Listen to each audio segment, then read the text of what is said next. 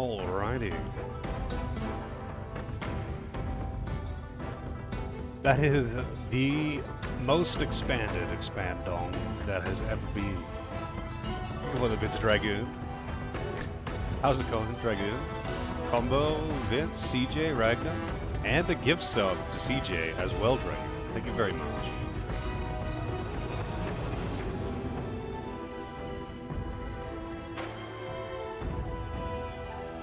Alright, stop that music. So I had a quick look at a list of missables, and the missables are pretty minor from the most part. For the most part, like from what I've looked at anyway. I didn't look at all of the chapters, but it's like, you know, with the king and prince fight in chapter 2, if you kill the king second, you don't get the spirit from the prince. That's missable. And there's a few like little things like that, like if you don't kill all of those wandering giant ghost things in the pagoda before you kill Captain whatever voice, then you can't get a particular curio. It's all like minor shit like that. It seems that like the quests are not missable.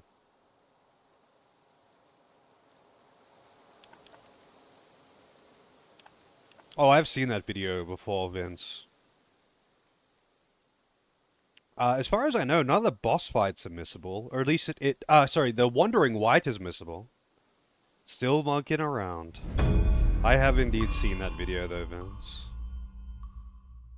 That one's an old one right there. Remember it making the rounds back when I was playing WoW.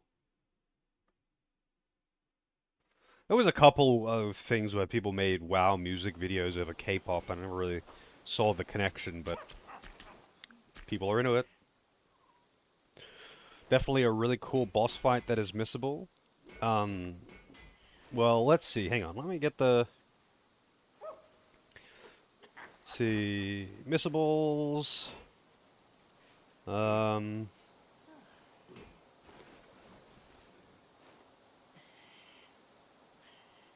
There's only one missable in Chapter 2, which is the spirit from the second Rat Prince.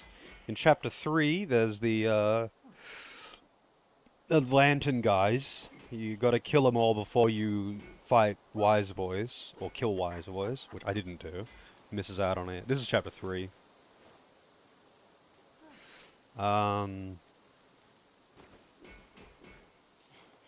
The second missable in Chapter 3 is the Apramana Bat Spirit, which I got. Apparently, you need to do that before beating the chapter. Which is kind of weird, because it's just like a random fucking mini-boss. But okay. The first missable, Chapter 4, is Venomous Arm Guard. Something to do with destroying parts on a boss. Other missables in Chapter 4 in the secret area.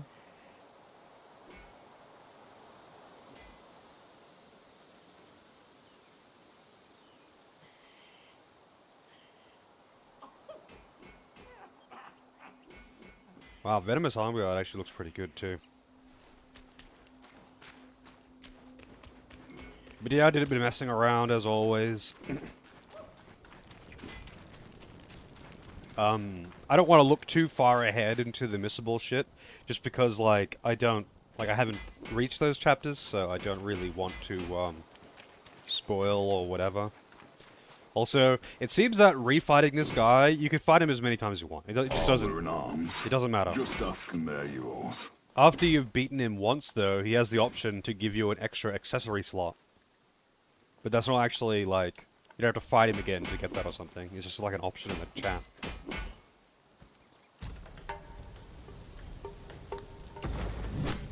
Edge sharpened, arm restless. I was looking for someone to test it. Mark me. This blade is cast from the best metal. Don't blame me if you hurt yourself. He's... Well, when I was messing around with different skills and whatnot, I was, like, testing on him.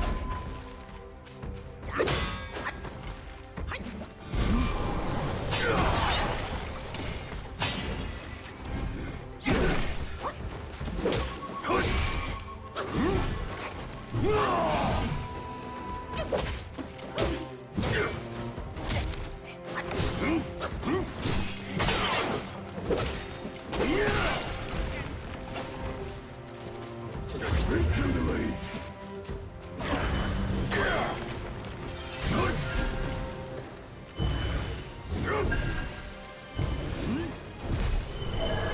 Freeze this country.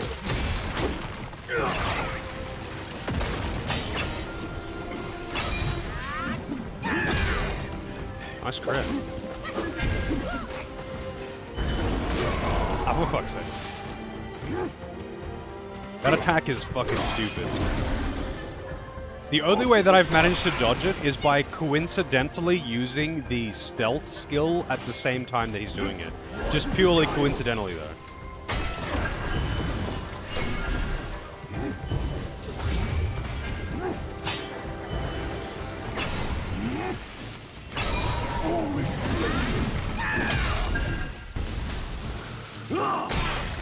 Man, how long are you gonna stay doing this move?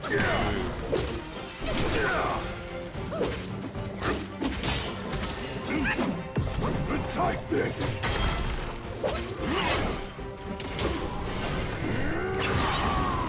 Guile shall see.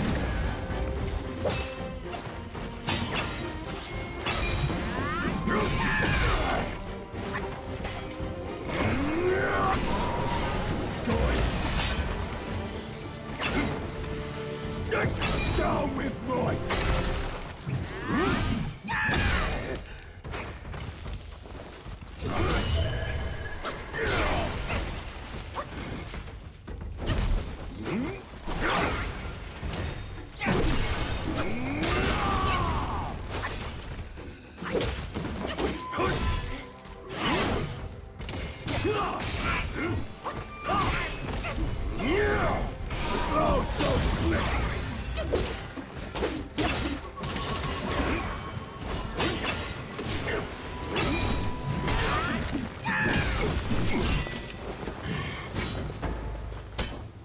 So I'm not actually good at fighting him.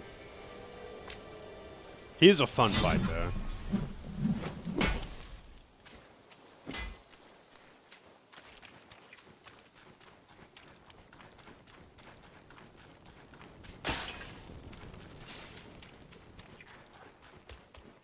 Oh, I wonder if I harvested this. I've spent... Rest assured, this old log knows his trade. As they say, fine soil yields fine sprouts, and... What do you think of my work? Oh, who's that? Alright. On with the story, I suppose.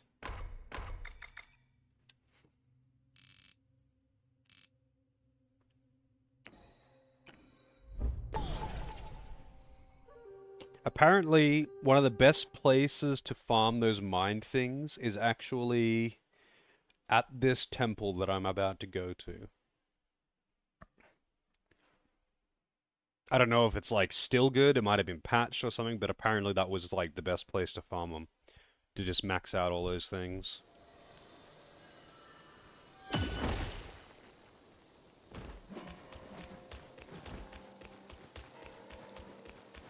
Oh, there's a fucking Tengu in there, I think.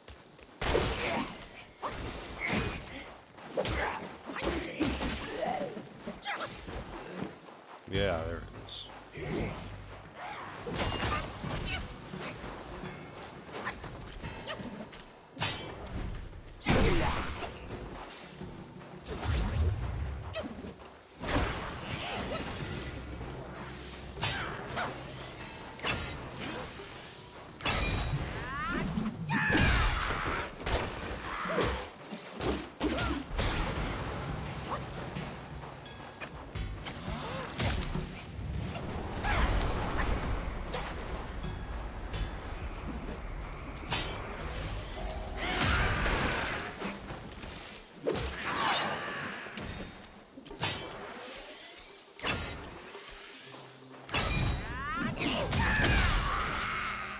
Fucking hate those things. Hey, he's in the queen. Got my mind on the monkey, and the monkey on my mind. Yeah, I've always got the monkey on my mind.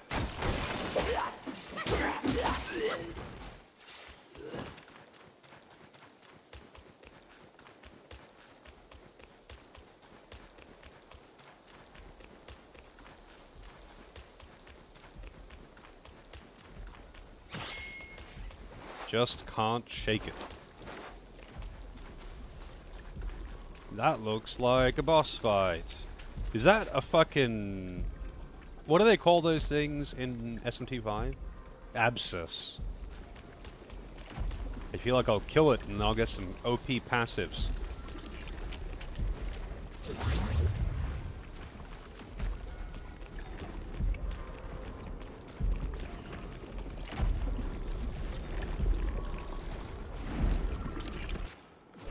Captain Calpawave. Well, there's the 4th captain.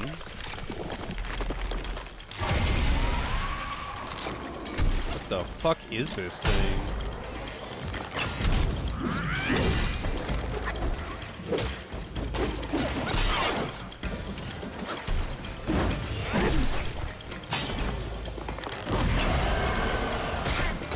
Oh, really? Okay. I have no idea what's going on. I can't see shit.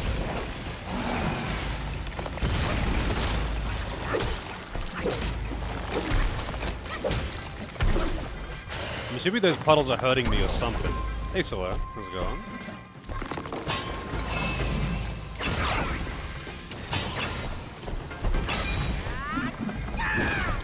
How the fuck did that miss?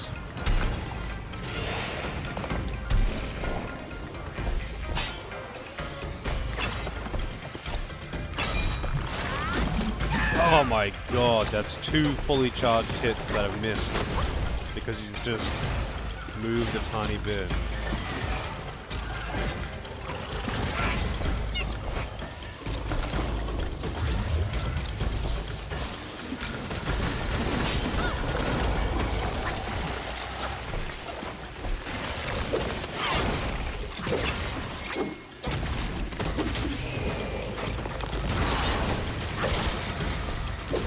What is even, like, what is this boss even doing? Like,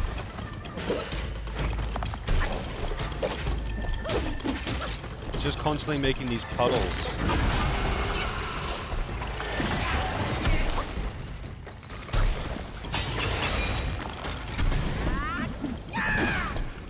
Again!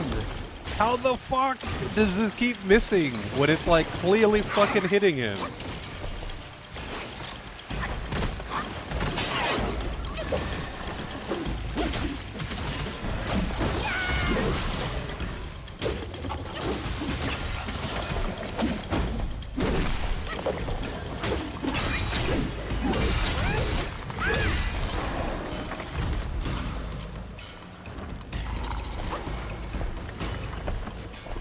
I need him to get out of the garbage, please.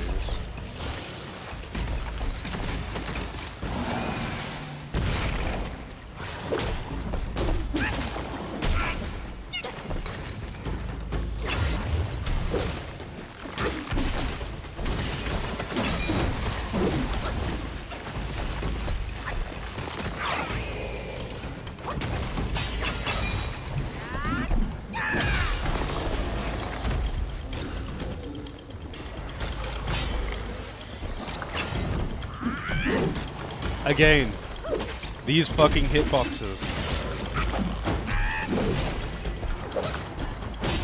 That was actually so fucking stupid. Jesus Christ, he would have been dead ages ago if not for the weird hitboxes on his legs.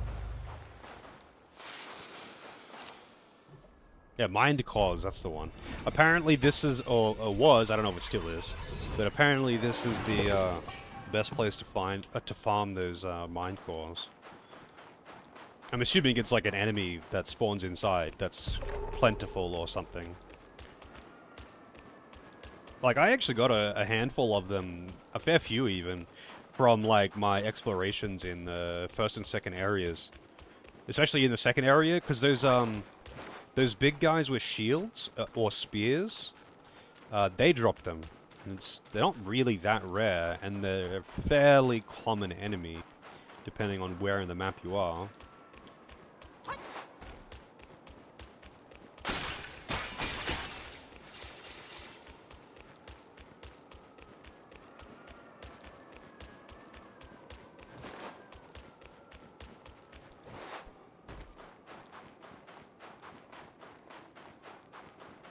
But I'm guessing that either there's the enemy that drops them in this area is more common, or just has a higher drop rate. Well, what the fuck? Nice textures. I've noticed that, like, a lot of things that are off-path, like, just not on the literal main road, like, over here, where there's nothing actually over here, there's no reason to come over here, but obviously they don't stop you. There's a lot of, like, this, and, like, mega low-res textures and shit like that, where it's just, like, stands out as, holy shit, that looks like something from a PS2.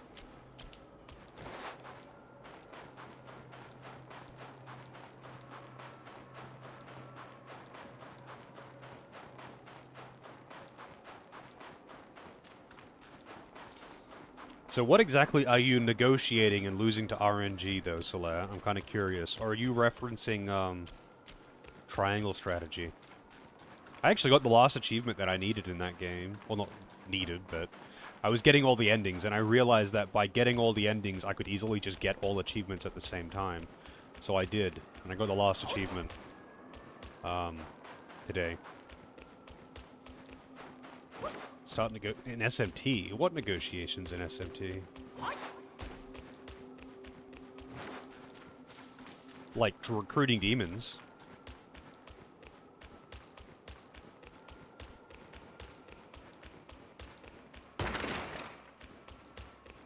Which SMT are you playing? Would I say the best ending was the one I got initially on stream? I think that one's the most, I think that was probably the least stupid. Like, Roland's one is kind of dumb. Frederica's one is actually just fucking stupid. And the true ending is just like, yay, everyone's happy, and then all of the problems were solved, and then everyone got a free lollipop. Like, it's just the everything that could possibly go right went right, and everyone's happy. And that's the golden ending, and it's just fucking stupid. So I guess I would say the most reasonable ending is the one is Benedict's ending. But like, even it is kind of stupid. They have a negative effect of it purely just so they can, you know, have like, this isn't the best ending.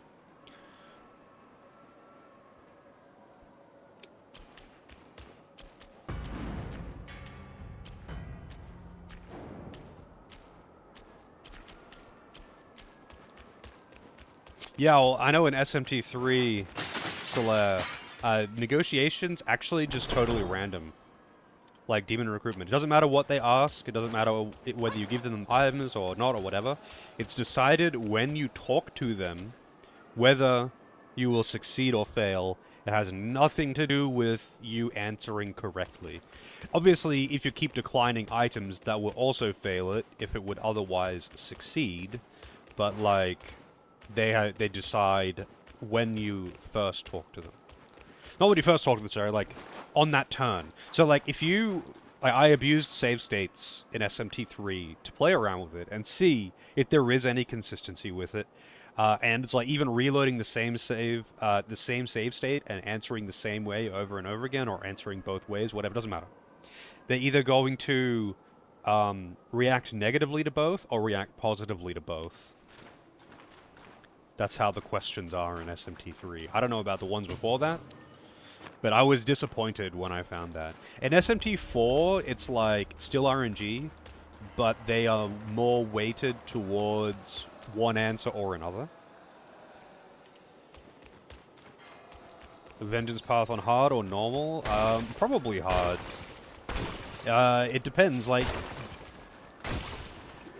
whether or not there is... like 90% new bosses or something, or if you fight a lot of the same bosses with some new bosses. But I do have my whole compendium, so it honestly wouldn't really matter. I could just change up my party as I please. Godborn. Honestly, that difficulty just seems really boring. It doesn't sound like it would be very difficult at all. And all of the fun part about SMT It just goes out the window. I really don't see the appeal of it. Yeah, my understanding of the Vengeance route is that you fight mostly the same bosses, but there are some new bosses. And if that's the case, then yeah, I'll just play it on hard. But I've got access to my compendium anyway, so like, if I really needed to like mix up my party to fight a boss, then I could easily do that. The reason why I think Godborn is stupid, is because like, the difficulty is what you have available to you at the time when fighting bosses. That's how normally it is in SMT, right? The difficulty is going to be what you have available for the boss, and why is this guy just like T-pose sliding along? It's like what you have available to for that boss, assuming you're appropriately leveled, right? And when you are playing on Godborn, you're just already max level with your perfect lineup with all the best demons, and it's like you're just replaying the game with boosted numbers.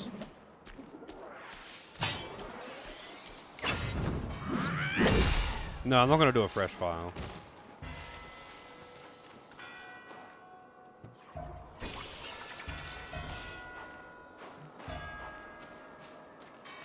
I mean, I'm not gonna just like, you know, put Shiva in my party at the start of the game though. Like, I'm still just gonna play it like normal. But I'm just gonna use the same file, so I've got the compendium, and I can fuck around less. This area is actually quite large, isn't it?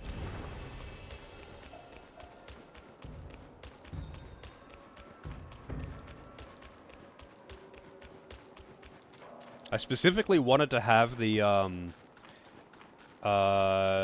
before I did the, you know, the Vengeance playthrough on stream, I wanted to get the passive that you get, or the miracle that you get for completing Chaos Round on the normal one. That's it. Maybe it's these guys that drop them.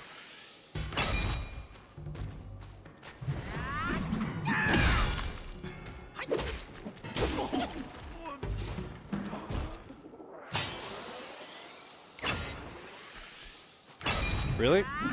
I can't remember which boss gave me the most trouble on normal, but none of the bosses were really that problematic, if I recall correctly.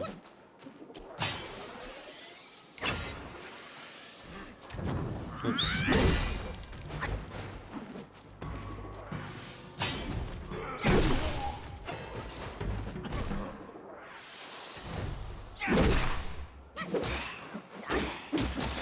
Yeah, Shiva would have been. For sure. I feel like Shiva is just always going to be an issue, though.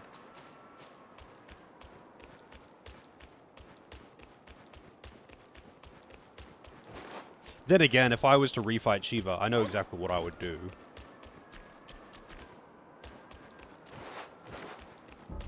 Mid-game the most difficult?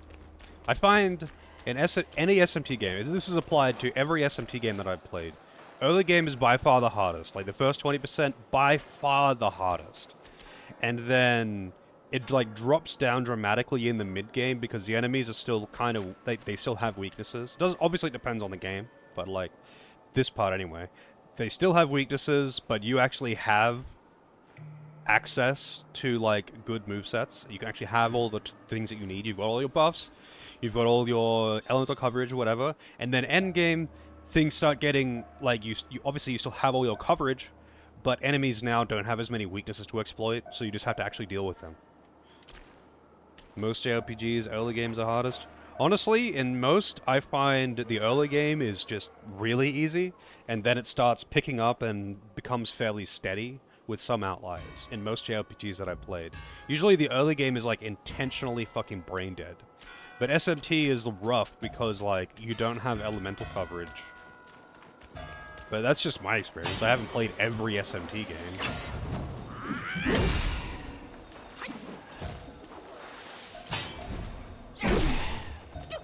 But I find in most JRPGs, the early game specifically is, like, brain dead, and then you And then you hit that point where it's like, okay, wait, when does the game actually, like, when's the tutorial end, essentially? When does it start getting dangerous?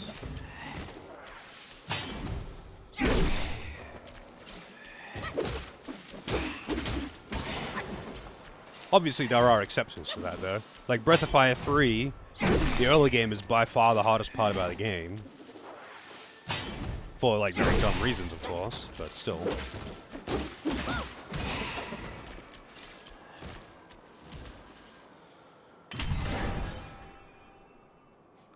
I guess the early Dragon Quest games, not the later ones, like the SNES or earlier Dragon Quest games, the early game can kinda suck because like they expect you to grind some at the start, and you gotta like go like kill some stuff and then go back and rest and then kill some stuff until you get an actual healing spell. But that's not like tough, it's just like an annoying grind that you have to do at the start to actually get a healing spell.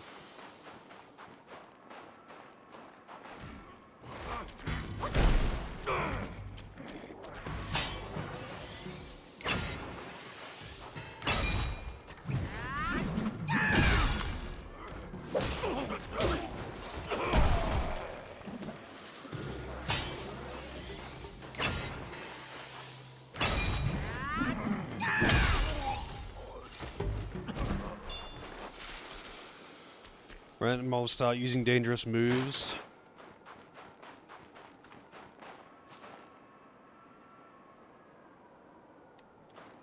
I mean, I guess. I just find usually by that point, like, those things aren't really too much of an issue. Because, like, in SMT, like, to use SMT3 as an example, even, like, what I usually do, because at that point, you've got chakra drops out the arse, because you can just buy them. You've got Fog Breath and Warcry. You've got, like, good elemental coverage. So, like, if I'm going through an area that's got, like, an enemy, like, for example, the area where you fight Bareth as a boss, is like a common enemy, sorry. I think he's a common enemy anyway. That's when you're going to what is that area called? The hideout where you fight Diaper Tiger or Diaper Cheetah as a boss. What is the name of that area? Anyway, yeah, Ose. But like Eligor is actually it's in the Kaiwan the Kaiwan section where you're like chasing around Kaiwan. Bareth is a normal enemy in that area, right? And he's really dangerous because he's got Beast Eye. And he's tanky, and he hits hard, and he comes with enemies that have Mudo. But, like, I've got Fog Breath and Warcry and elemental coverage. So it's like, if I'm really, like, if I get it to an encounter that's even remotely dangerous, I'm like, yeah, Fog Breath. Fog Breath in SMT3 is just fucking insane. So, like... And I found in 4 and 4 Apocalypse that this wasn't really anything like that. The dangerous areas being the demon dimensions, or whatever they're called. Demon domains, even. Whatever. But those are kind of in a vacuum of their own, because they're all kind of like that. Doesn't matter what point of the game you're in, they're all kind of just harder than everything else that you've dealt with.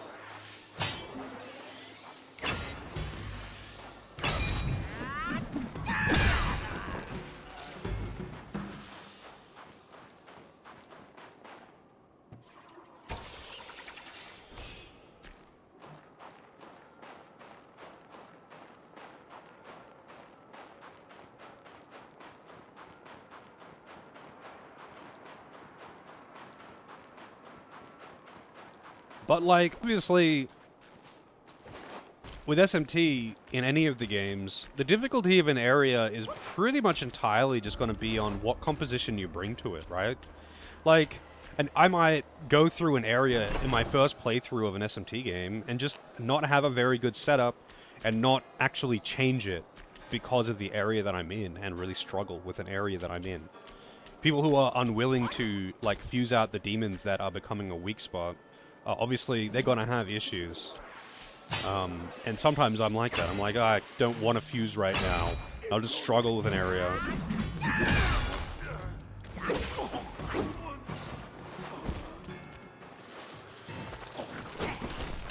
Maybe it's your playstyle? Could be.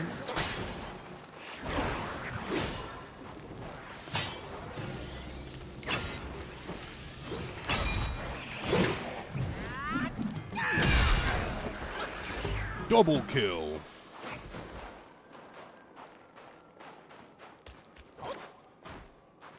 I like the way that I play SMT now in general, like since after playing 3 and everything that I learned from playing that, I kind of just have my own method, I guess. And that is I try to get all my buffs and debuffs and I'll try to get all my elemental coverage, at least across the entire team, and then try to get it on like 2 demons, having like the 4 element basic coverage. And then I try to get the buffs and debuffs, especially if I can get like Fog Breath or Warcry, right? And I find that once you've got that, especially in 3, but once you've got that, it's pretty cruisy. As long as you don't like go into an area with like a blatant weakness that the enemies in there can exploit. Like going into Kagutsuchi Tower, like the first entrance into it. I mean the obelisk or whatever it's called. The first time you visit it, going in there with 1 or 2 demons weak to fire is suicide. Also, how's it going, Shabby? Mortal Kombat. Yes. I want Monkey King to be in Mortal Kombat. Like, some areas are just fucked if you are weak to a certain thing. And recognizing that and fusing a demon away or, like, doing something about it is whether or not you're gonna struggle, I guess.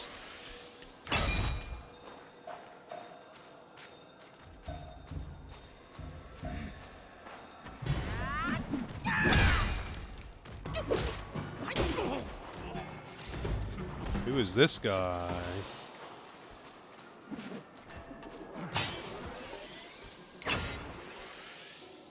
He doesn't seem to know where I am.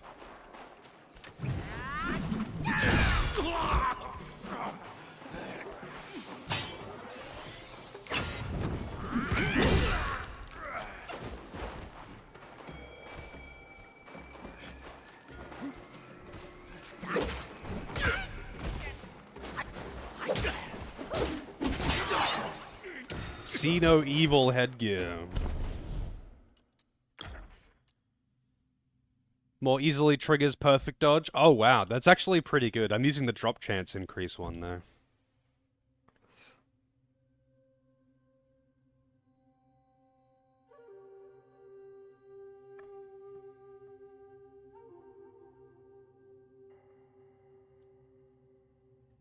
Oh really? Yeah, I don't know. I just find that once you've got like decent elemental coverage, most of the difficulties kind of just go away.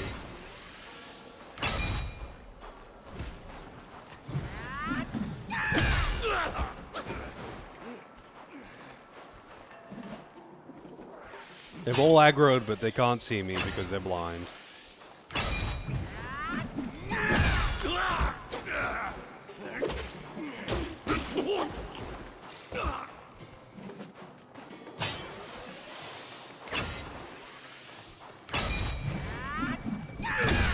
They always get that one hit on me, though.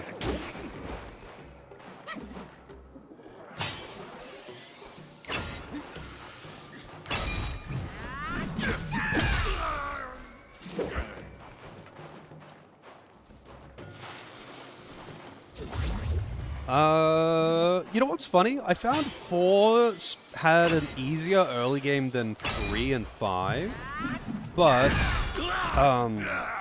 Minotaur specifically is kind of just a dick of a boss. He hits really, really hard.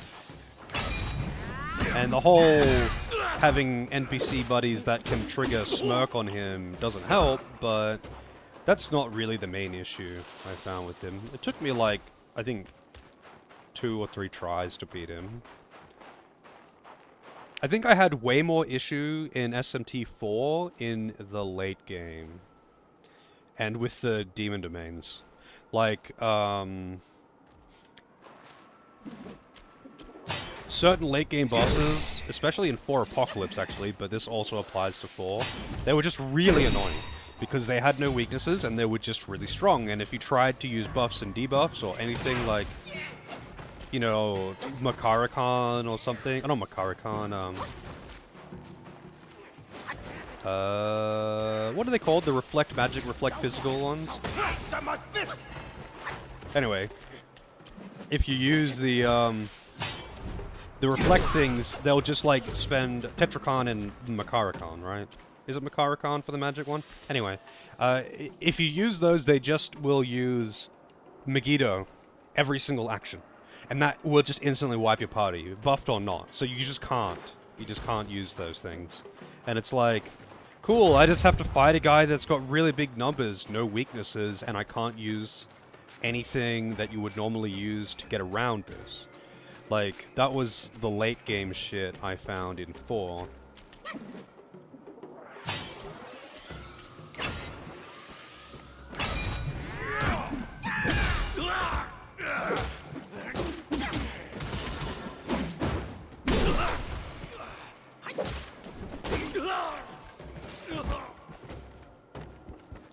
And that shit is just annoying. Because it's like, oh cool, I can put all this effort into strategy and composition, and it's completely negated by the fact that the boss can just do this and just say fuck you. And it's like, oh, okay.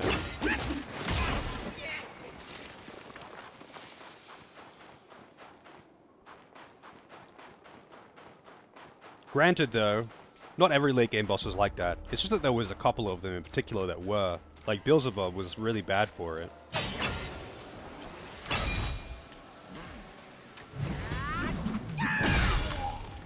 Nice crit.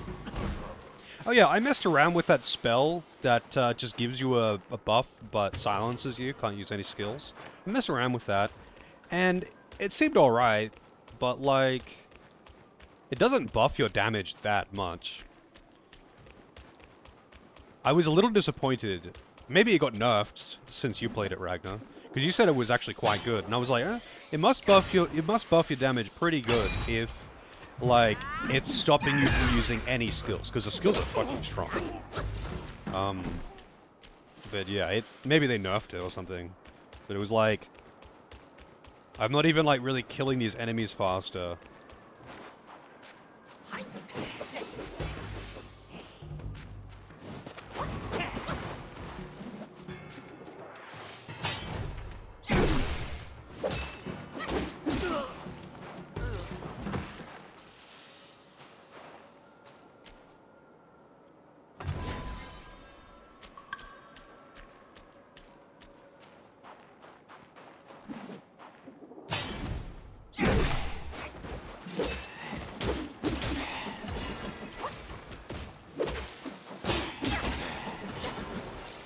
Basically mandatory for the speed run.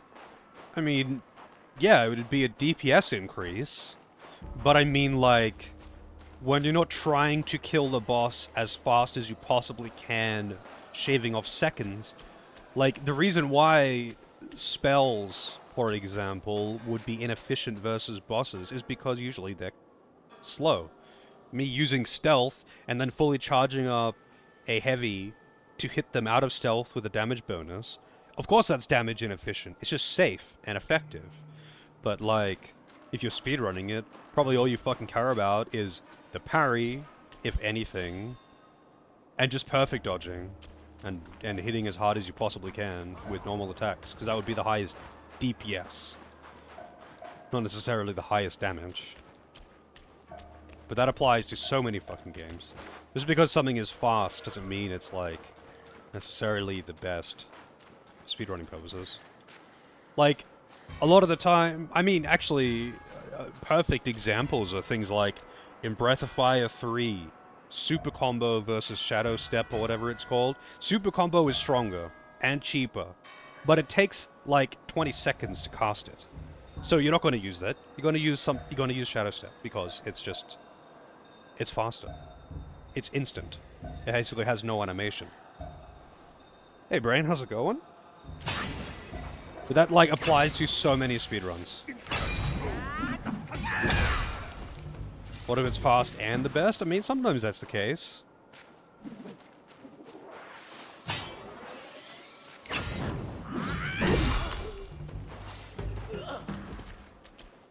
What the fuck is that thing? Why does he have faces on his knees? Does he have to feed them? Do they have their own, like, stomach and digestive system?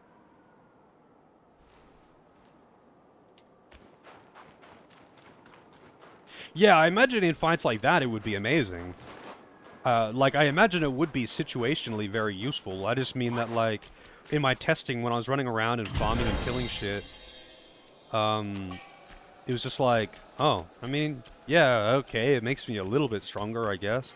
But I couldn't really notice a difference. Like, I wasn't killing enemies, like, one hit faster or something. It wasn't actually really saving me any time on normal enemies. I imagine on an entire boss fight, you'd probably save a little bit extra, right? Because it would just take less total hits.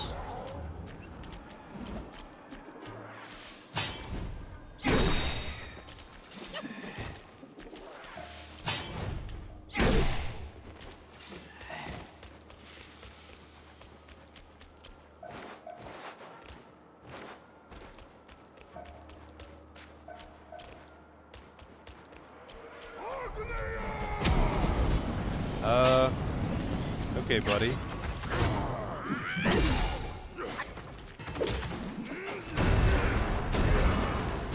He's just like spitting fire out of his fucking knees.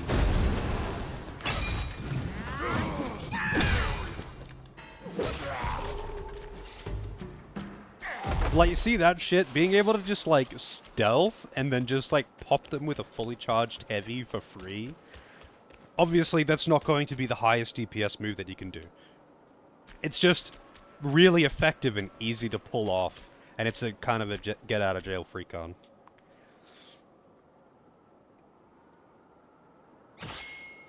Support websites that couldn't care less about their customers? I mean, I hear that. If you don't mind me asking, what exactly are you, like, who are you dealing with?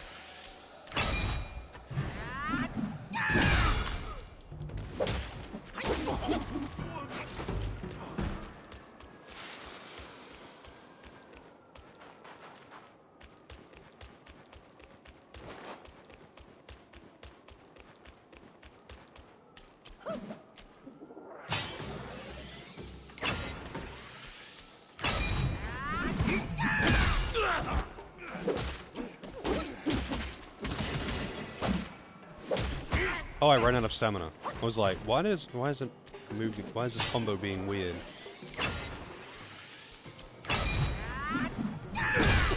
I hate how they always get that one little bit of chip damage in when I do that.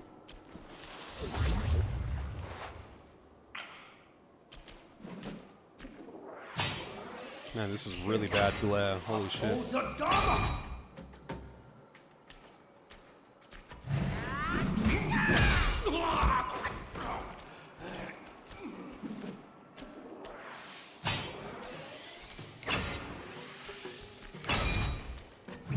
Really?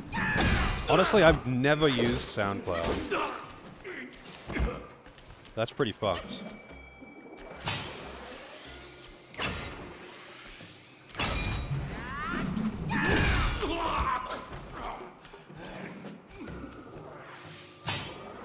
These are weird enemies. Just like letting me do this.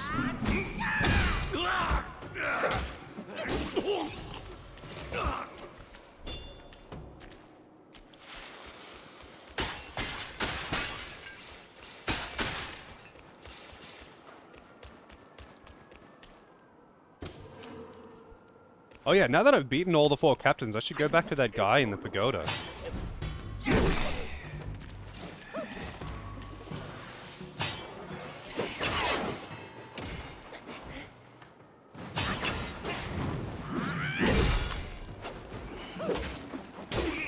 Yeah, I mean, I can see that they're blind, but like, I'm making noise. And, like, these are blind monks who are training to hone their senses. You'd think they wouldn't hear this, like, loud crunching in the snow and shit? I would smell this monkey coming.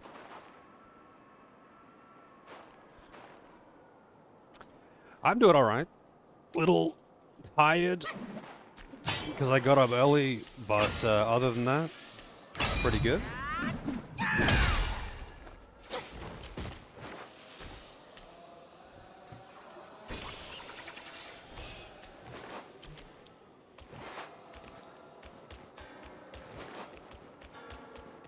It's been pretty warm today, but man, I just want summer to be over, alright? Oh shit.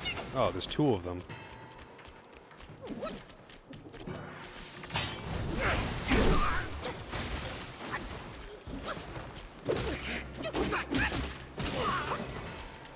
I forget how squishy those guys are.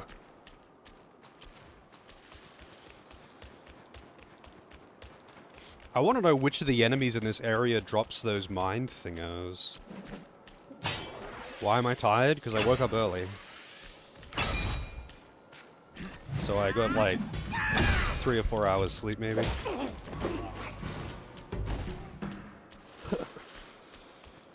By the power of the equator.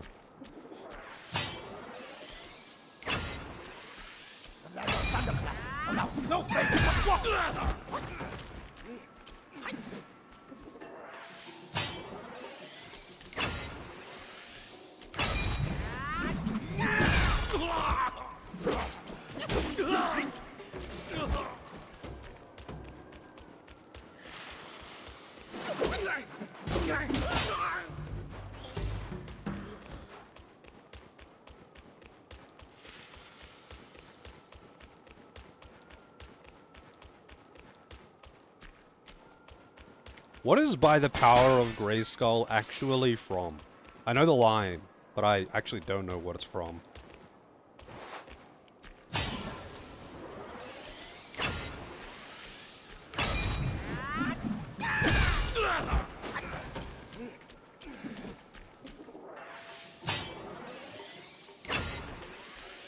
I did not take a nap, no.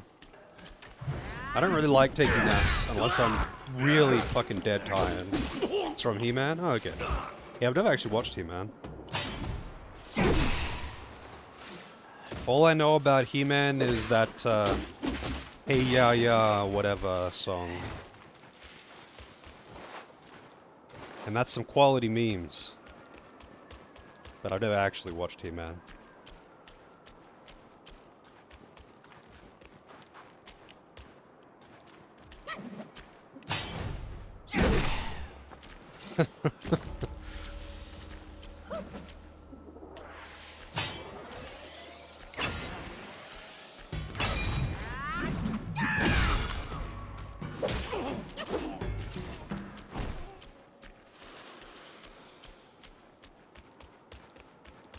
They can't let him keep getting away with this. Oh, I've looped all the way back around. I think.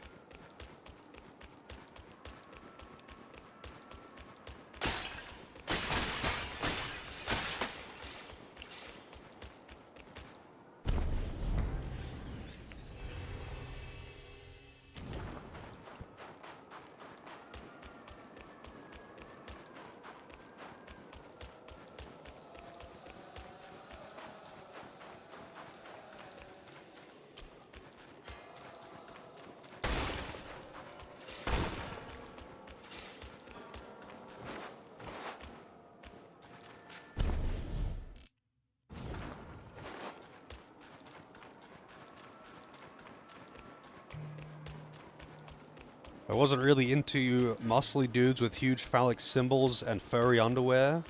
Well, I'm not sure if He-Man was on TV here when I was a kid. Like, I was aware of the existence of He-Man, but I don't think it was ever on TV when I was a kid. I actually don't know though. Was it ever on TV in Australia?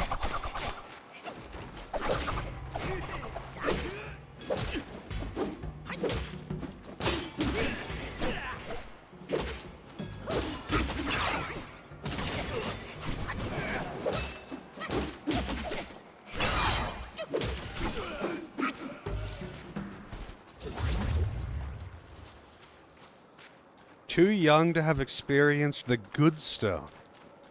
Well, a lot of shows just didn't come to Australia, but obviously I missed out on the good shit.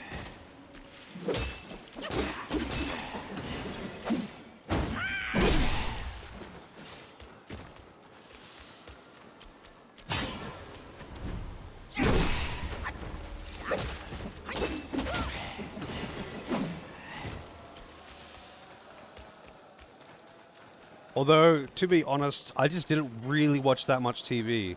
I spent more time like watching, you know, old VHS that I had of like Looney Tunes and shit, because I was pretty into Looney Tunes.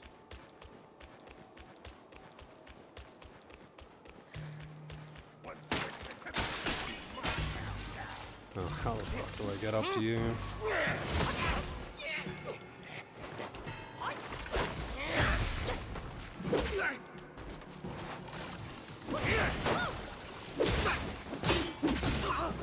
What a dick that guy is.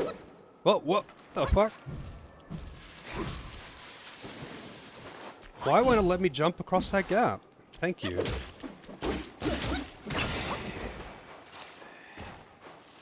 How is Wukong?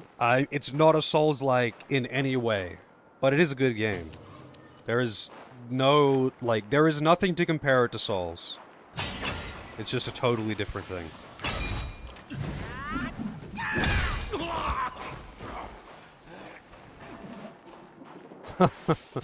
I mean, I did spend a lot of time watching cartoons. I just watched VHS instead of TV. I did watch morning cartoons before school, but usually, if I was using the TV, I would either be playing video games or I would be like watching VHS. I would watch it looks like it plays like one. It doesn't play anything like a Souls game. The controls feel totally different. The nature of how combos works totally different. Has an entirely different system of spells and stats and talent tree. The only thing that it has in common with Souls games is the fact that it has bonfire-like checkpoints that don't really function the same.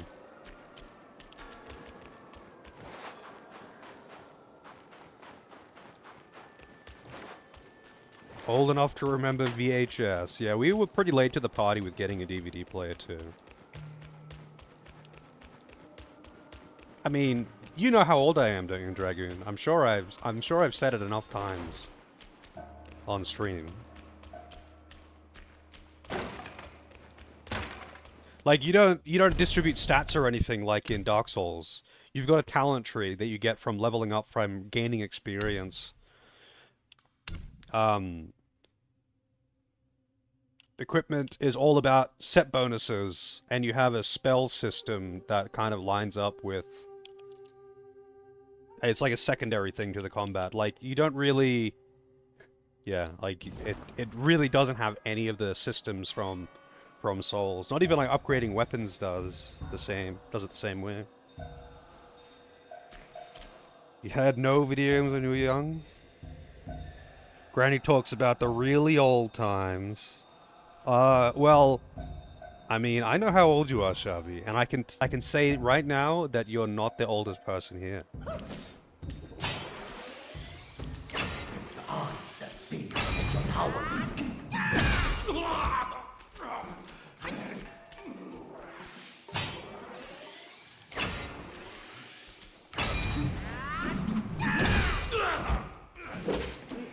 I'm not calling anyone else out. But you can't call yourself a grandma. I mean, actually, I suppose you can do that all you like. But you're definitely not the oldest one here.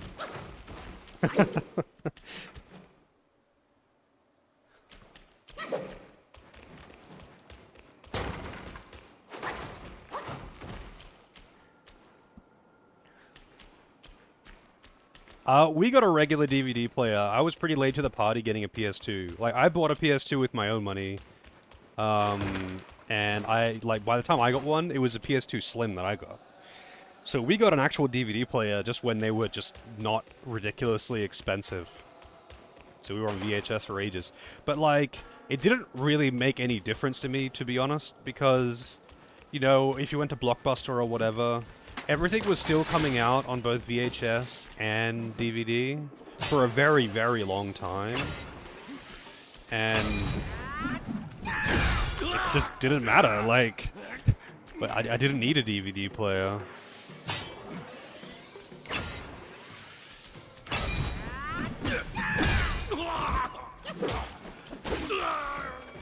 Oh, so these guys drop the mine cores. Okay. And they're a really common enemy here, and they're not that hard to deal with. That's probably why this is, like, the spot to farm mine cores. Because there's so many of those guys. I do know a bunch of kids, though, where their parents bought a PS2 because it was a DVD player, and the same with the PS3 because it was a Blu-ray player. Because, you know, when DVD players and Blu-ray players were new on the market, they were expensive as hell. And, yeah. That's just how it was, apparently. Like, apparently, when Blu-ray players first came out, it was cheaper to buy a PS3 than it was a Blu-ray player. I didn't actually look at the numbers myself, because I wasn't about to buy either of them. But, I thought that was pretty wild.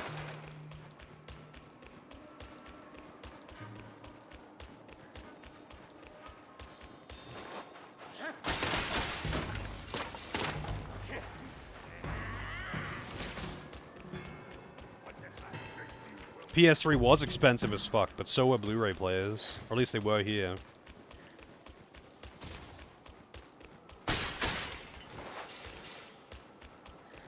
Blu-ray drives alone still aren't that cheap? Really? I was going pretty well. I mean, how much does a Blu-ray drive for a PC go for?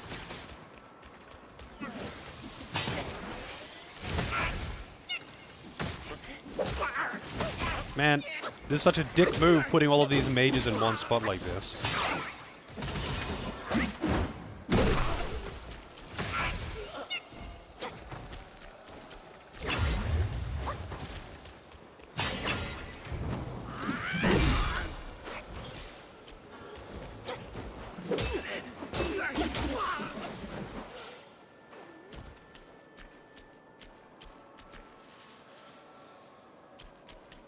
Really? Man, I couldn't tell you when I got rid of my VHS player, but like, we moved around a lot when I was a kid. I mean, I already told you all about that. And like, a lot of things got lost in the moves. Like, when I moved up north to North Queensland, I lost so much shit. I basically just, like, left most of my things, even. Not to mention things that were actually lost in the move, but, like, I just left a lot of my things. Pretty sure that's where my old N64 and PS1...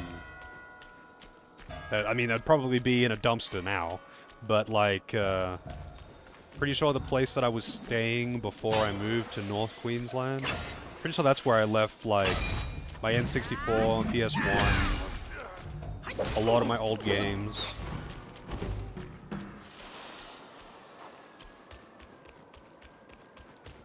Oh wow, he's got a mage following him around just to be a dick.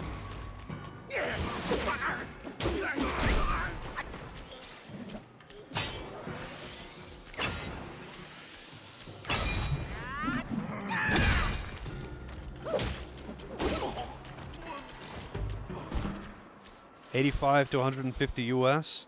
That is pretty expensive for a Blu-ray drive. How much does a DVD drive go for, if you can even buy those new now? I mean, who the fuck uses DVDs, right?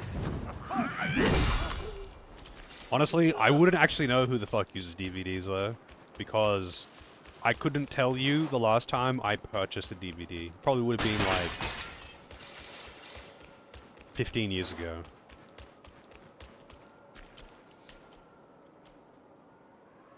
Hey Doris, a lot of old family Christmas and birthdays are still on VHS tapes that you still have in your possession. Wow. You gotta be careful though. You gotta be careful when you put in one of those old family VHS tapes. Because sometimes You might accidentally stumble upon something that you were not meant to see.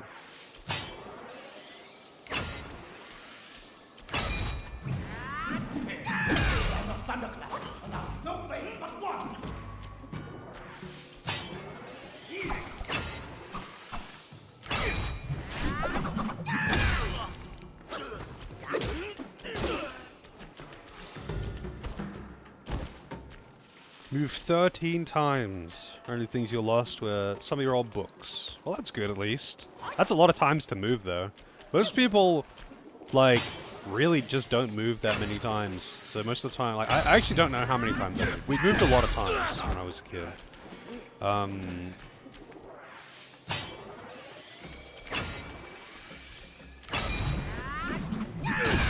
And most of the time when I, like, tell other kids that I went to school with, I was like, oh yeah, I moved this many times. It's like, wow, I've lived in the same house for, like, my whole life. My parents own it. And it's like, they don't want to move because they have, like, long-term jobs where we live. What do you think people captured on VHS at Christmas, other than kids unwrapping presents? I'm not talking about things that were in those recordings. I'm talking about things where other tapes of other recordings may have accidentally been mixed in with the other VHS home family stuff. Especially if you found that tape in a separate box or something, you know?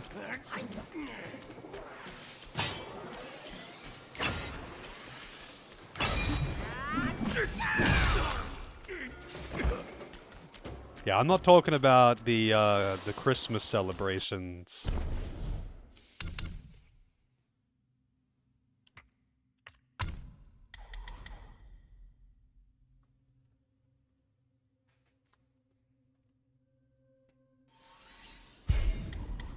Trauma incoming. It's definitely trauma for some unfortunate. Usually it's not kids that see this.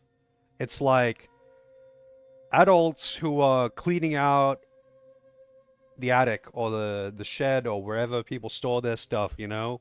It's like, hey, a box of old VHS tapes. Look at this. It's my birthday, and this one's Christmas of 1995. What's this unmarked one? Let's put it in and see. That's why you gotta be careful.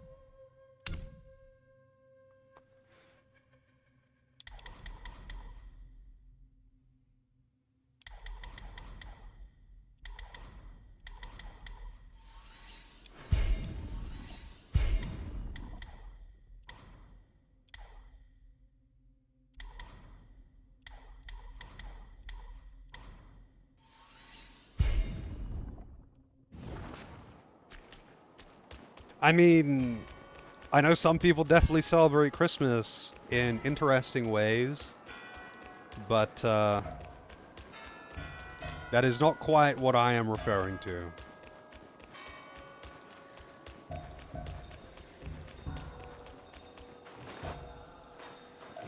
I'm sure I've had a dubious Christmas celebration or two,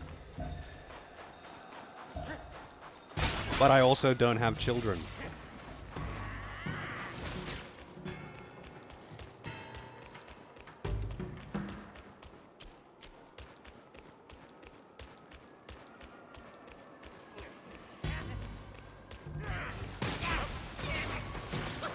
And fuck this guy. Holy shit.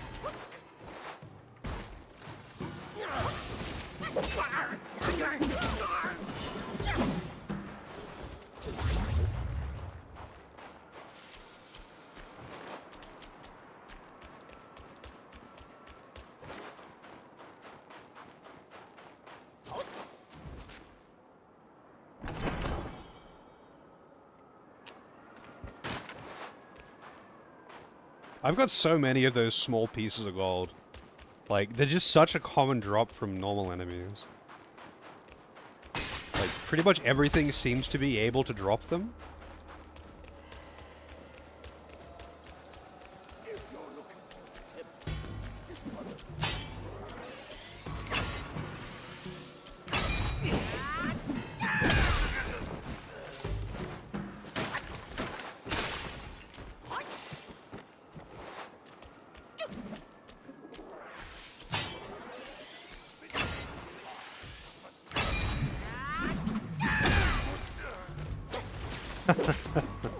Do it.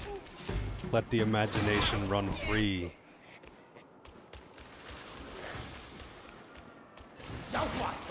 Where's this mage? Where is the mage that's shooting at me right now?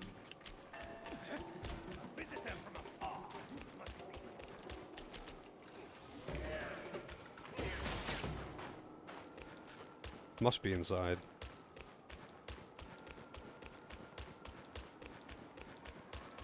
This area is fucking gigantic. Hey, it's another one of these things. Is that an empowered version? It is. I don't have any MP though.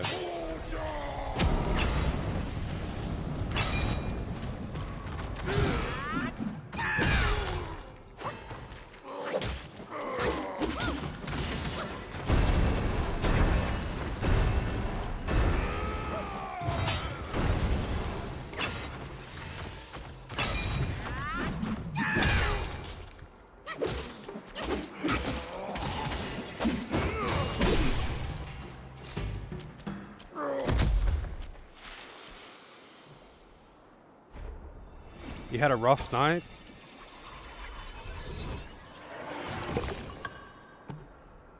That's fair enough.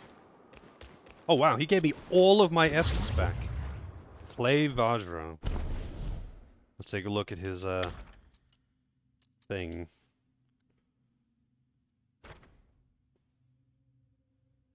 He does the fire knees, just sprays fire fucking everywhere.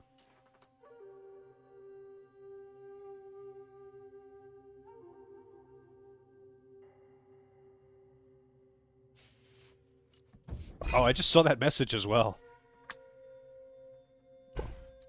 Yeah, I thought... because of how close to, me sending that message was, I was like, oh shit. Did I just wake someone up in the middle of the night?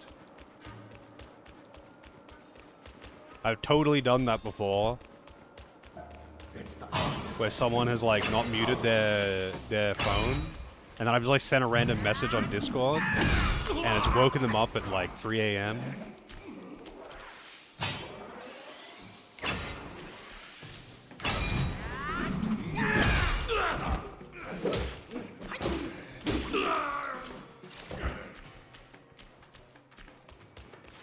But hey, that's on them for not muting their phone.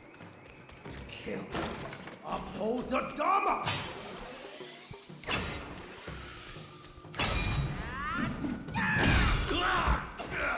Damn.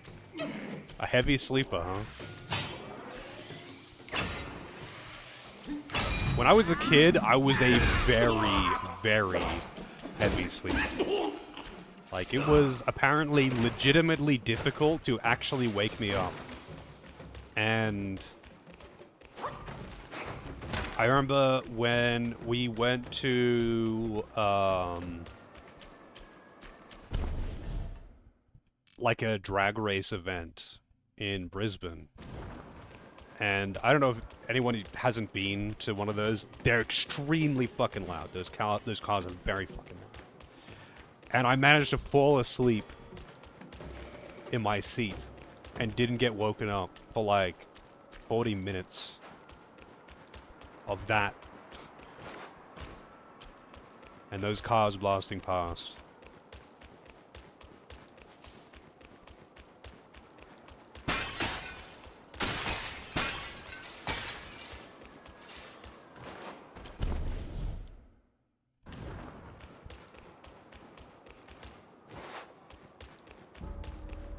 Did I actually fully explore this part? I feel like I did, actually. And there's no need. I want to be thorough, you know? Find all the chests.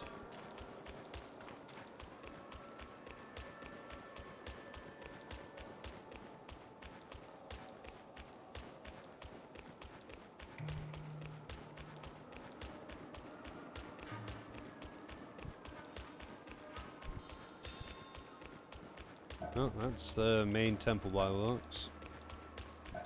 Pretty sure I already went through... Oh, no. I clearly did not go through here.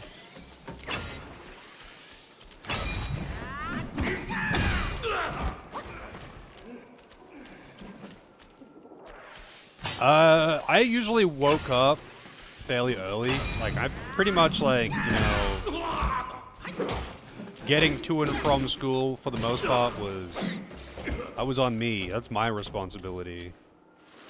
But, like, I'd wake up on my own or not at all.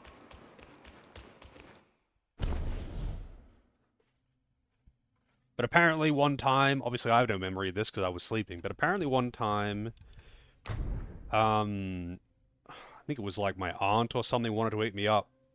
And she's like, you know, wake up, poking me. And then like, you know, grabs my arm, still not waking up.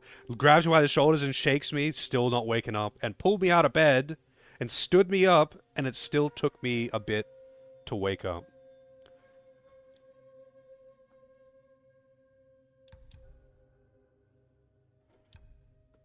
I don't remember any of that. Moderately increases shock resistance. Wow, I'm never going to use that.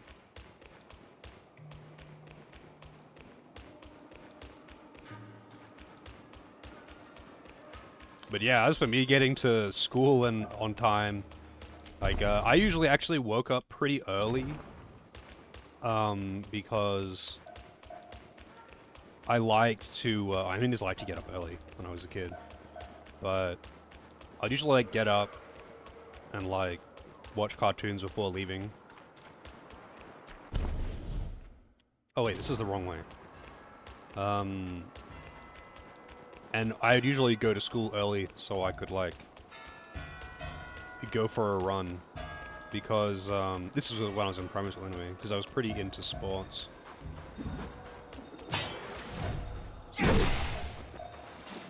And sometimes I'd play, like, whatever. Football or soccer before class in the morning. Remember your mum throwing a wet face cloth on you from time to time? Wow. Yeah, I don't think I've been woken up like that before. That is a pretty rude awakening, though. I think the most rude awakening I've had, that I can think of, in recent history anyway, is... Where the fuck is this mage? There must be a bunch of them. Where the fuck are they? So this apartment building that I live in has, you know, fire alarms and all that shit, and they have to test them from time to time. And what will happen is someone will just go on the intercom and be like, hey, we're doing our monthly test of the fire alarms. And then, like, 10 seconds later, the fire alarms go off. And they are extremely fucking loud. But the intercom voice isn't really that loud. You'd hear it, obviously, if you were awake and just sitting there, you'd hear it. But it's just like, you know, someone speaking levels of volume. And, I have more than once been bothered by this, but, like, I got woken, I was, like, sleeping in pretty late. They do it at, like, midday. And I was sleeping in pretty late. And waking up to a fire alarm is not nice.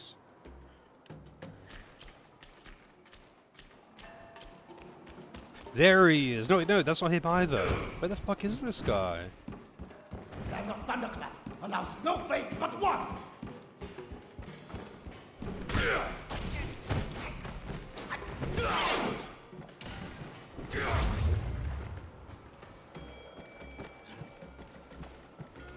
A visitor from afar.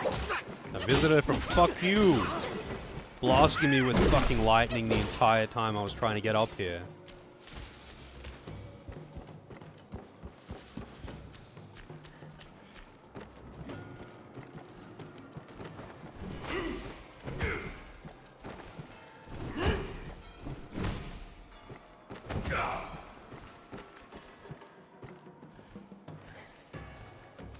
I like to sleep. I mean, he's got good taste, I guess. Although, I can say that if I could not sleep, I wouldn't. If I had the option of just not sleeping, I would not sleep. Some people, god damn it, some people really enjoy sleeping. You know, getting all snug and comfy and, you know, passing out and not having to deal with the real world for a while. But like, you know, if I had the choice of just not sleeping, just having an extra however many hours to play with, I'd absolutely take those extra hours. Same goes for eating. If I didn't have to eat, I wouldn't.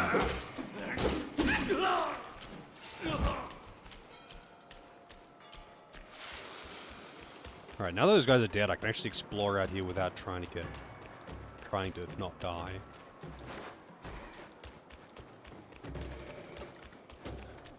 This guy's again. Don't turn around.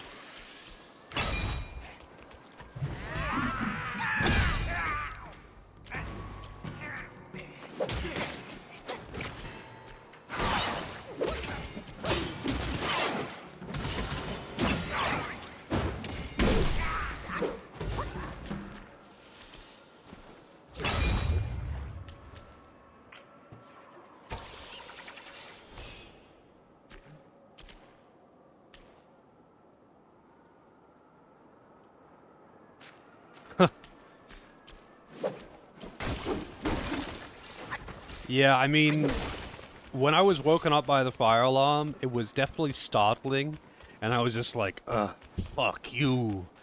And like, pulled the blanket over my head and put a pillow over my face, and just like, tried to block my ears as best I could, because I didn't want to get out of bed.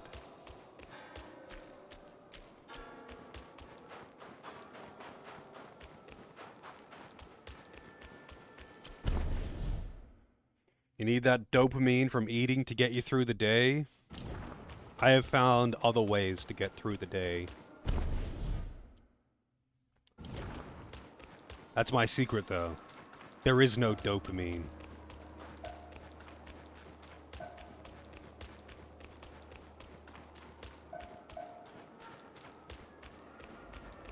Hey, it's one of those giant guys. Two of those giant guys again.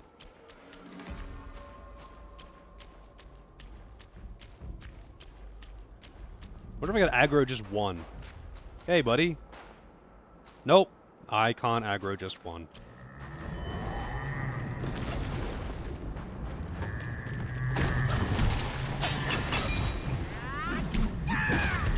Are you?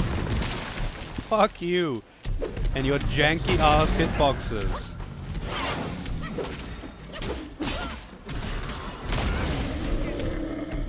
Wow, he clapped his buddy.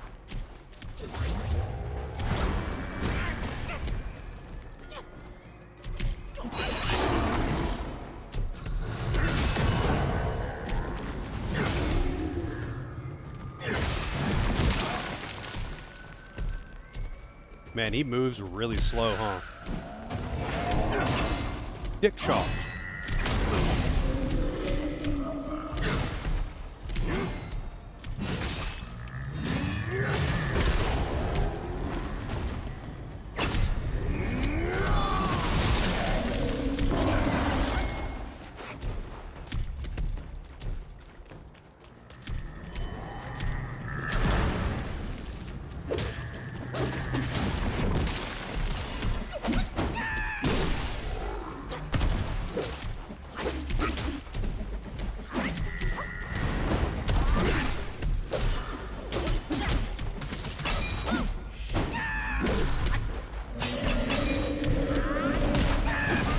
Whoa, oh, fuck that guy.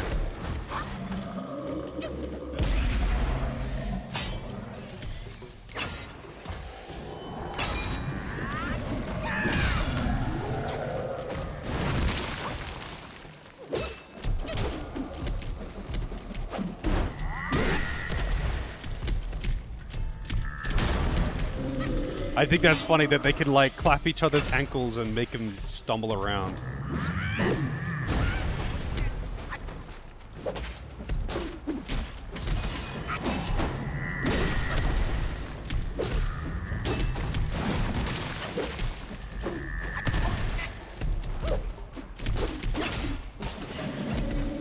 one down.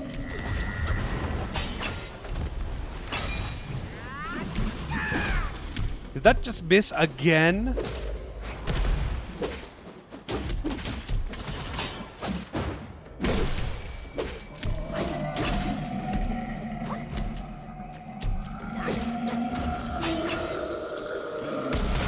Oh shit!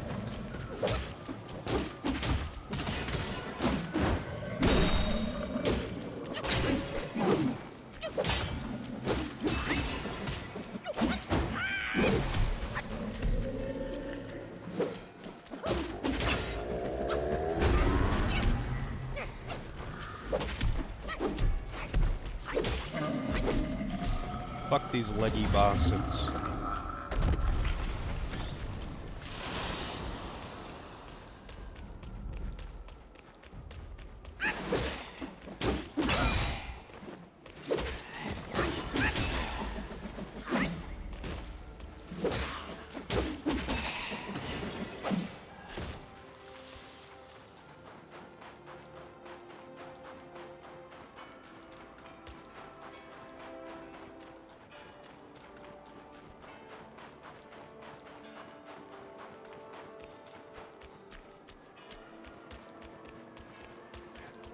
Wait, how does hairspray set off fire alarms? Although, actually, speaking of fire alarms, this is something that, I mean, many of you might have just missed. So, I hadn't been in this apartment for too long when this happened. But the fire alarm went off, not as a drill, mid-stream. So I was just streaming like normal. And the fire alarm went off at like fucking 9:30 or something. Like, it was fairly late. It was dark out. And, it turns out that it was just a dud. Like, someone had fucked with the thing. And, it set off the alarm. Everyone had to go outside. It was in the middle of winter. Everyone had to go outside and wait for the fire alarm, the fire department to come along and turn off the alarm. Then we could all go back to our apartments. It was fine. But like, it was fairly late. Most people were like pulled out of bed for this, and like, people were all sitting outside like shivering in their fucking pajamas because just someone fucked with the fire alarm and caused it to trigger.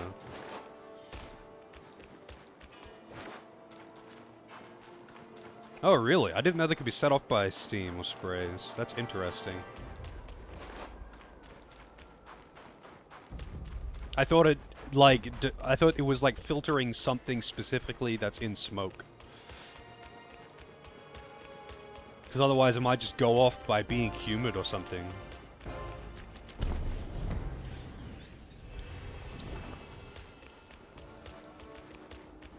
Can I go into this building? I don't think I do. That's the main building.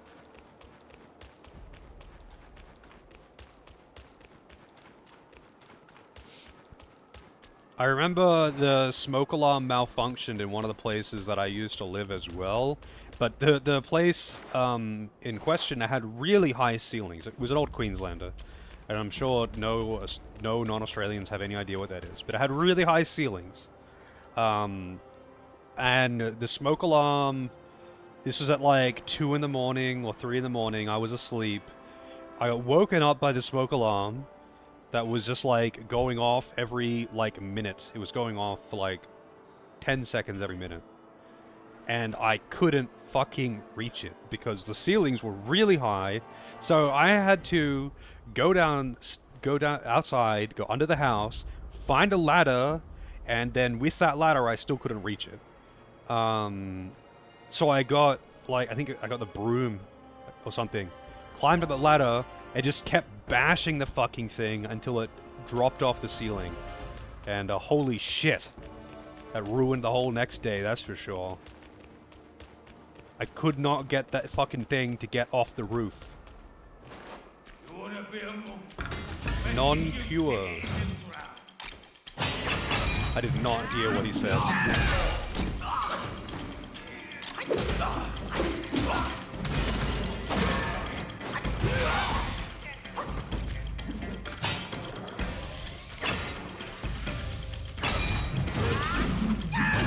Really? That's actually pretty funny.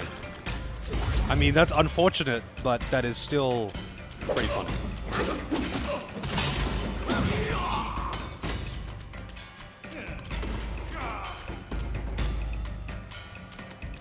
Something tells me this guy has got multiple phases. He's gonna have another phase, surely.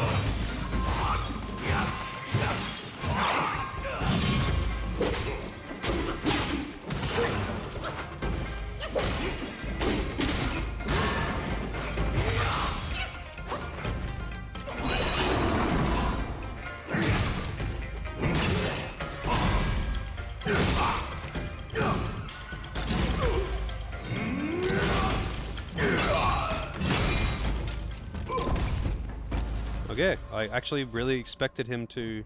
I wonder how you use Windwalker.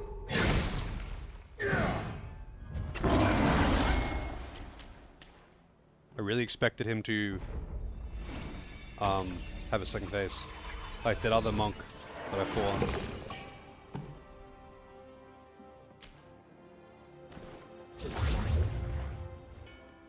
Oh yeah, my brother's place, there's a, it backs, like, the back fence connects to a schoolyard, and you can't hear anything from it from the front of the house, but from the back of the house you can. So like if I'm staying there in the spare room, which is at the back end of the house, hearing the school bells in the morning and like all the kids playing and whatnot before school, pretty, it's not like super noisy, but like it's enough to wake you up. I don't sleep heavily anymore, obviously. That was purely when I was a kid. And yeah, now it's like I actually wake up pretty easily.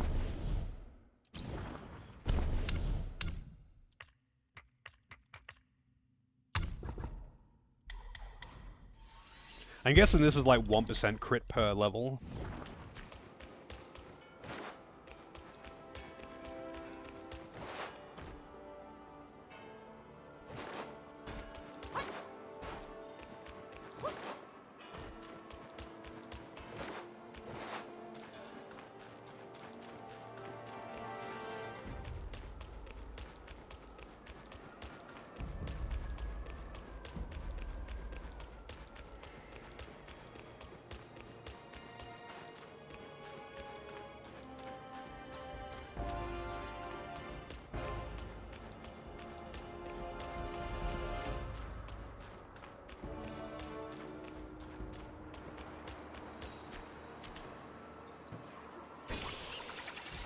Wait, how did I get a bunch of MP back?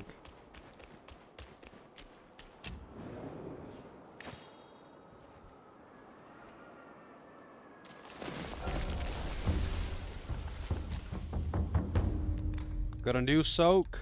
What's this one? Moderate increases chill resistance. Fuck off.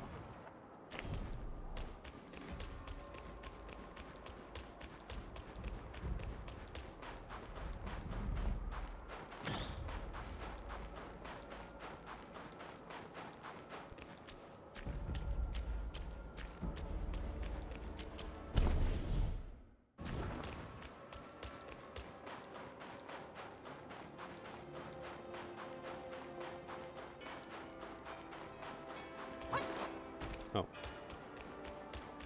Not jumping off there.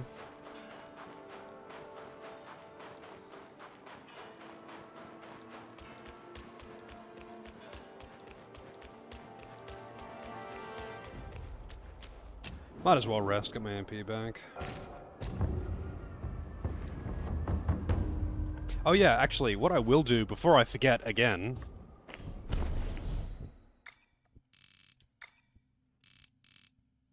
King Kong is your ultimate form. How's it going, Helico? My ultimate form will be... the Great Ape from Dragon Ball.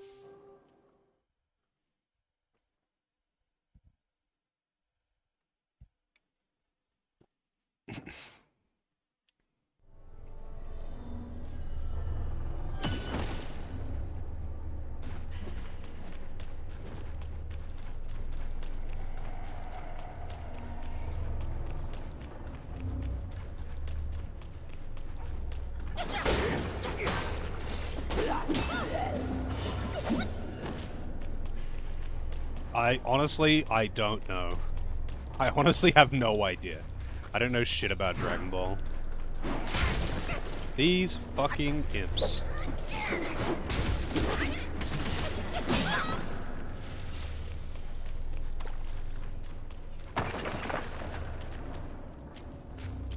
Thank you for bringing them back. Their suffering has ended. When I left home young, I too saw myself as destined. But look at me. And the destiny of those who followed my cause. Take this. I don't need it anymore.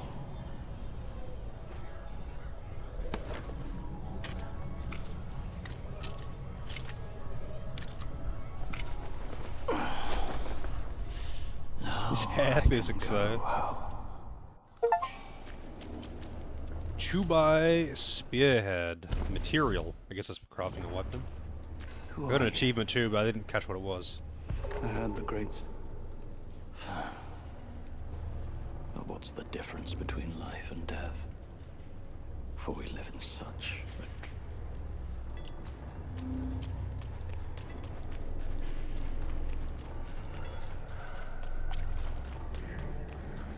I feel like it doesn't just happen like a werewolf, right? It has to be somewhat voluntary. Because otherwise, like, it would happen all the time. Full moons are not that rare. They'd be like, oh, whoops, it's full moon, everyone's just transforming into a giant gorilla, and now we've got, like, 100 King Kongs rampaging around the city. Like, there's gotta be more to it. Or they just didn't think about it that much.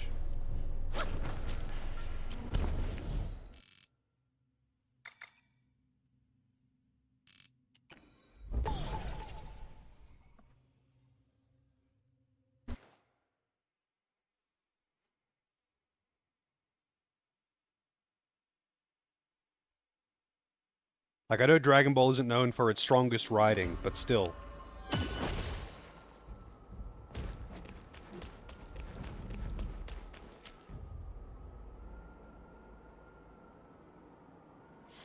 Yeah, but like Goku had a tail for a long time on Earth, or not Earth, whatever the planet is that the humans are on, when he was a kid, and he was a Saiyan, and he had his tail for a long time, right? Like basically for all of Dragon Ball, didn't he? And it was like wasn't until way later that he had his tail removed. Like. Surely he would have seen a full moon somewhere between his childhood and his adulthood.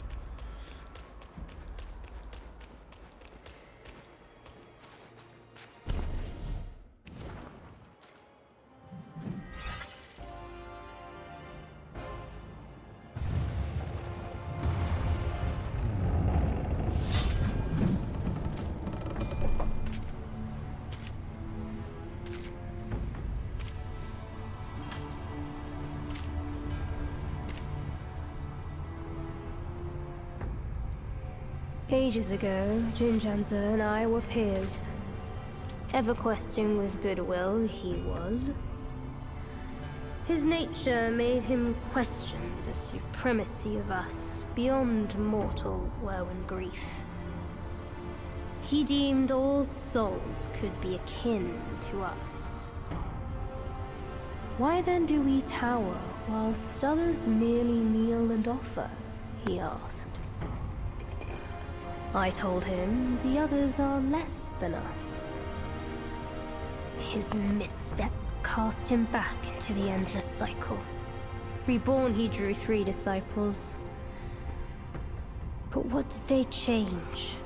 One ended up a corpse, others fugitives. He too took to the shadows. Pathetic. Those journeyers have misplaced their worship. Why bet on the sutra when one oneself can be a Buddha? Alright, let's kick the shit out of this baby.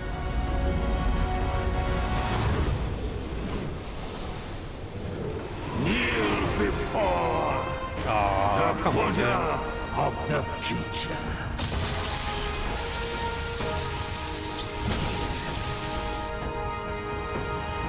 I wanted to fight a baby. This is an old fat man. Disciples, the pilgrim himself has come for my victory.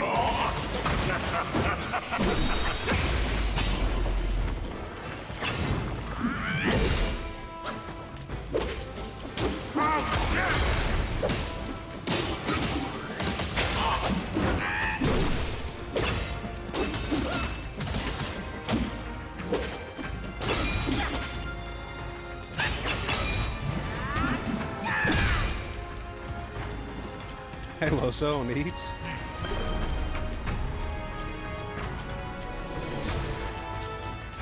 I shall meet you in combat, devoid of any relics, to see who prevails. Oh.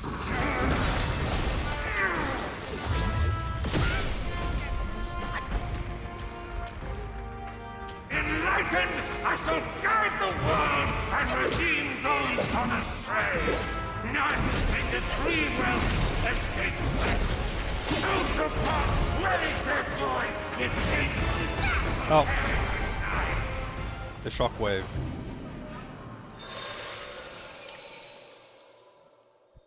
Yes. He did come from a fart cloud. Finished betrayal at Crondor, nice. How would you rate it overall? Also, is there anything else that I need to do before dealing with him? Any other side quests that I missed?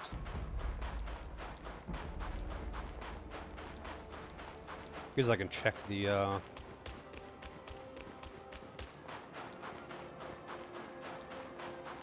This is Raiden. He looks and attacks. He looks like Raiden? Oh yeah, the Fox side quest. That's right. So where is that guy then?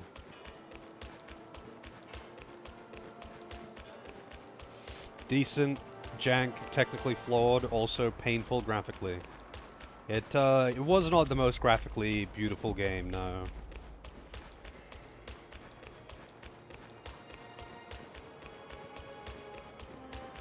Mythology accurate Raiden. I mean, which religion is Raiden from?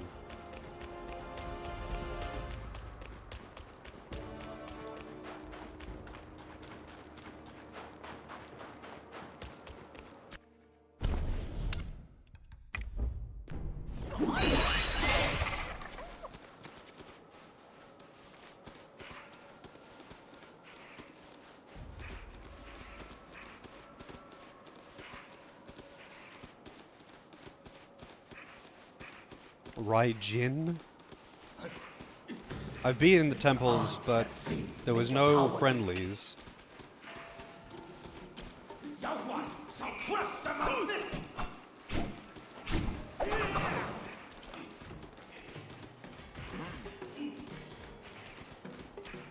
It'd probably be easier to just look up which one he's in. Also, I don't think I went up to I might have gone up to the top floor of that one. I don't know if I did that. Oh.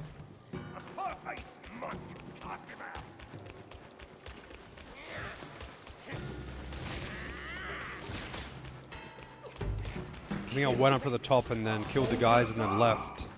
Land of Thunderclap allows no faith but one.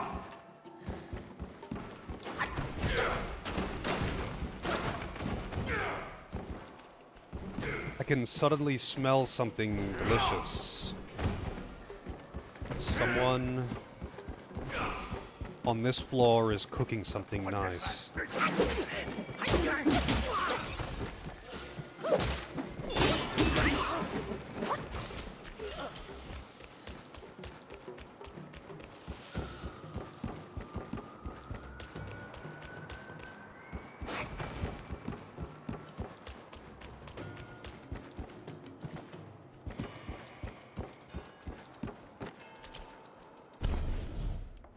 Ah, I never went over to this side.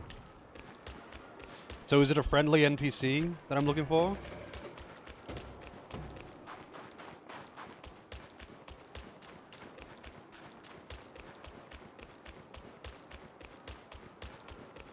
It's the eyes that see make your power leak.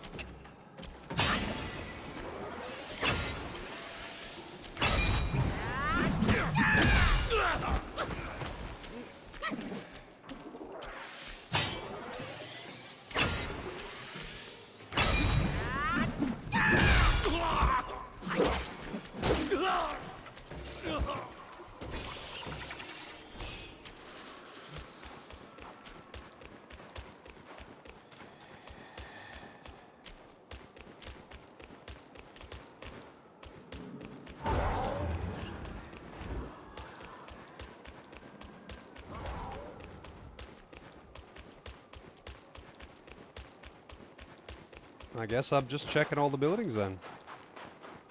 Have to be Fox Farm.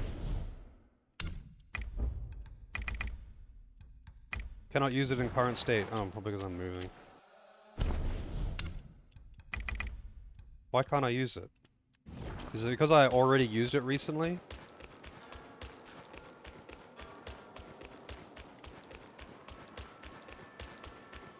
I don't know, I'll just explore anyway and see what I can find.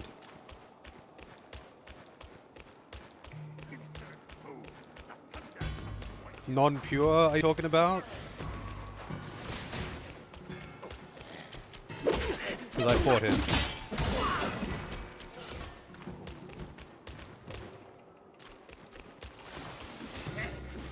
Oh, there you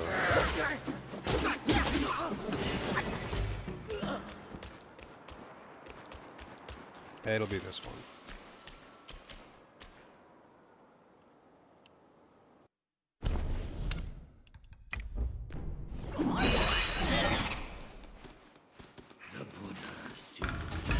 Okay. No such vengeance. I shall usher you to the beyond. And more.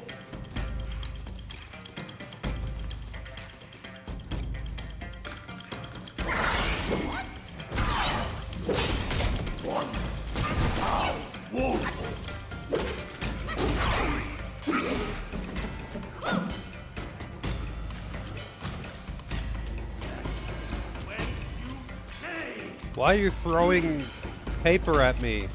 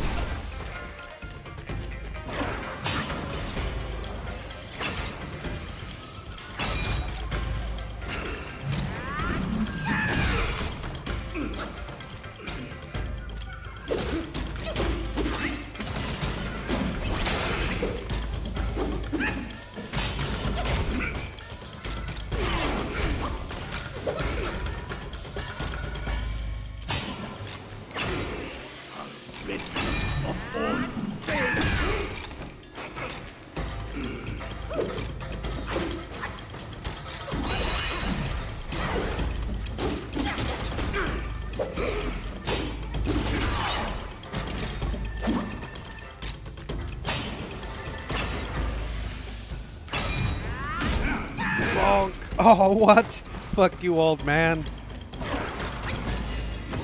Guile. Much like I was in my younger days. He's just iframing out of my attacks.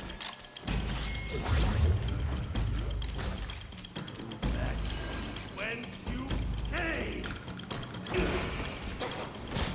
Wait, so I had to transform outside the building, not inside the building to get the cutscene. Can I just die? I'm just gonna die.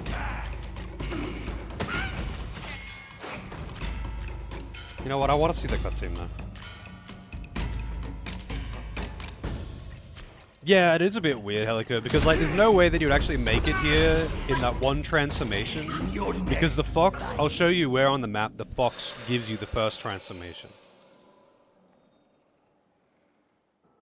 You would have to just know, because like other, I think even then, because like a finite duration, I doubt you could make it in one trip. But you would have to know to transform outside the building.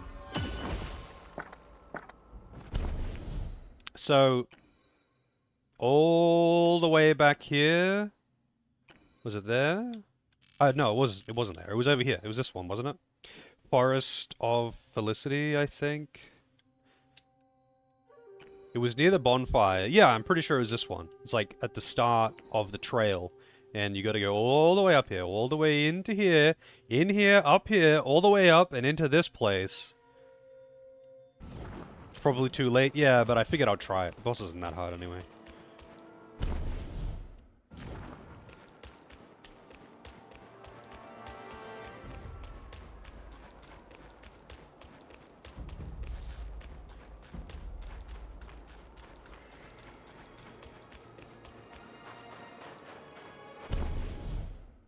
Oh, wait, I have to go down further.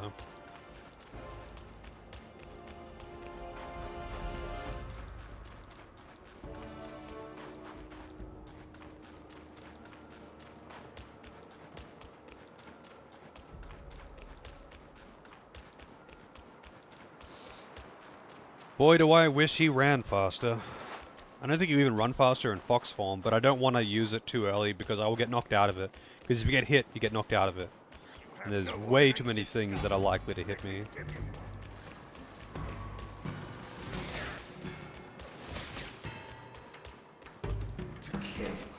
Uphold the Dharma! It's the eyes that see make your power leak.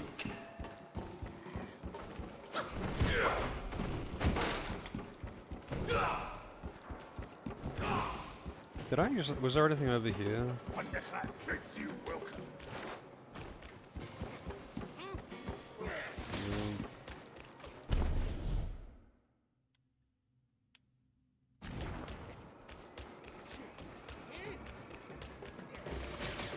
It's this temple, right?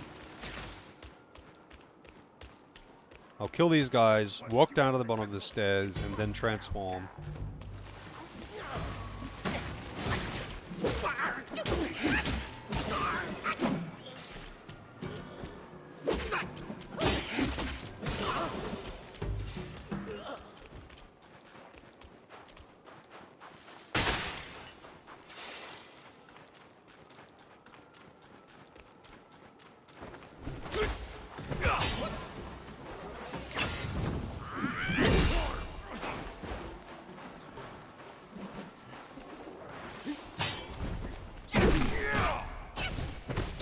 I guess one charge doesn't actually stagger them.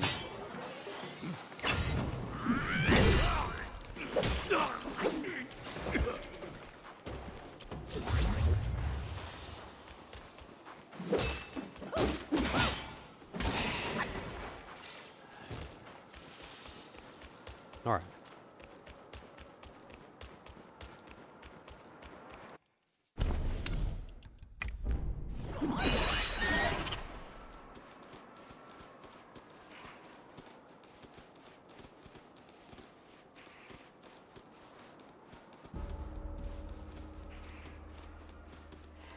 The Buddha sees.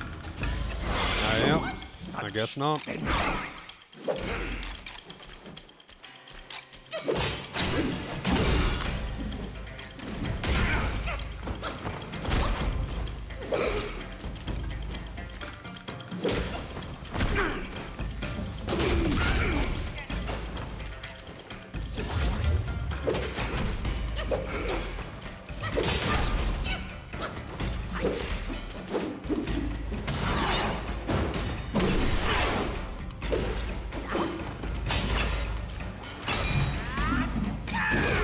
I hate how he just iframes. Like, what is that shit? He's just actually iframe dodging. He even iframes that.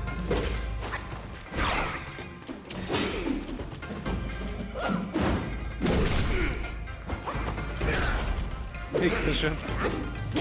Enjoy your luck. Now wife, meet your end.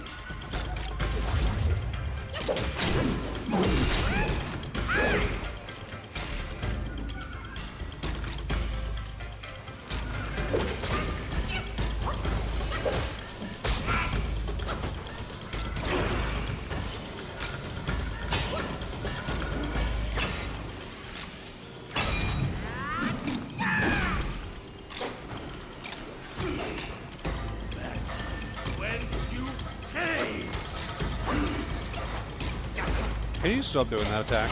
For real? Die. But my favorites in my younger days.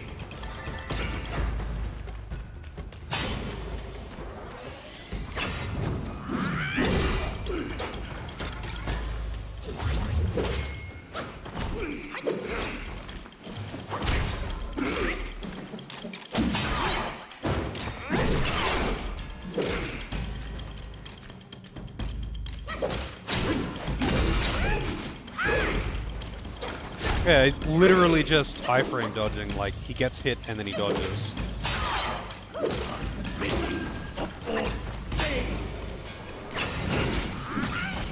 Oh wow, it's not the attack that I thought he was doing just then.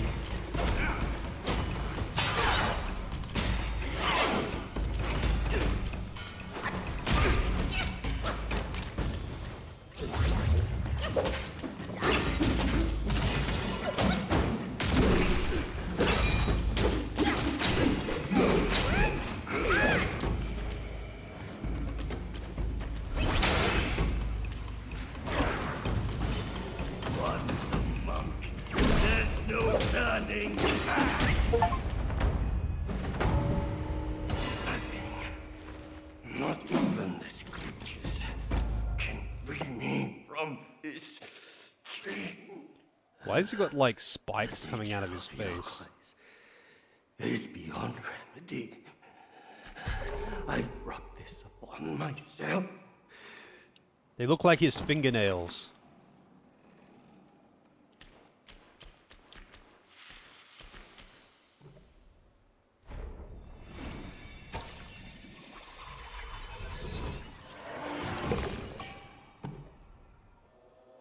Non-void.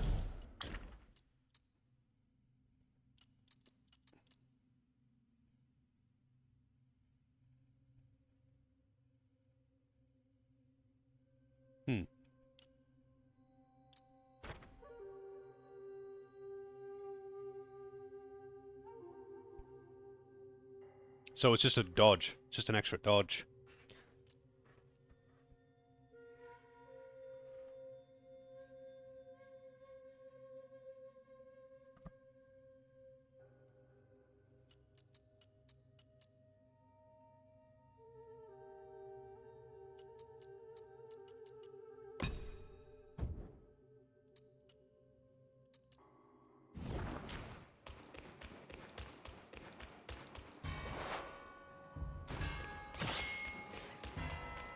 So now what? Do I go back and talk to the fox corpse?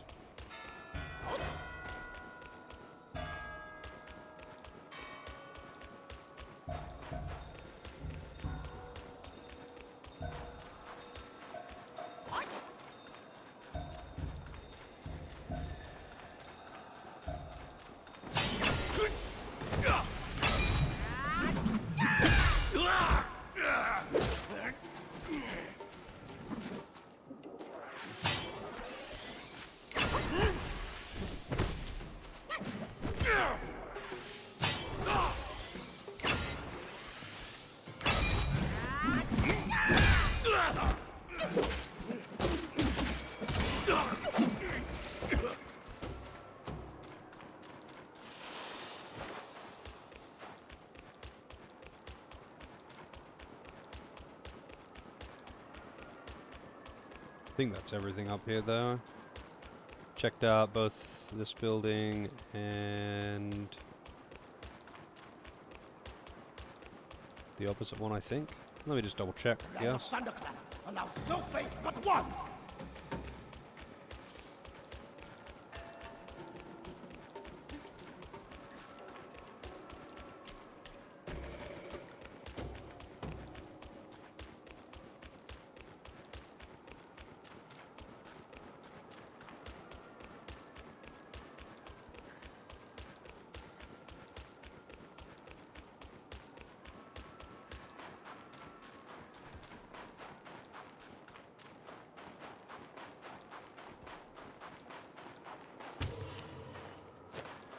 Tree Pearl.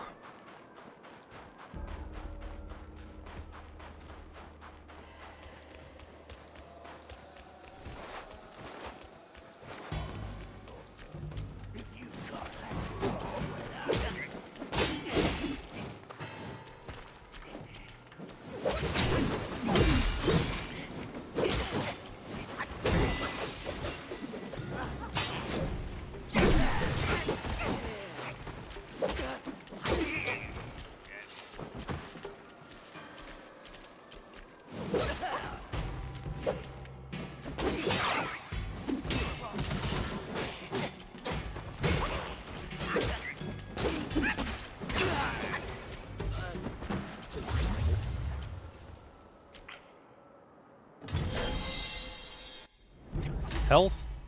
Stamina. It's always stamina. Stamina or MP.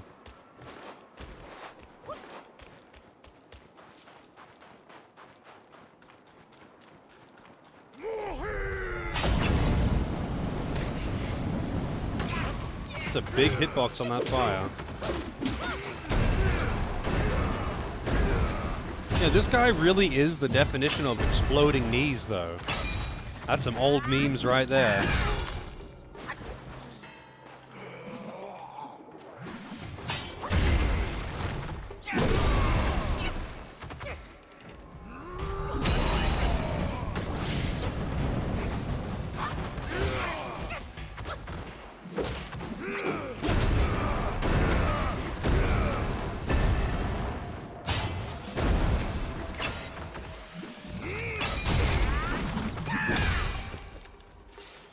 Oh, Vajra arm guards.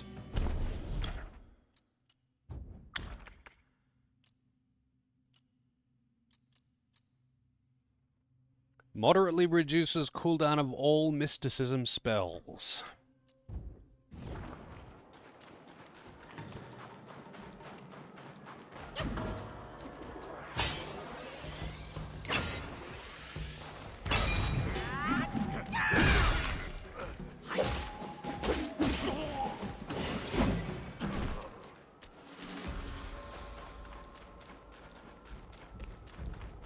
That guy looks a little different. Oh, he's one of those awkward twin blade assholes.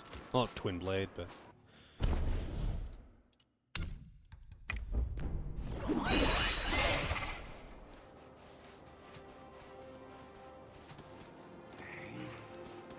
Such a cold the blood. I actually thought that would stagger him, to be honest.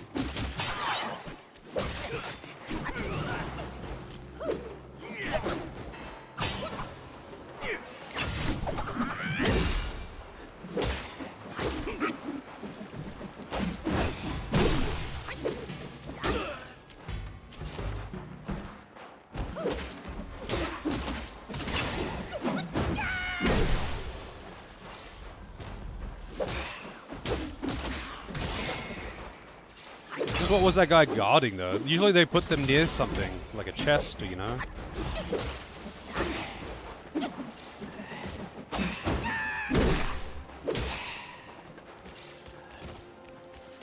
There's just a door that I cannot open.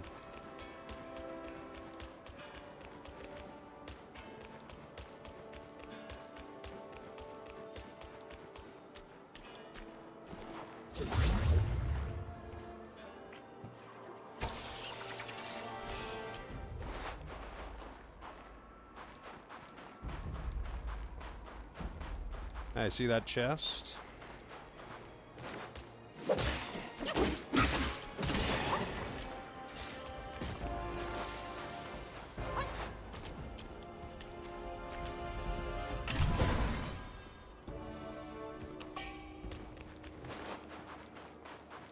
I'll trim your fur if you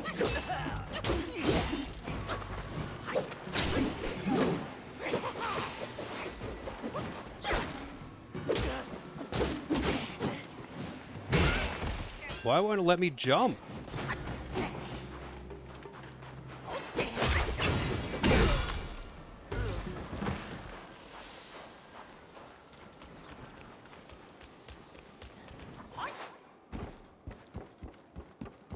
Whoa. Hey, buddy. What are you doing here? My friend, Yellowwind Ridge offered me nothing. Yellowbrow, the Buddha, was my next plea. Only after meeting His Grace in the New West did I see. I wasted my life for others, and missed much joy. No more journey now. My king is suffering, yes. But does one not weave the threads of one's destiny? Peace is living for yourself. His Grace speaks true. Indulge, and you shall be carefree. This joy, it's new to me. Like never before. I mean, I don't know what this guy's deal is, but I just noticed that he has one random horn there. Oh, it looks like the other one's being cut off. But it just reminds me, what's the deal with so many of the creatures in this game having, like, random, like, asymmetrical horns, one horn coming out their cheek or something, like, they're just random? I mean, he clearly had two horns, but one of them, the one on the left has been taken off. But yeah, like so many of the creatures in this game have got like this random asymmetrical horns protruding from their face or head or whatever, and it just seems kind of odd. It's like, it's odd, but it's also very prevalent. My king once sought wisdom in such a Dharma place. His son, too, was a disciple of a bodhisattva. Now I, too, walk on this path. I hope I'm following in my king's steps. Say, my friend, why don't you stay here and tread this path with me?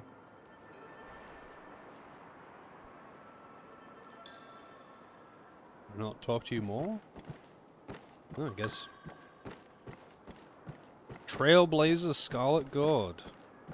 Oh, now I can talk to you. My king once sought wisdom. Now I... Say,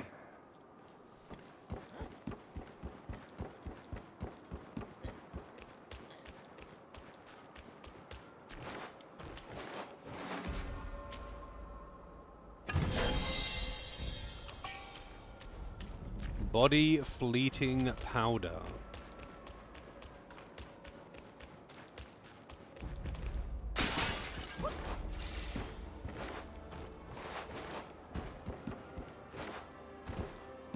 I'm glad that I did that little bit of extra exploration. All right, one second. Let me just quickly check the list of side quests and whatnot in this section, or in this chapter.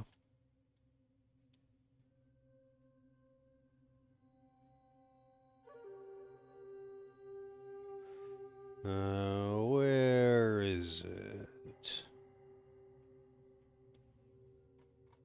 Chapter 3. Wait, no, that's the missables. Chapter 3. Buddha statue, Zodiac Village. Ashen Slumber transformation spell?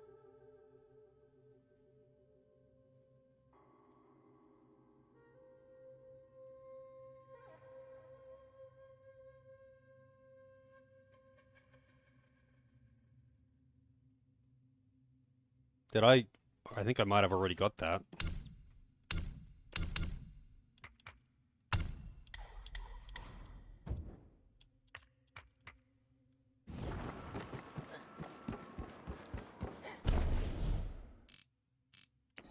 I should try and see if the fox has something to say too.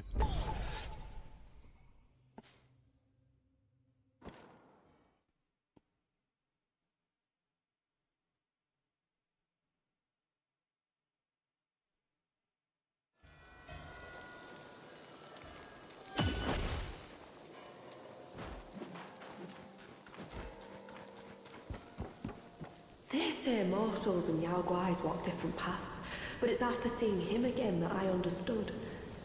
Those who fear Yao Guais are fouler than what they fear.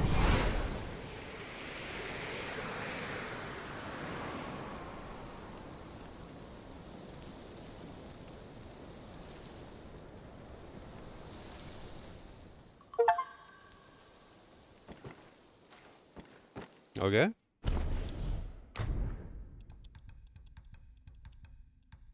Moderately increases the duration of transformations. Okay.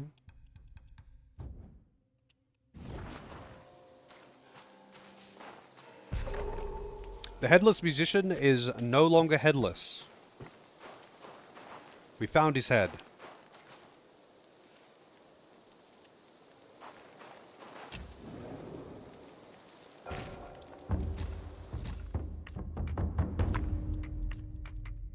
Yeah, I did get Ashen Slumber.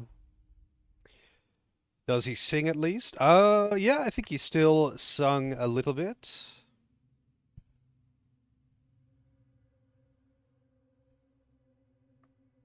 Seems kind of weird that it doesn't seem to mention the fox.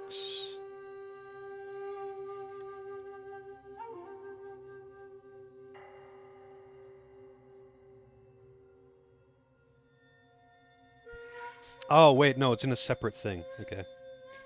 1 to 3.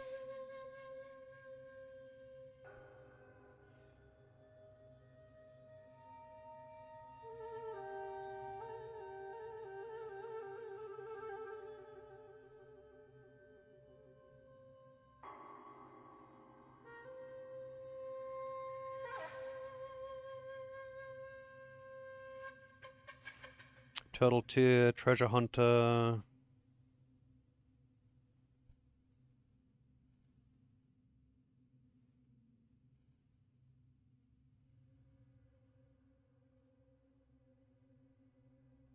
No, I've done that one. Fox Quest.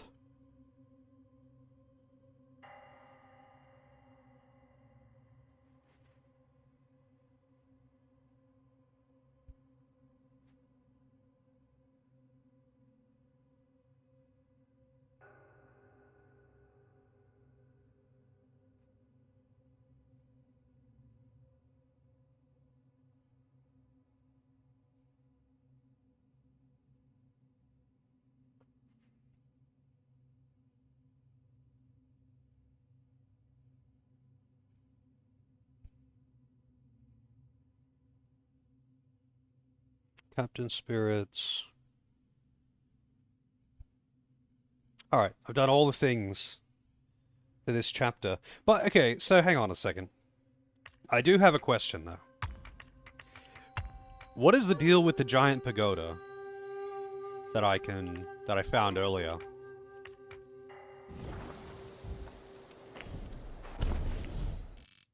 The one down here. What's the deal with the Great Pagoda?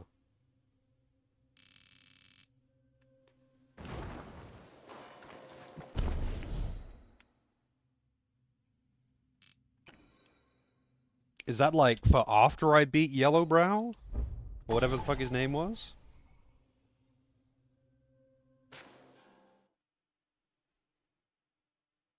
What's a pagoda? A big tower. I'll literally warp over there just so I can show you what I'm talking about.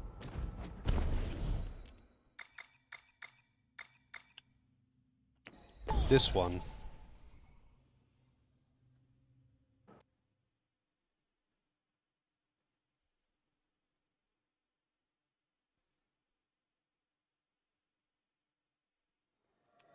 What's the deal with this pagoda?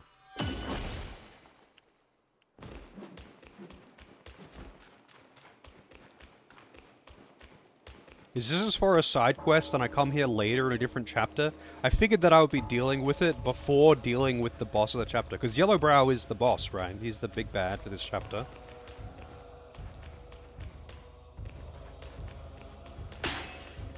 Come back after the... Oh, okay. So this is to do with the longs. The long dongs.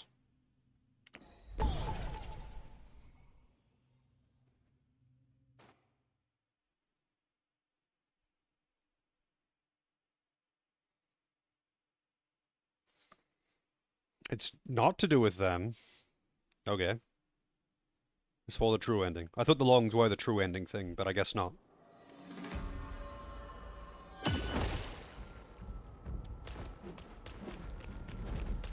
Anyway, time to fight the big baby that isn't actually a big baby. It's actually just an old man. And I'm disappointed, to be honest. I wanted to beat up a big baby.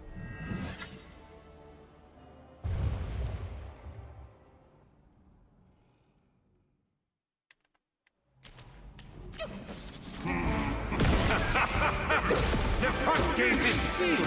Why not yield and join my disciples?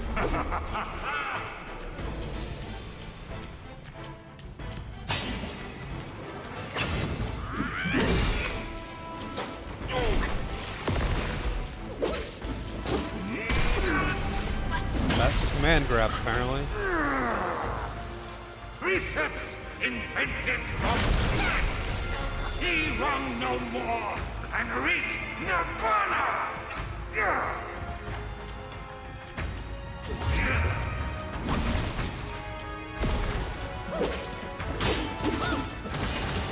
Insolent! You have this.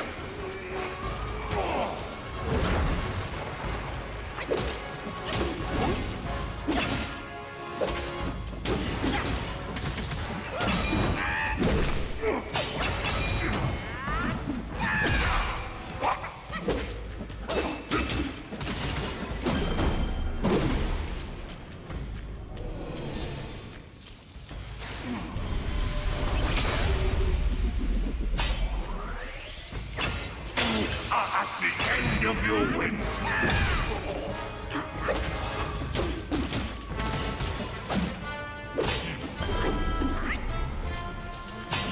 Far have you traveled for me? Do you seek your demise or my teachings?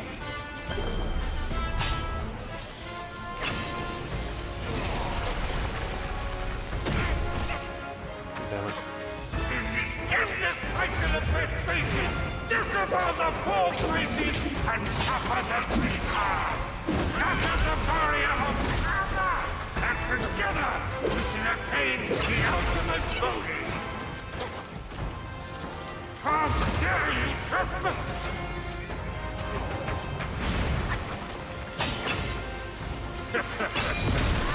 This...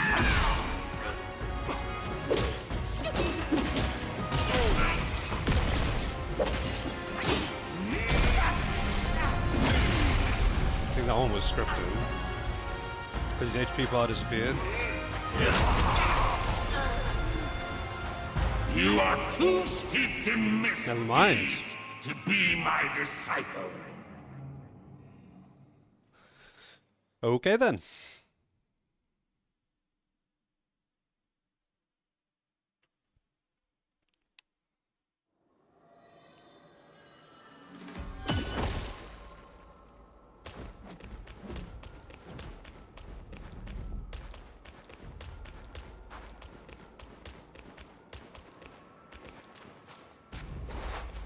Why do I have to open the gate every time?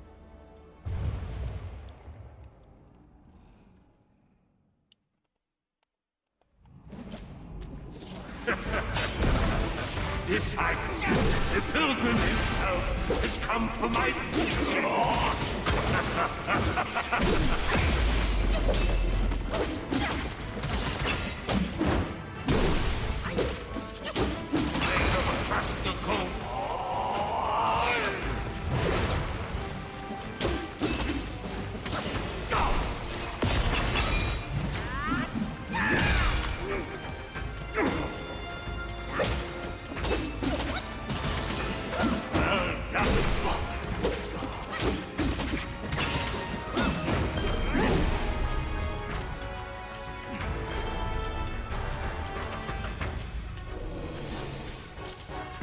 I shall meet you in combat.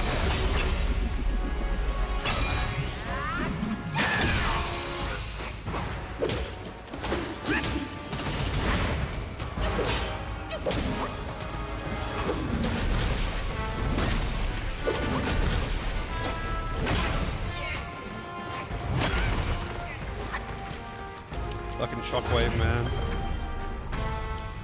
Excellent! You have defied the Buddha and silenced his blessed throne. Oh, they're still targeting me.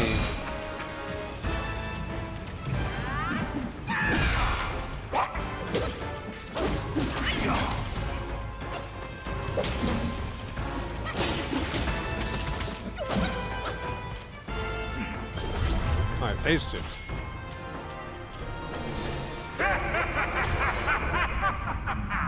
Obstinate fool!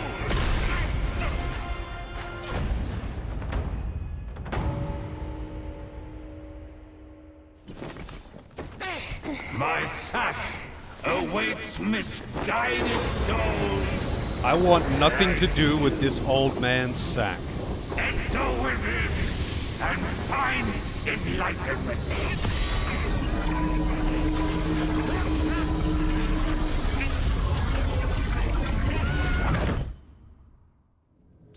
It's even called a seed sack.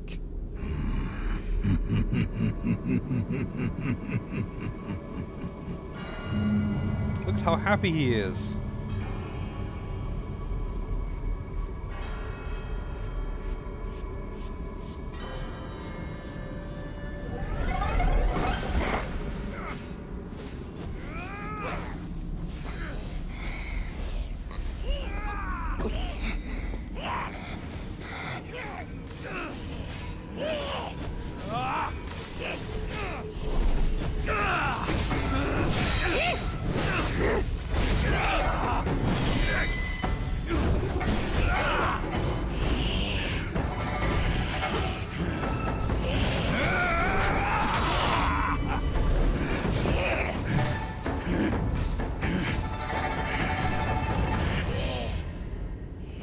Idiot! That trickster called you too! This wicked sack is much more vicious than before, nurturing such evilness! Yellowbrow must have woven Wukong's strength into it. That bastard! Join me! Let's fight our way out. Cute? He's a dick. He's actually such an asshole. How's it going, old man? They did not the precepts and indulged. I said,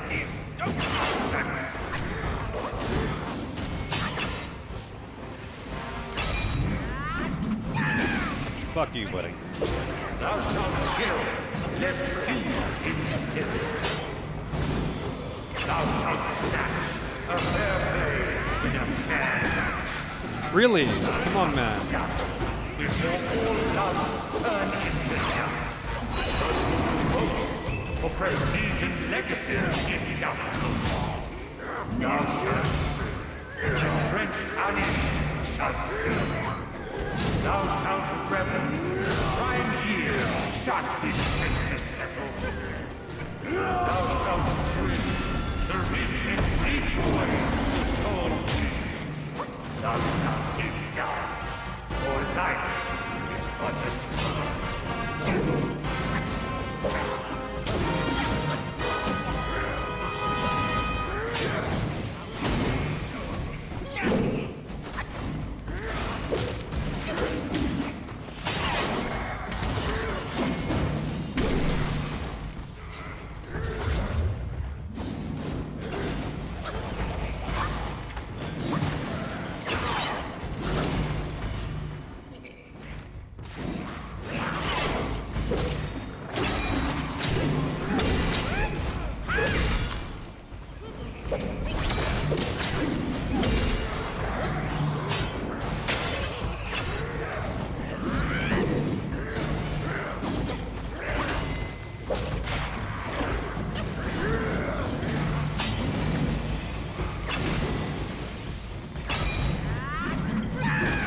Okay, he's iframing that shit too. I guess you just can't do charge heavies on him like that.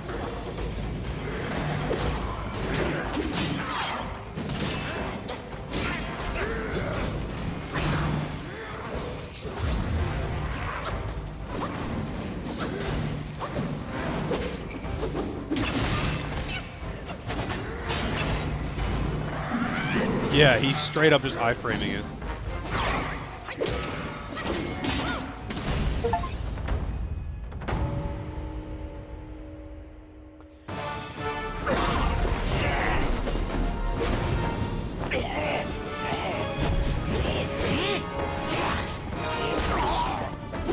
Rip macaque.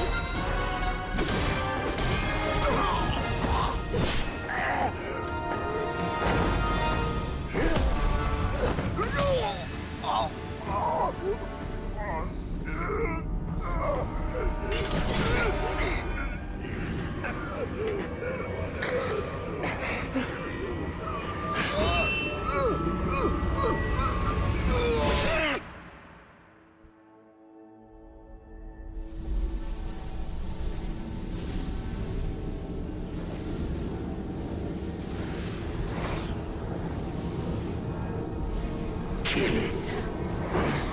Do it.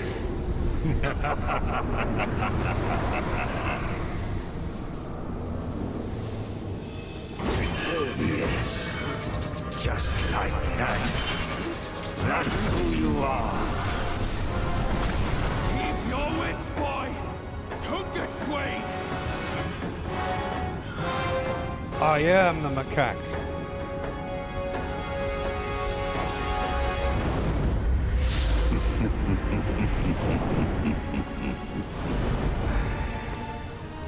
Here, let me quench your thirst for blood.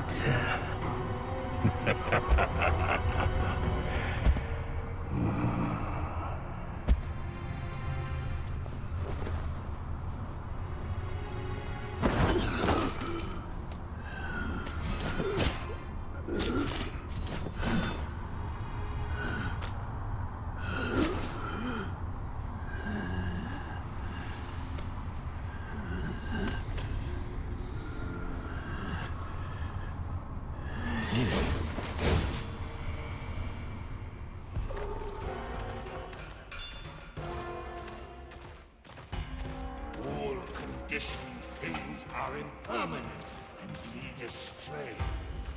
Be a butcher, then be a Buddha. Hey. Rude. Retaliate in kind. You must be of that kind. Now, you have introduced your karma in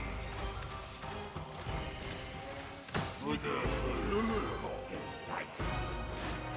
Such enlightenment surely would grant you Buddha.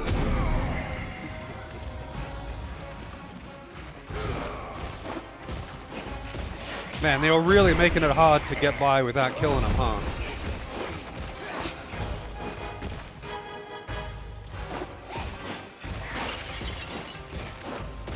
I don't think I can.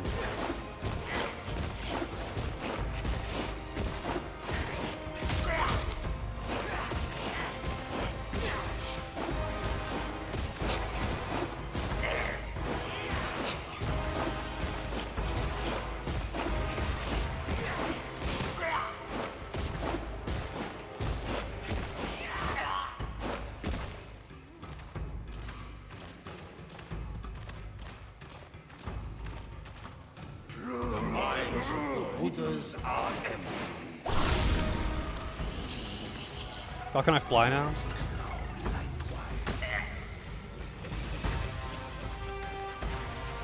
I can't actually jump. Oh, but now I can dodge through things, though. Maybe? Oh, no, you actually can't. Even though I'm disappearing and reappearing, I don't pass through things.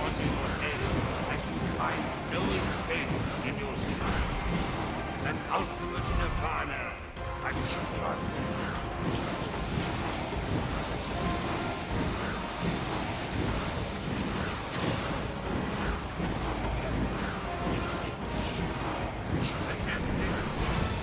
What a glorious name is this.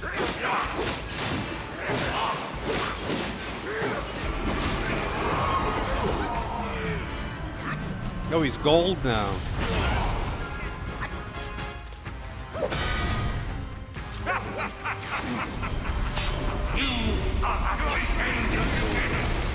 No one to turn to. I persist with this pass.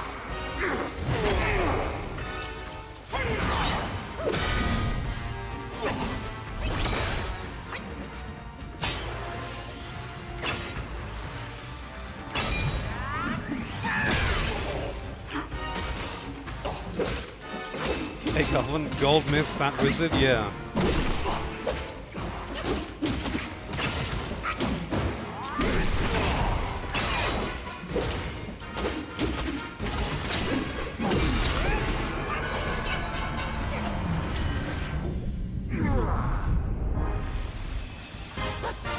Thou shalt revere, or thou wilt never cease here. Behold my Mahavira hall. How can Mount Linsa match its magnificence?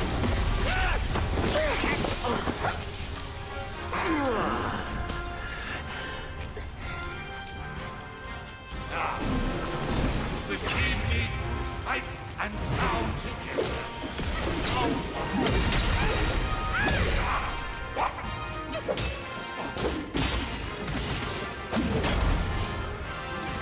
Go on! Your mind and mercy before your heart is Oh, really? Come on.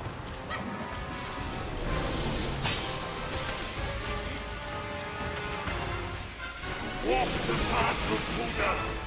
Go with it, not without. Who granted your destiny?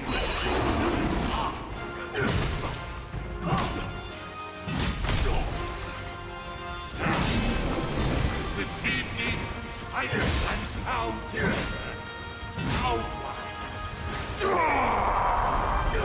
I can cease your struggle with but one hand.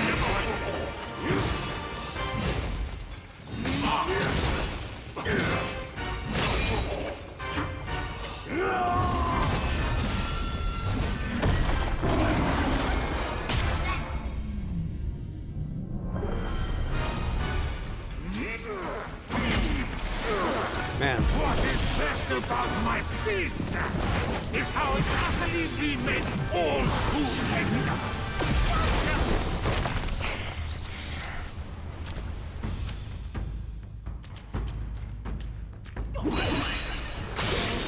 I hear cry from across the land. They hold bow and hail me. Who are you to defy? Who am I? It's a good question.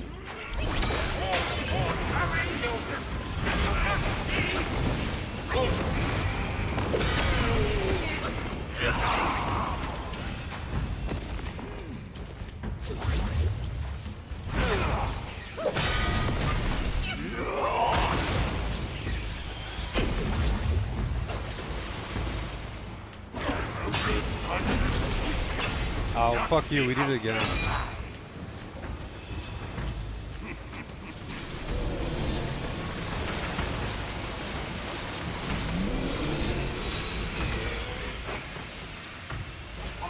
That's so lame. Walk the path of Buddha. Go with it, not without.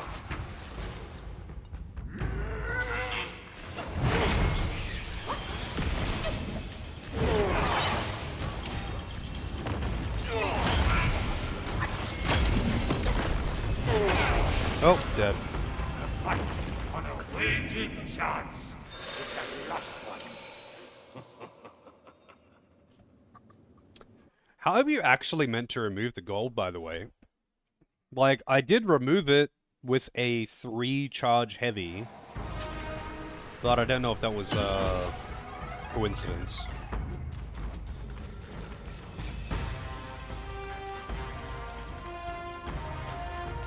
The Destined One, what a glorious name they bestowed on you for this killing spree.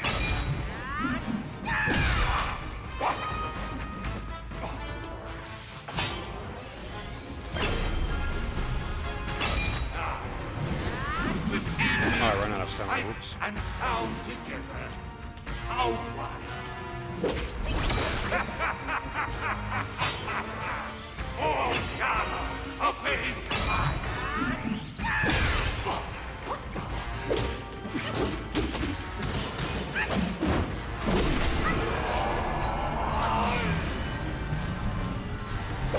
I'm gold too.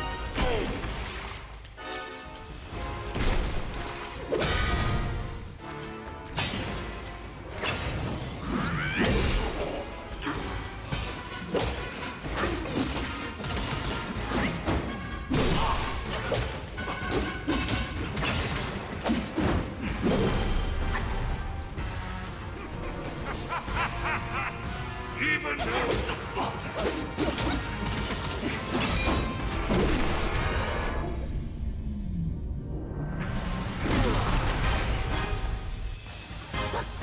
Thou shalt revere. At least you can skip the mid-fight cutscene. the path of Buddha, go with it.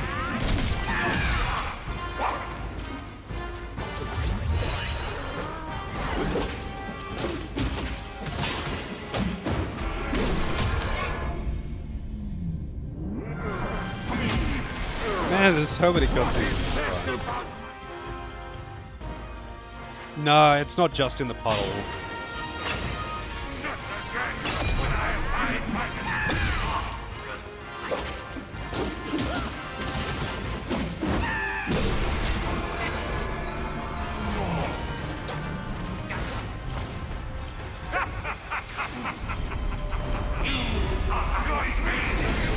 Jesus, that's fast.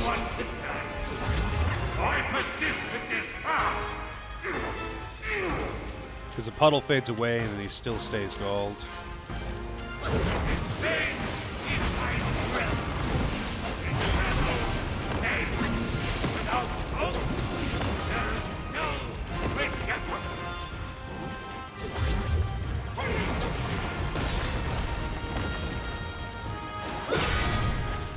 I guess you just have to hit him a certain amount of times.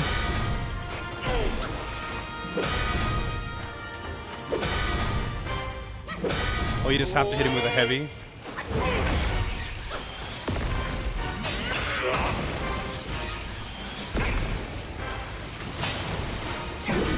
Okay. Just any charged heavy does it. Doesn't have to be 3 charge.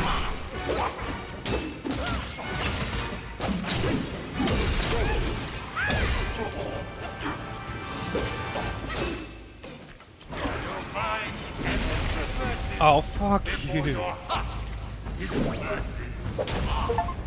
Whatever, dude. I wanted to get a big bonk for the killing blow, but then he did that shit.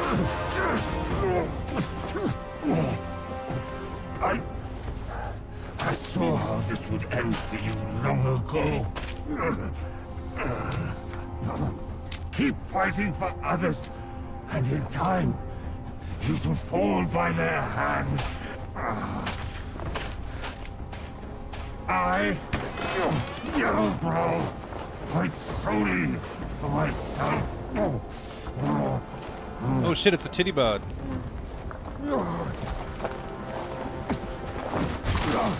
Here to take down the titty man. I will not lose. If only I could wield that monkey's relic just once more.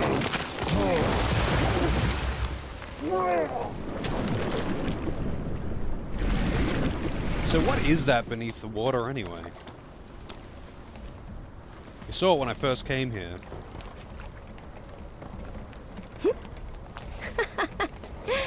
This rogue stole my seed sack and fled here. With Wukong's relic, he made it a soul-snatching vessel. He also took my look and my name to trick his old foes into vengeance. Gah, you potbelly! I should have figured out it was you. Forgive my little deception. Stolen once, I buy it. Stolen twice, I doubt it. Your doubt is fair. I shouldn't have underestimated his nerve. I meant to subdue him myself, but you two were swifter.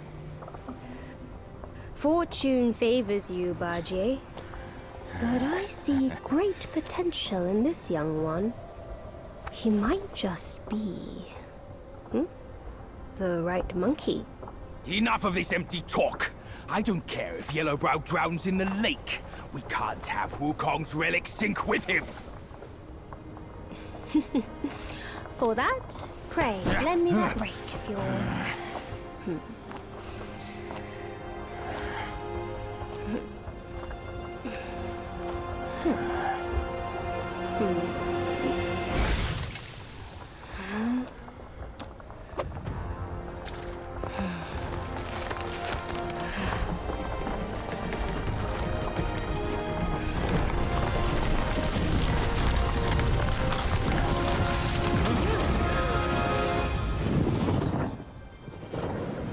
It's a giant goldfish dragon.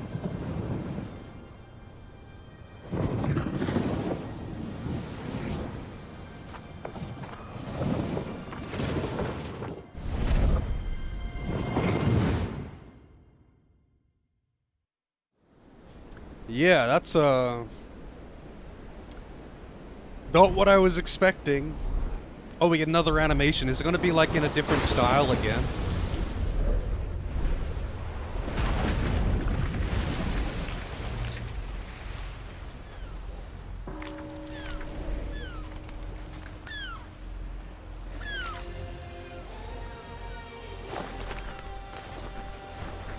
It's just like my Chinese cartoons.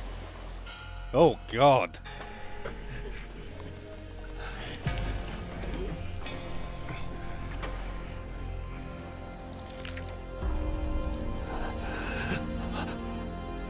What the fuck?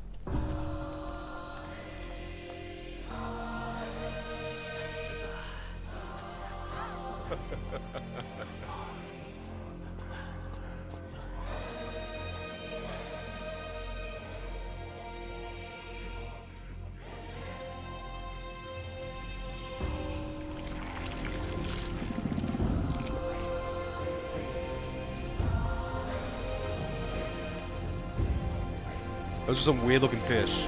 Just saying.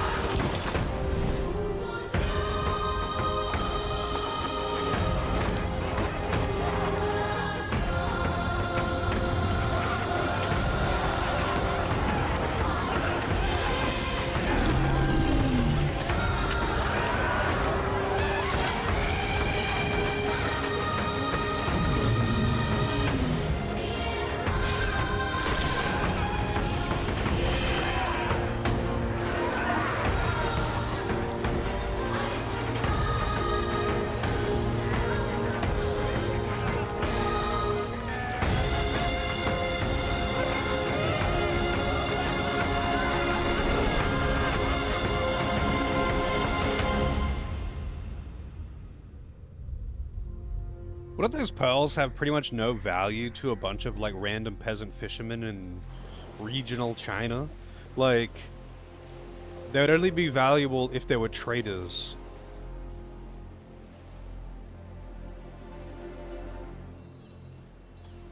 You tarried in the mortal world for a good while, didn't you?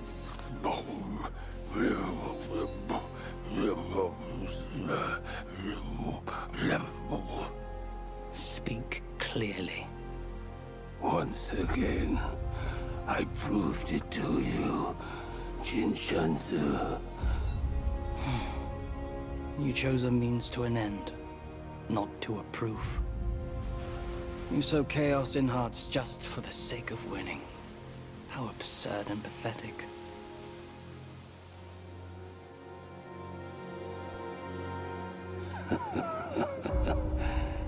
If not for winning, why debate over means and ends? Chapter 3 concluded. That stone monkey merely named himself a sage, yet this altar boy dared to found his own faith and proclaim himself Buddha. Your faith is firm and will unwavering. You resisted his lures. All those who were high and mighty found their minds lost and their faith stained. But was it truly because of their devotion to Yellowbrow? As you braved ice and snow, did the stench of shattered ego reach your nose?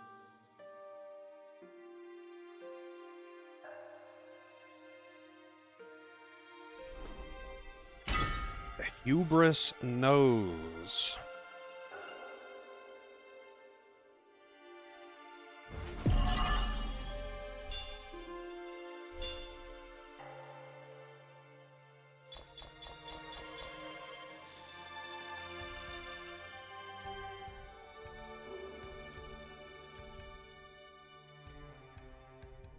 Cool, cool.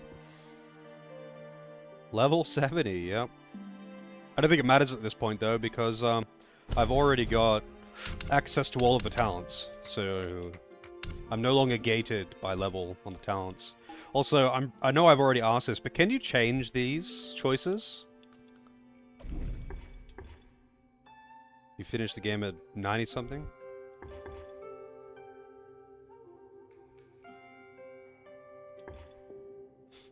How do you change them? Is that just later? Oh, okay. I didn't realize I could change it at the bonfire. I'll have a look. Moderate damage bonus for a short time after casting a spell. Focus points can be charged up to 4 within the ring of fire. Moderately extends dodge invincibility duration. It's like not even a hard choice. Like, you don't need that, but I don't want a ring of fire talent, and I don't care for the spell usage one.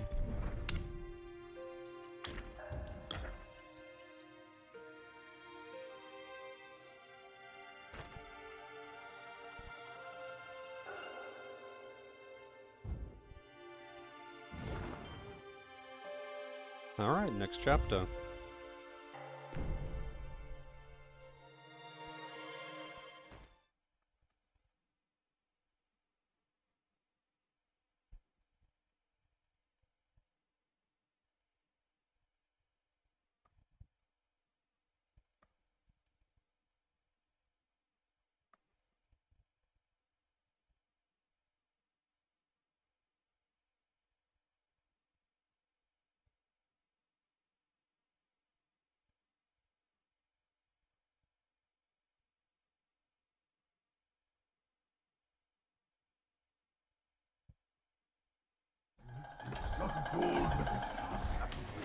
God, my ass. My bones are cracking from lugging this load. Step it up. We gotta catch that feast on time. Hear me out. They say that hag has her quirky ways. Bodhi. Each season she'd wed a mate and devour him. Once our lady brought her a wedding gift.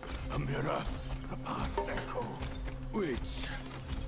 The past echo. The lady often speaks of it with regrets. I wonder why. Let me finish, will you? The hag got the mirror and looked into it, and for no reason at all, she threw it away. That soured our lady's mood. She stopped visiting since then. Gibbering and jabbering. Couldn't even catch a wink of sleep this whole time. What? Who's in there? How dare you spoil the gift from her who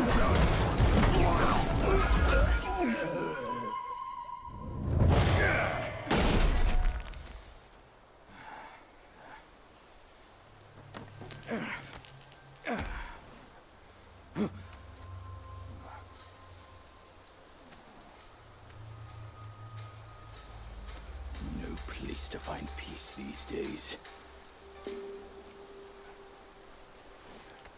Hey! Lovely! Why don't you come down and join us?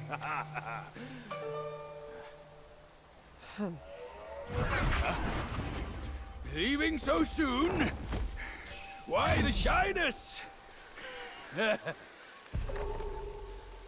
Okay then. Speed it up. With all this gathering, you barely use any of it. He's right, you know. Actually, no, I would say normally that would be true. But I've crafted a fair few potions, even though I haven't really been using them.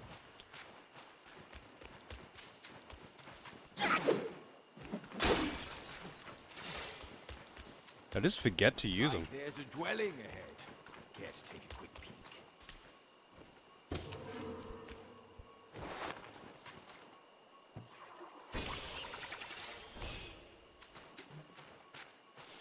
Actually, you know what? Before I get lost in exploration mode... Also, this place is a nice change of scenery. None but spineless We'll make this journey one step at a time, kid. Have some patience. You can listen to him complaining while I go make coffee. I'll be back in a few minutes.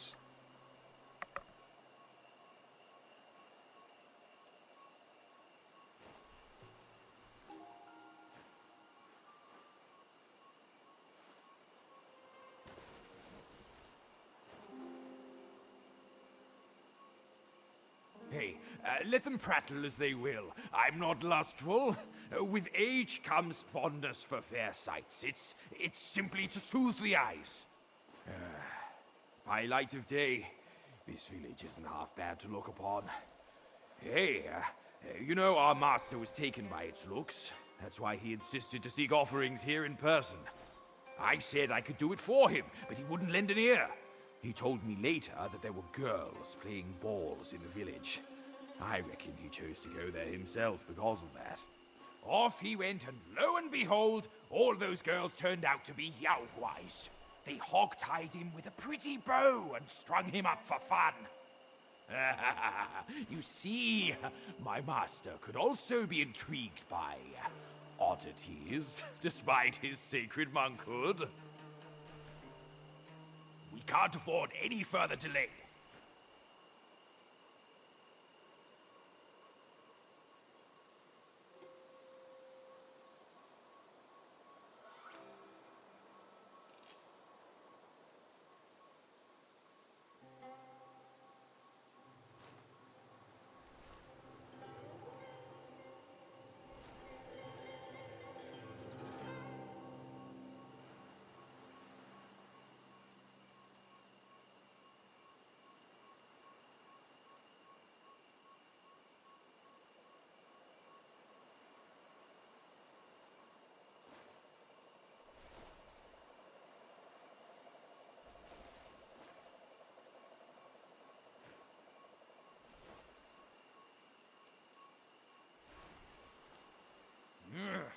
Are we going on, or is this it for the journey?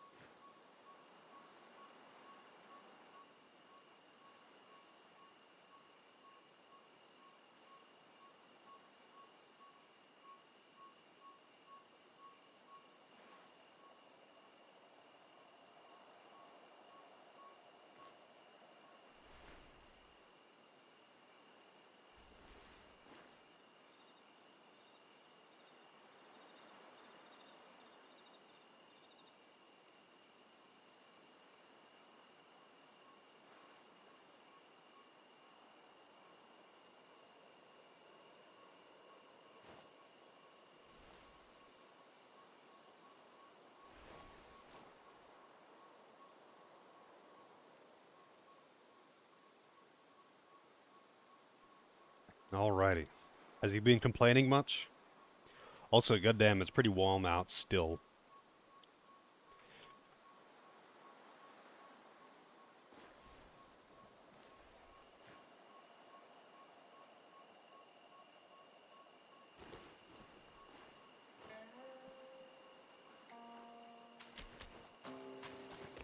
Nearly as much as me? Damn, that's a lot.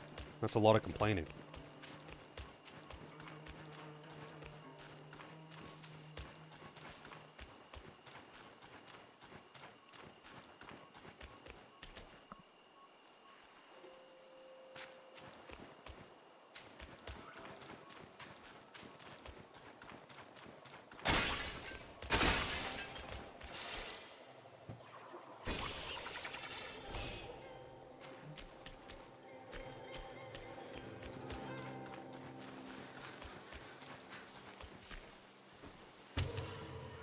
I don't know why I just expected that one to be a mimic.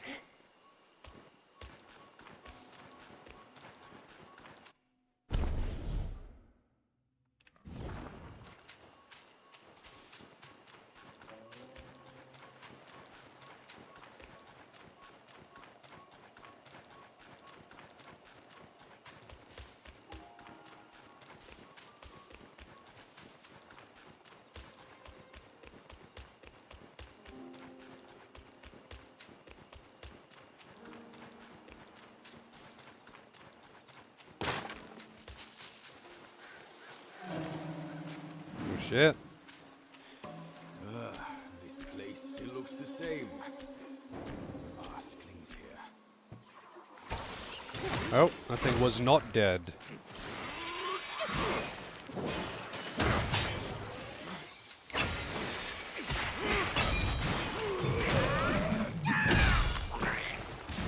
That is a tanky boy. Whatever that is. Puppet spider.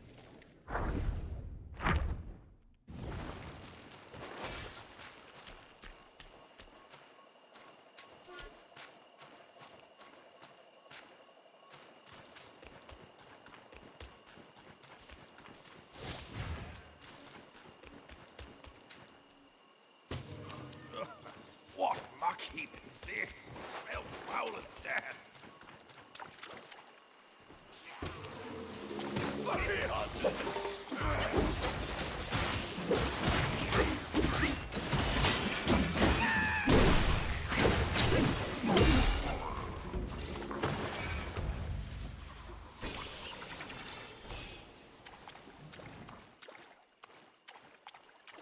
Am I really gonna have the pig guy following me around just all the time now? I don't like having a sidekick. It is kind of nice that he does actual damage. Make this journey But still. one step at a time, kid. Have some patience.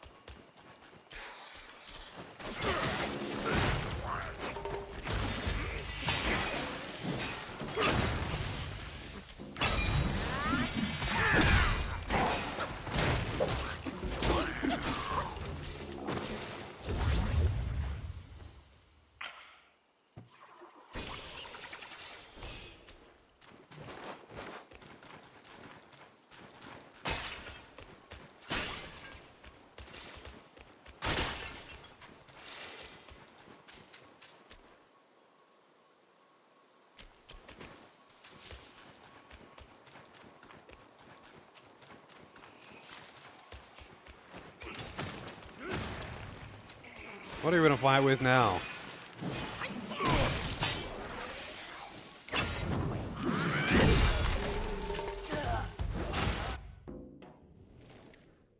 Dragonfly guy.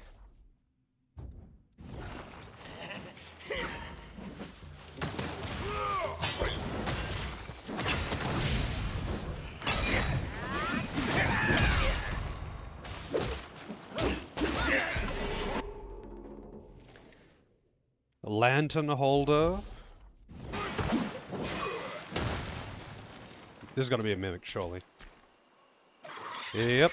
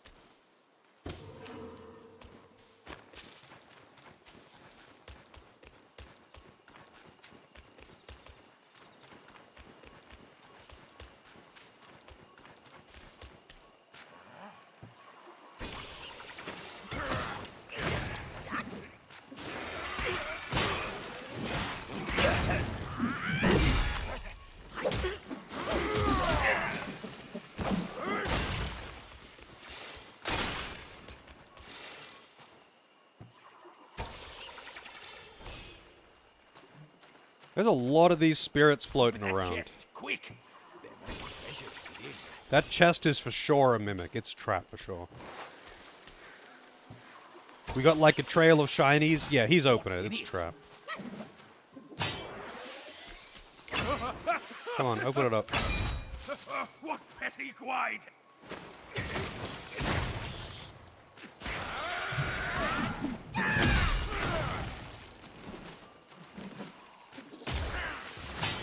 Hope you like spiders. Where's Hoppy?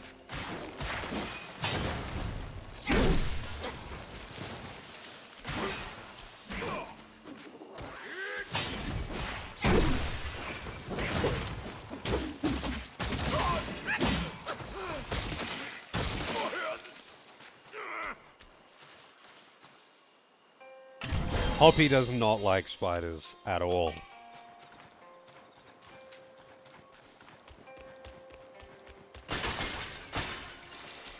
Hoppy is, you know how some games have the, like, arachnophobia setting where it turns the spiders into, like, cats or something? That option was made for people like Hoppy. He's the one that uses that option.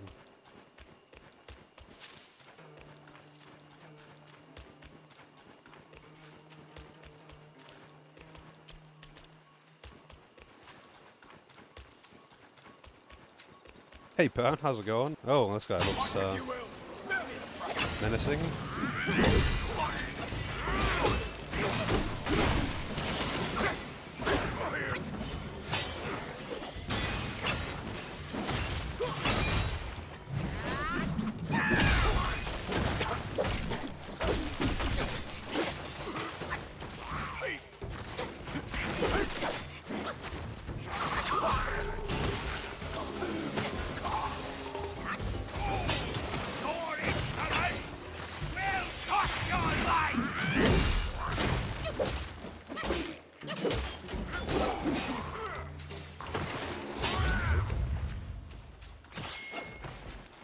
But I've met many people who have a pretty bad fear of spiders.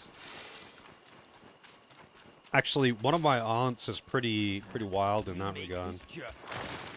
She, like, even like a jumping spider, she will, like, freak out, legit freak out about.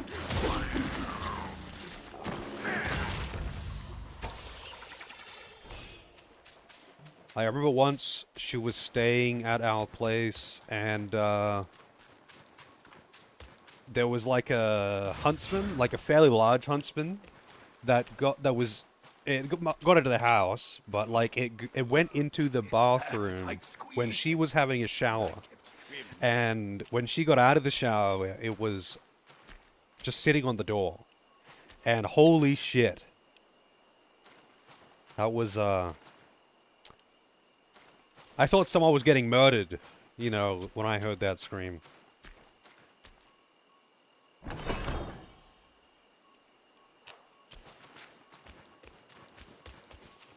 Honestly, I have no particular fear of spiders. I don't want them on me, though. Like, I've spent plenty of time around spiders. I had a pet tarantula at one point. But, like, I don't want spiders on me. Like, anything that bites and like anything that's gonna have a painful bite, even if I know it's not like a huntsman, for example.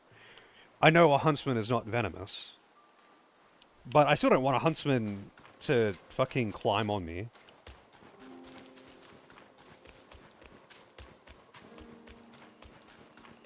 But I'm also not gonna freak out if I see one. I'll just put it outside. They're good to have around, actually.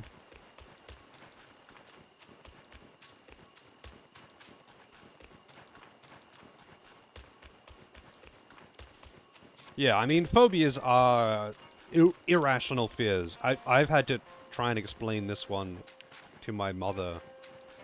And it's weird because she's got phobias, but she doesn't understand a phobia that someone else has, like if it's not her, right? It's some serious mental gymnastics, but it's like trying to explain the difference between the legitimate fear and an irrational fear to someone who has irrational fears, but doesn't understand that it's irrational.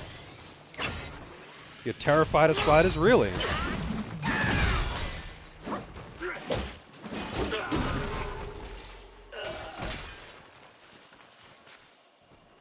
I mean, it's pretty common. I feel like arachnophobia is probably the most common of all of the phobias, you know?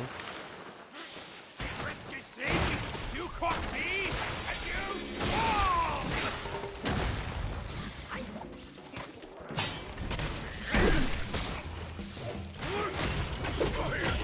Whoa, whoa, whoa! Chill, chill.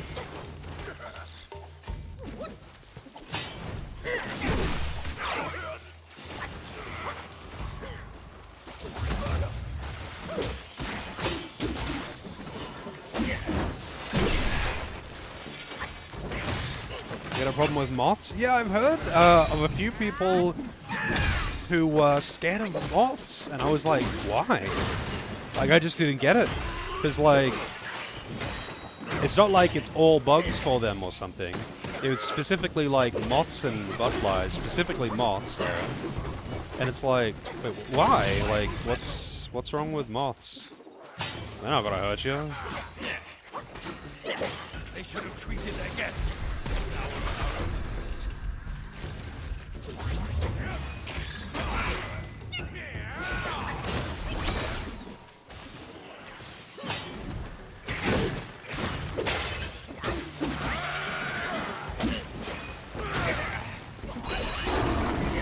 Ah, that's not the transformation I wanted to do.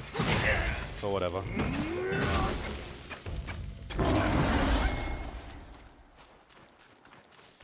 I was trying to do the the regular spirit transformation, but I must have tried to dodge while I was trying to do it.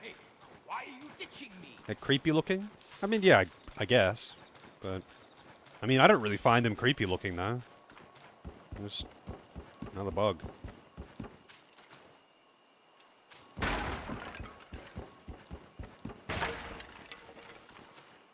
But yeah, like I totally understand, like, you know, being averse to like bitey bugs, insects of any kind that like actually bite. Even like ants, which are not very threatening, but like, well, most ants aren't anyway. But like just like wanting nothing to do with them because they, you know, they're bitey. You don't want bitey shit on you.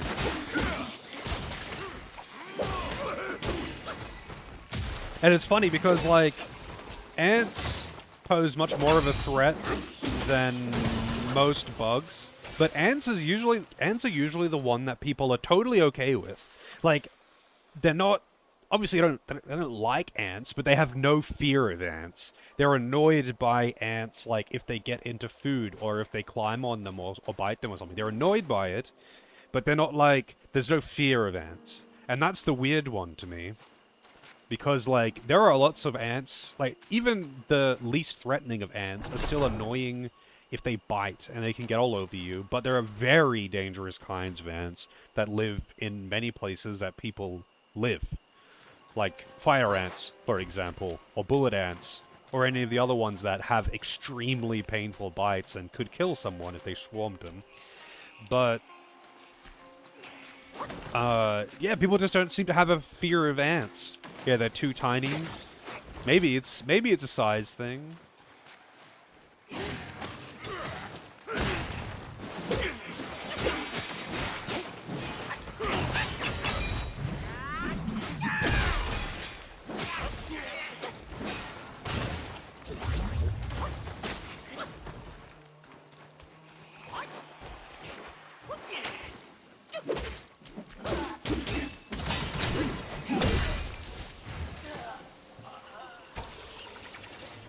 Australia, everything wants to kill you. I mean, to be honest, the Americas have kind of got it worse than Australia does. Especially South America, but North America too, like, you've got fucking bears and coyotes and cougars. Like, you've got, like, actual things that'll fuck you up. All of the dangerous snakes don't really live where people live unless you live really rural. All of the, like, okay, we've got, like, 2 or 3 kinds of spiders that are actually dangerous that live where people live, but there's, like, 0 annual deaths to those things, because on the rare occasion someone gets bitten, it's easily treated.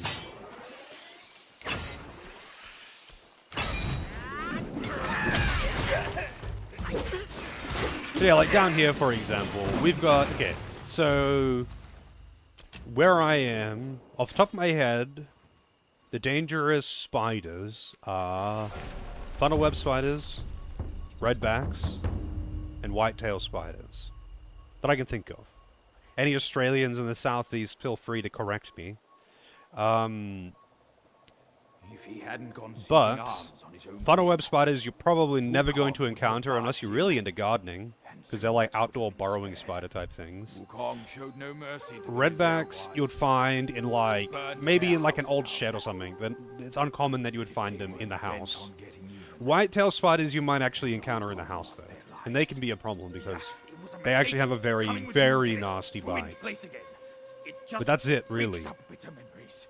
Of all of those, the only one that you'd reasonably It has been encounter ages. as a normie I wonder what became of is pretty much just whitetail spiders. But then in the US, done. just in the US, not even including South America, because including South America is so unfair. That place is hell. That place is actually fucking hell. Even the plants want to kill you there. They got like the worst snakes and spiders and ants and plants. But North America, just talking about North America. You've got bears and coyotes. I mean, you've got brown recluse spiders, black widows. I know you've got rattlesnakes, and I don't even know how many fucking types of scorpions you got going. Granted, you're probably not encountering rattlesnakes or scorpions unless you're living somewhere pretty rural. That's enough rest. Onward now. Yeah, like, the US has got just as much or more random shit that'll fuck you up, I want to say. Also, brown recluse spiders in particular are really bad. Really, really bad. Not only do they have a super nasty bite, but unlike most types of spiders, they'll like... They're the kind of spider that'll infest a place. So most types of spiders, when they hatch, they'll like separate, because if they stay together, they'll like eat or fight each other, be competing for food, that kind of thing, right? So like, even if a spider was to lay eggs in your house isn't going to get infested by those spiders. You'll probably just see more of them than usual for a little while, and then they'll disperse, because they don't want to be in the same territory. Brown recluses don't do that, because they'll fully infest a house like fucking cockroaches. But they happen to have an extremely nasty bite that like needs quick treatment, and we don't have those here, at least as far as I know.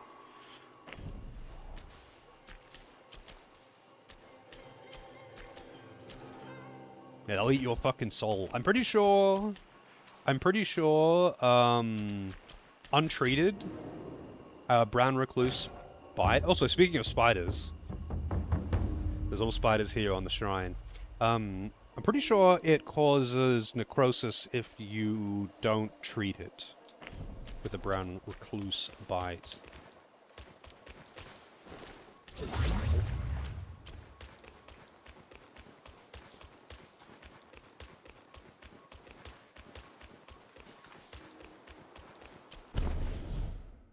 Oh, I don't have the map yet. Right. I've got to buy it from the shop. I don't know why they always make you buy the map. It just seems weird. But you don't have to, like, buy the map for every sub-area or something. You just have to buy the map for the overworld area per chapter. And they're not even expensive. They're actually quite cheap.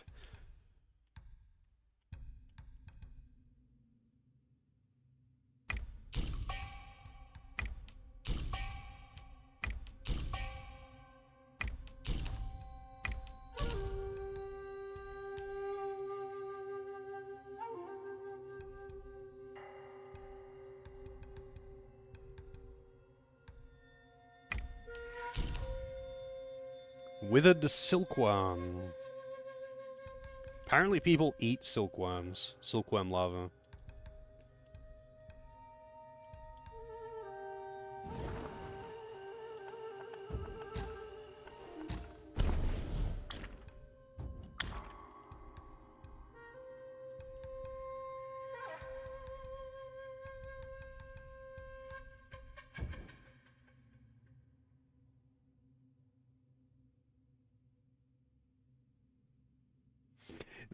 Realistically, as far as like dangerous animals go, like not spiders, not insects, just like regular large scale mammals, whatever, reptiles. The realistically in Australia, the only ones that you'd ever really encounter outside of like going out back, um, pretty much kangaroos. And tourists are really dumb. And they will like see kangaroos out in a field and be like, "Oh, they're cute. Let's go look at them. Let's get a picture and pet them." And then they get fucked up by a kangaroo, like because kangaroos are really big and not very friendly. And that's it. Like kangaroos are not. They're everywhere, and they are not friendly. And if you're dumb enough to approach them, then, well, I'm sorry, but you're an idiot. Like, don't approach wild animals. This applies everywhere in the world. Don't approach wild animals. They're wild animals.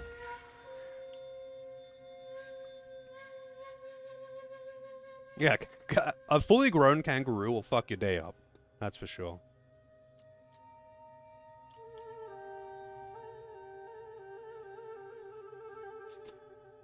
Hang on a second. Let me see if I can find something.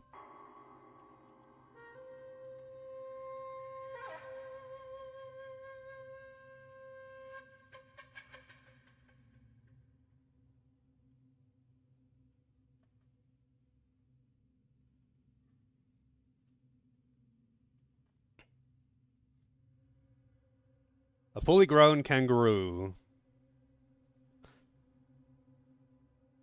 will definitely fuck your day up. They're actually really big. Like, when they are at adult size, when they're fully grown, they're actually really big. They're actually as tall as like an adult man. And they're quite strong. They're quite strong. And they're pretty territorial. They've got really big claws. Is that Photoshop? No. Not that I'm aware of anyway. But they are pretty territorial. They've got really sharp claws. And they're really big. Like, they'll fuck you up. Like, they're not very friendly. But they're always portrayed as, like, cute, furry animals. And people see, you know, videos and pictures from at a zoo or whatever. And they're like, oh, it's a cute animal. Look at it. Look at its cute face. And then they approach it and get fucked up by a kangaroo. And it's the same with koalas. It's especially Japanese tourists who are just oblivious to everything outside of Japan. And they're like, see, if they see like a kangaroo or koala or something, they just approach it and try to get pictures because it's like, oh, look at this. I've seen cute pictures of koala being handled by a person, and then they get fucked up. But like, you know, don't approach wild animals.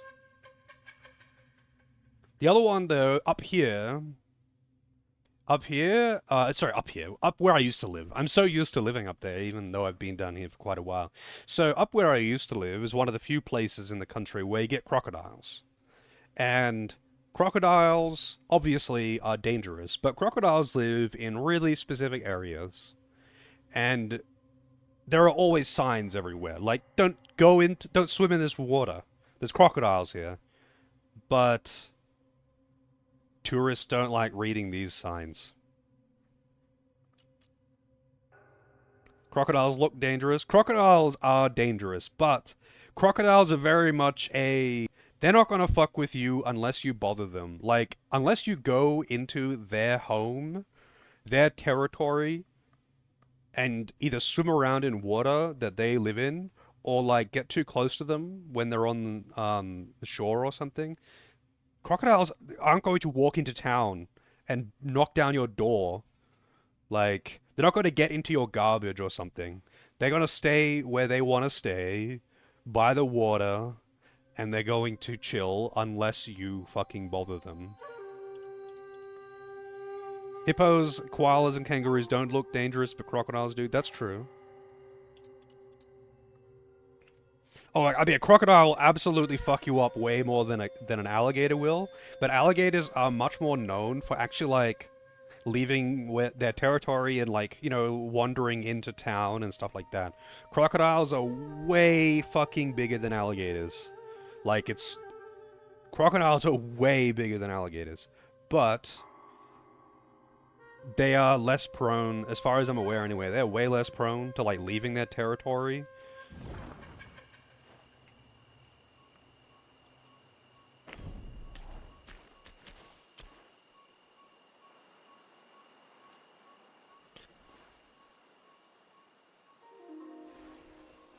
Gators don't care, crocs don't mess with you unless you mess with them. Well, that depends on how hungry it is. For the most part, like, if a crocodile's hungry, and you walk within range of eating, they're probably gonna have a go at you. But, like, you wouldn't go into crocodile territory unless, like, you needed to. Like, you're not going to swim in the water that crocodiles swim in. It's gross. I guess saltwater crocodiles are a little different, but yeah, when you're swimming at the beaches in, like, northeast and north Queensland, you have to swim in, like, netted off areas because of saltwater crocodiles. Yeah, crocodiles do that too. That's enough rest. Onward now.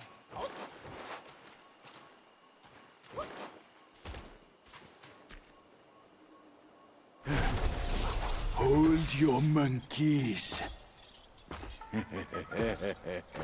Let me fix you up a little. What? Yeah.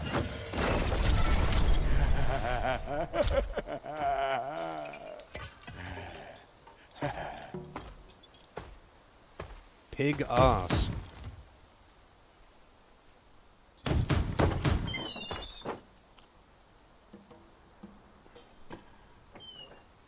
Ah, welcome, good sirs. The feast is all set. Please come in and be our guests. Sam Smith? I don't know who that is.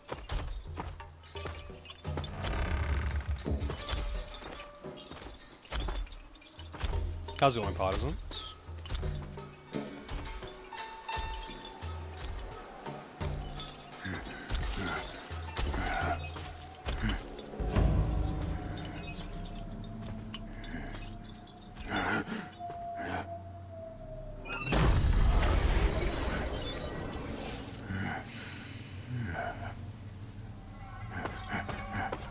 My gentlemen, you're fashionably late. Is your lady not joining us again this time? Our lady prefers not to be seen in the lower realm, but she's been thinking of you all and sent this small token. She hopes your lady will recover soon and pay her visit up there. It's a pity she didn't come.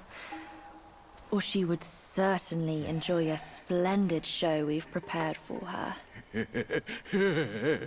But now, the gift's gone and blood's been shed. I say, you two should take the fall. We're just servants, madam. What's the jest? Zhu Ba Jie. I know you find your look embarrassing, but why hide from my mother with another pig face?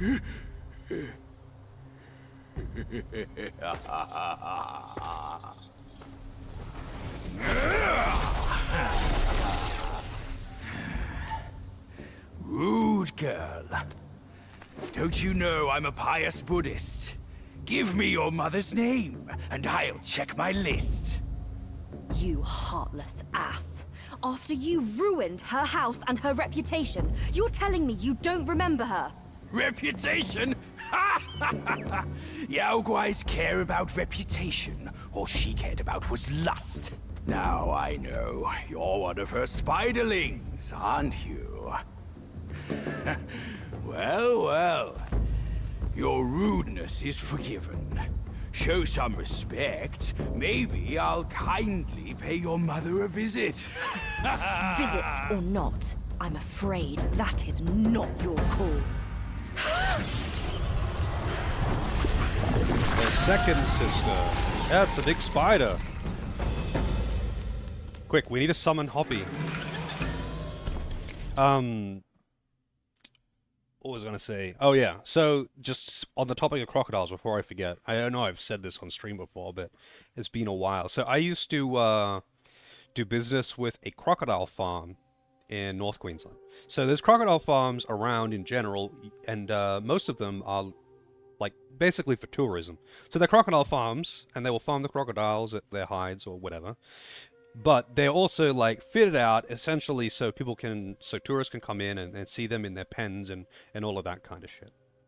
But the one that I was dealing with, they were not fitted out for that. They just had basically pens. There was no like ditches or safety measures beyond just they're in pens. And that was the closest I ever got, because when I went over there, they like showed me around, and that was the closest I've ever been to like adult crocodiles, and they were like, you know, less than a meter away from me. The only thing between us was a chicken wire fence.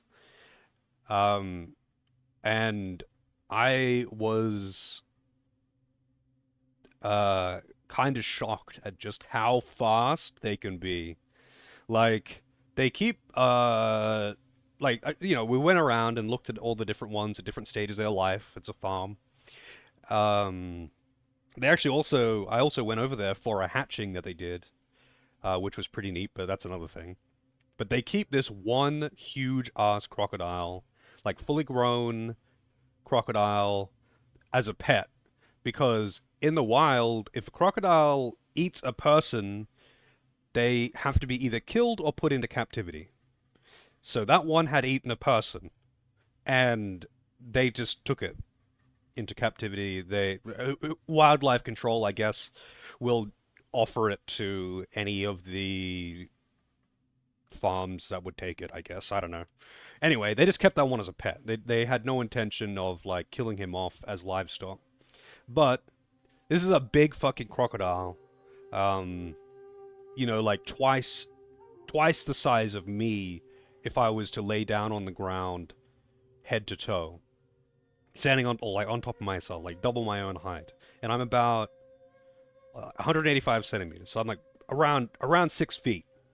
And it was just sitting there, chilling in the water, and the chick that was showing me around, she's like, oh yeah, this is, I forgot what they called it, such and such. We keep him as a pet because he ate someone in the wild.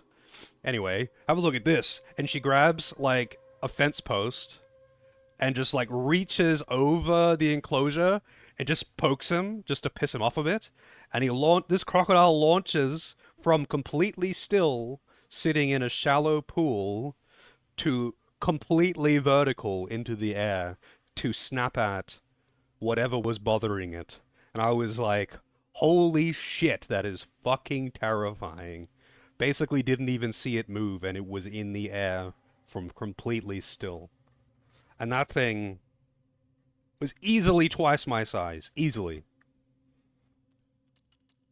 Fucking crocodiles, man. But it was also like, you know, like less than a meter away from me. So seeing that up close was a terrifying reminder.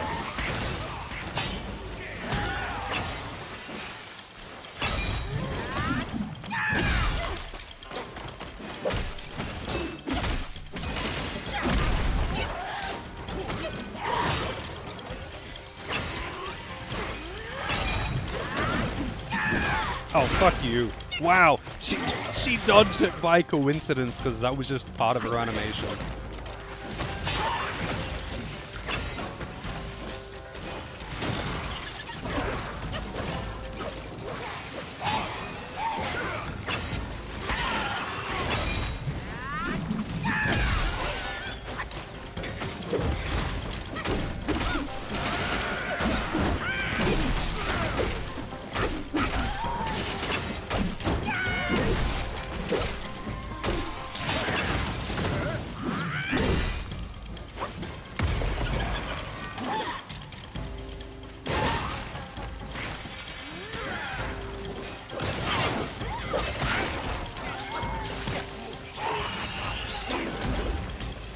chill.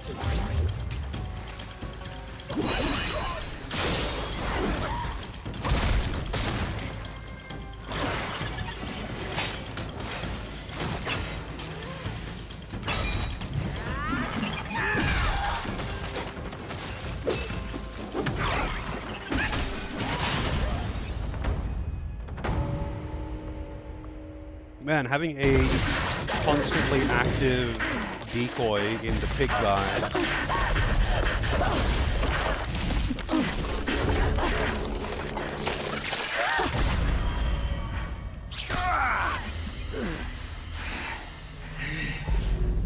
Straight to the brain. Curse it! Bugs are bugs! Wearing human skin can't change your gross nature! Yeah, sure. We are so low compared to you, a glorious admiral of the court. Ain't the last monkey still fresh in his grave? And here you are, another monkey's sidekick. Cut your bullshit! Get your mother to beg for mercy, and maybe I'll spare your foolish life! Truth is, the thing you seek is right here in the hollow.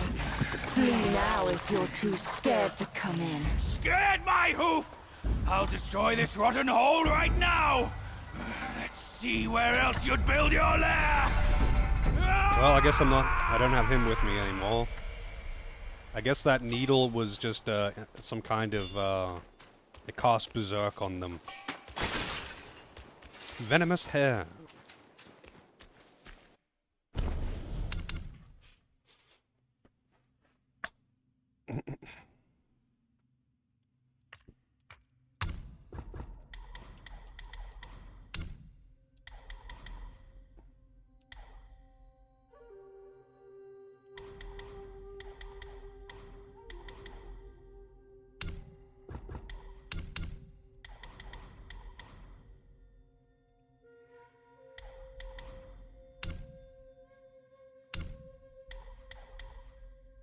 I haven't actually used this pluck of many thing at all today, have I?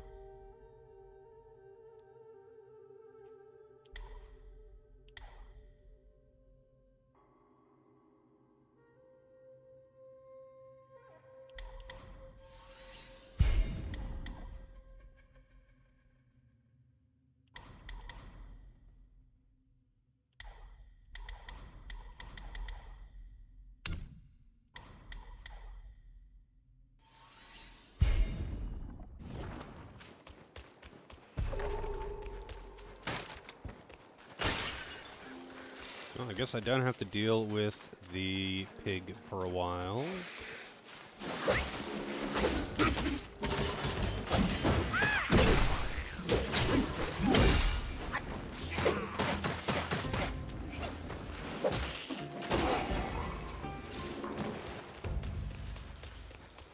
Man, these spiderweb textures really, they're not having any of this, are they? Jesus.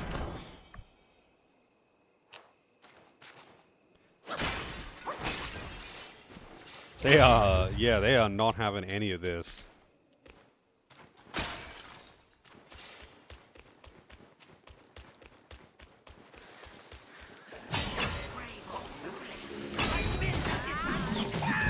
Oh, fuck you, bud.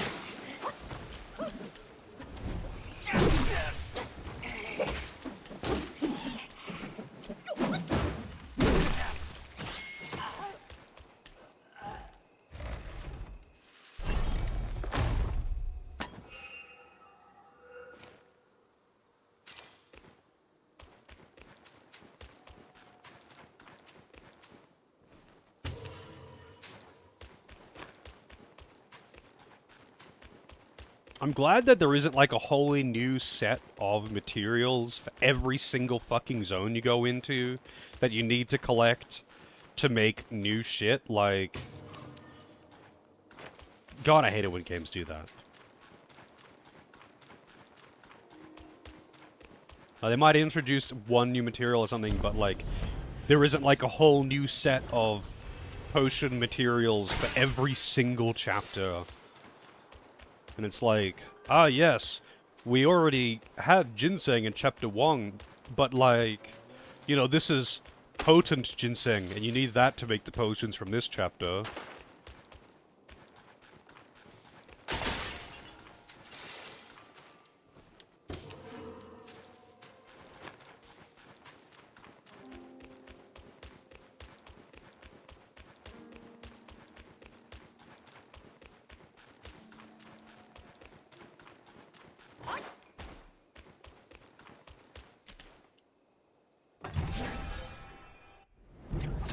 Health? Yes! So rare.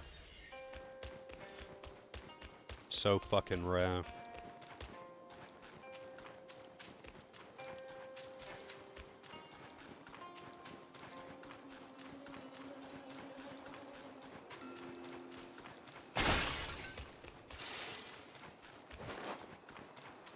I guess that's where I'm going next.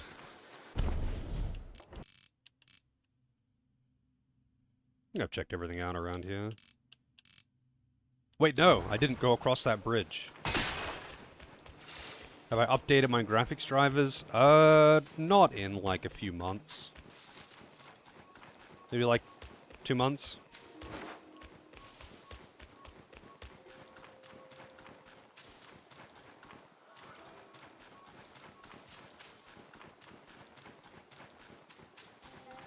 How long has this game been out now?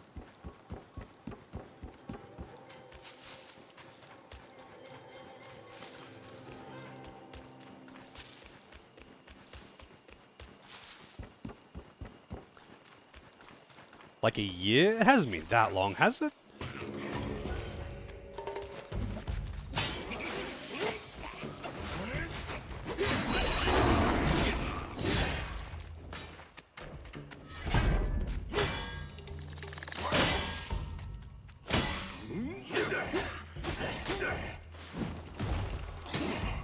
Man, he has no poise.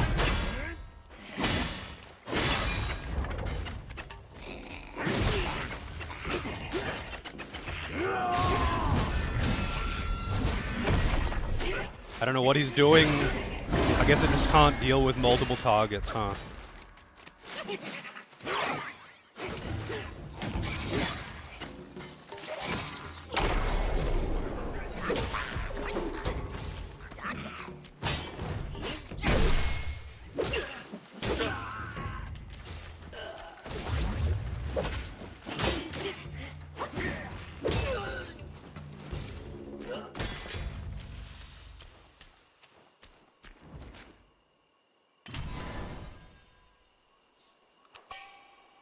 Yeah, I was gonna say, that sounds a bit more appropriate. I was like, I'm pretty sure it was, like, less than 6 months ago.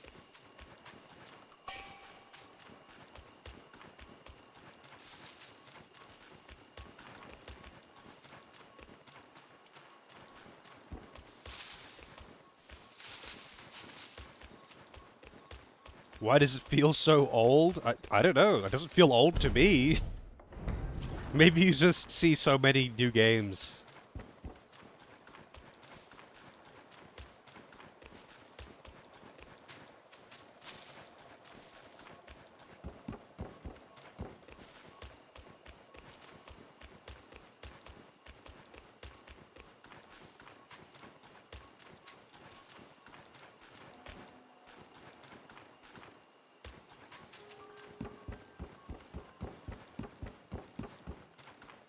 Man, I bet a lot of people really didn't like this zone. It's like all bugs, darkness, creepy crawlies, giant spiders, and walking into dark caverns full of spider webs.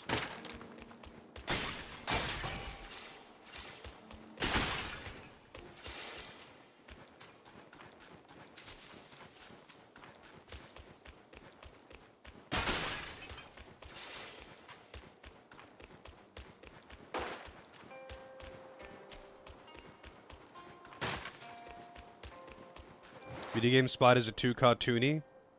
I mean, I agree, but I also just don't have a fear of spiders, so...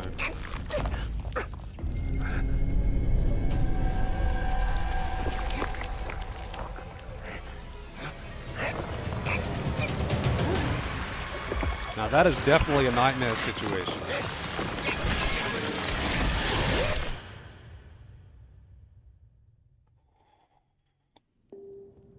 The Bloodborne spiders look so weird to me.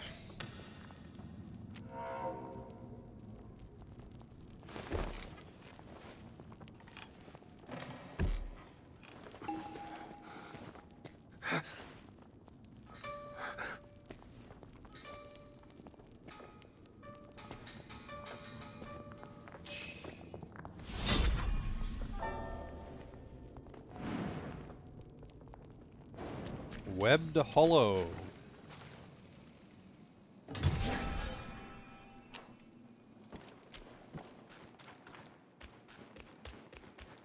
This has got to be a trap. Or not. A curio. Quo Jin Yin Belt Hook. Poison resist. So useless. I never wear those things.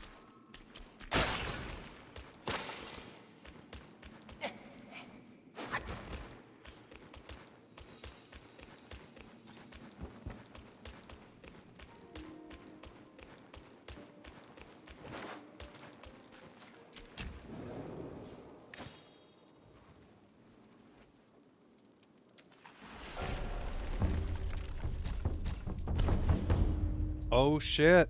Wait, what? There's like a whole bunch of saves here now.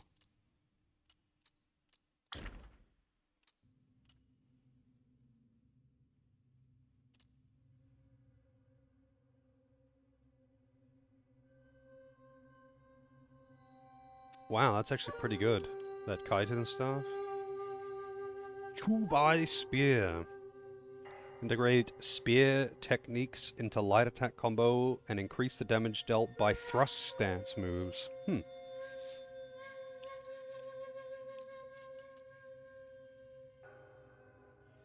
Ignite.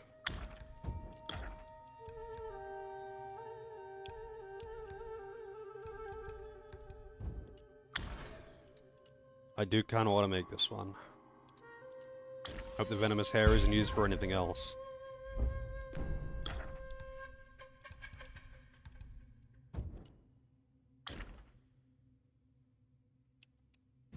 Wonder where I can get those gold tree cores. Body fleeting powder. Upon use, all actions cost no stamina for a short duration. Oh wow.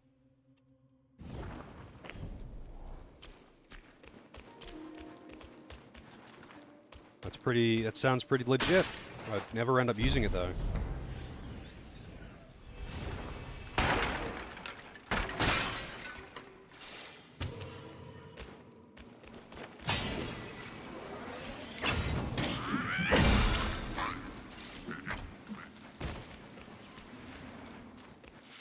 Wonder if Quaylog's gonna be here.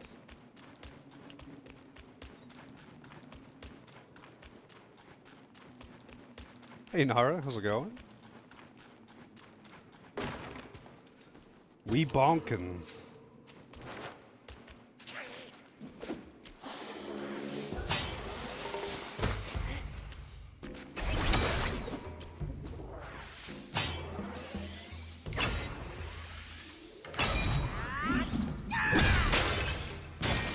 Wow, that was a normal enemy and its attack didn't even get interrupted.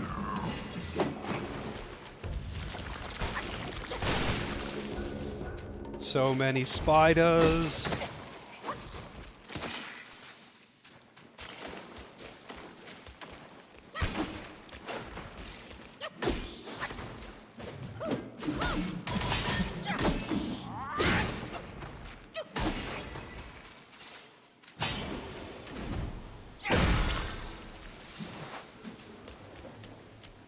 I'm doing alright. Trying not to die in this heat.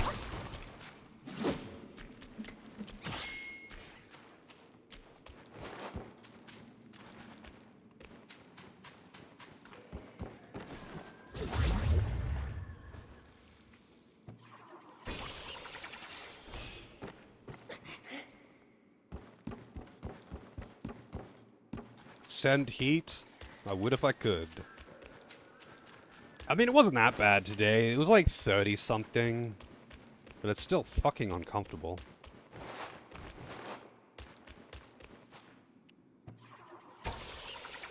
It's just still pretty warm now.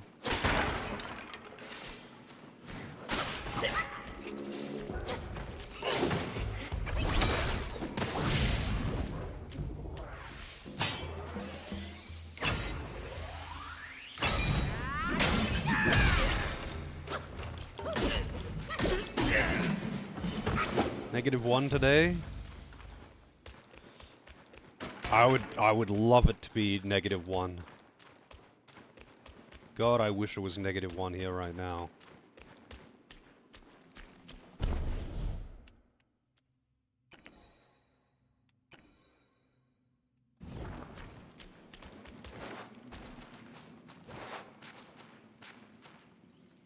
Turtle!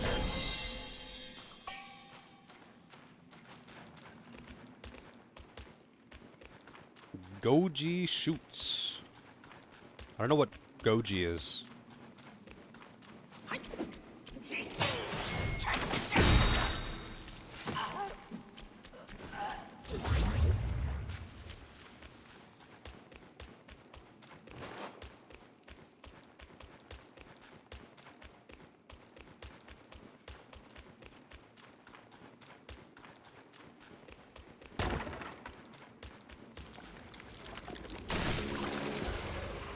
Oh, we got giant silkworm things.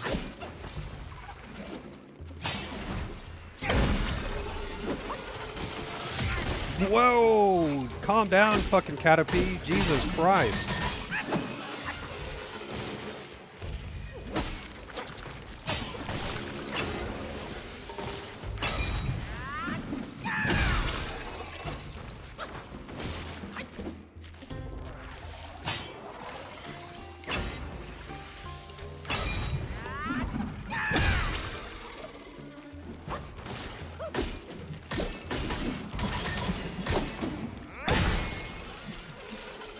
We need a fire Pokemon? We do.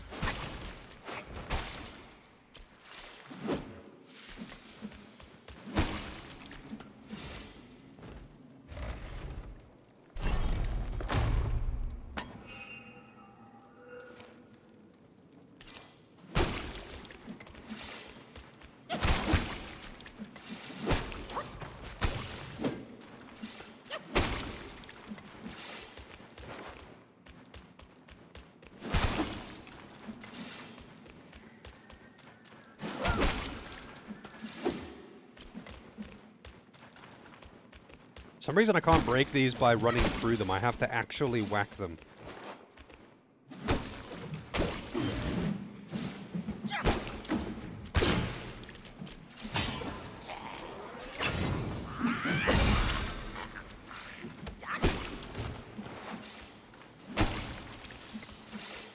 A fire monkey Pokemon? There is, yeah. There's like several. Actually. There's the starter in one of the later gens that is like a fire monkey. But there's also the elemental monkeys from, I think it was Gen 5. Like a water, grass, and fire one.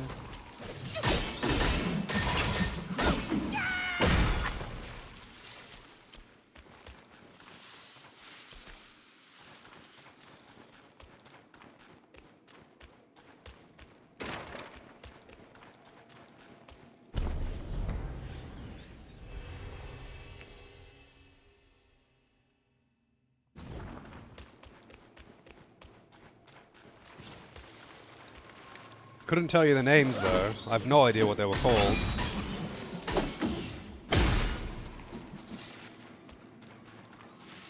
I'm pretty bad with Pokemon names after, like, Gen 3.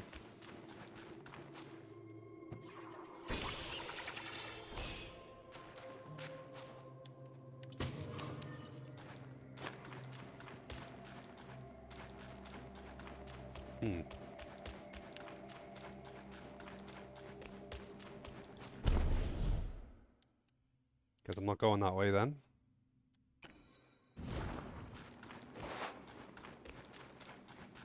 Yeah, I mean, I started with Gen 1, and I played the shit out of Gen 1, 2, and 3.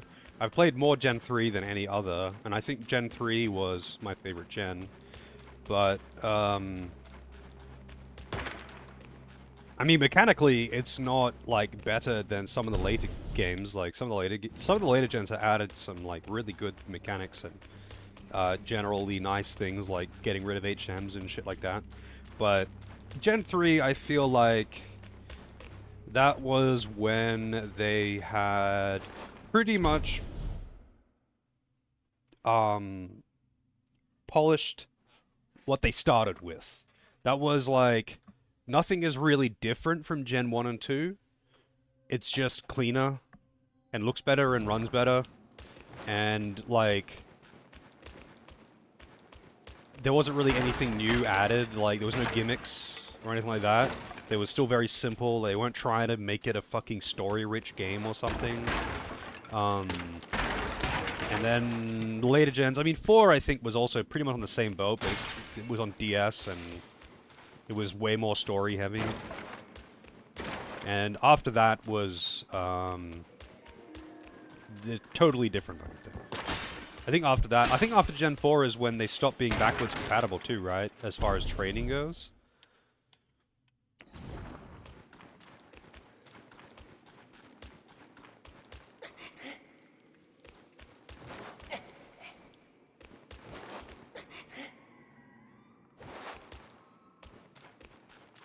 But I think if I was to replay any gen just for fun, it'd probably be anything 6 or onward, because I think 6 is when they removed HMs, wasn't it? Fuck HMs. And I think 6 is also where they made it so you can actually have a party of 6 Pokemon without just gimping yourself hardcore. Because of the nature of there being a finite amount of experience unless you want to grind on wild Pokemon, and fuck that. No one wants to do that. Where the hell is the path that I need to take? That bridge is broken.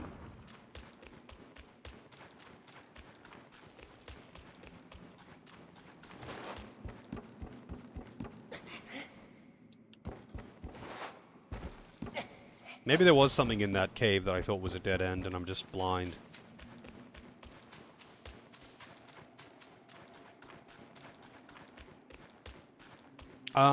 Well, no, not EXP share. I mean, have you played the later gens, Helico? I don't know how much I need to explain.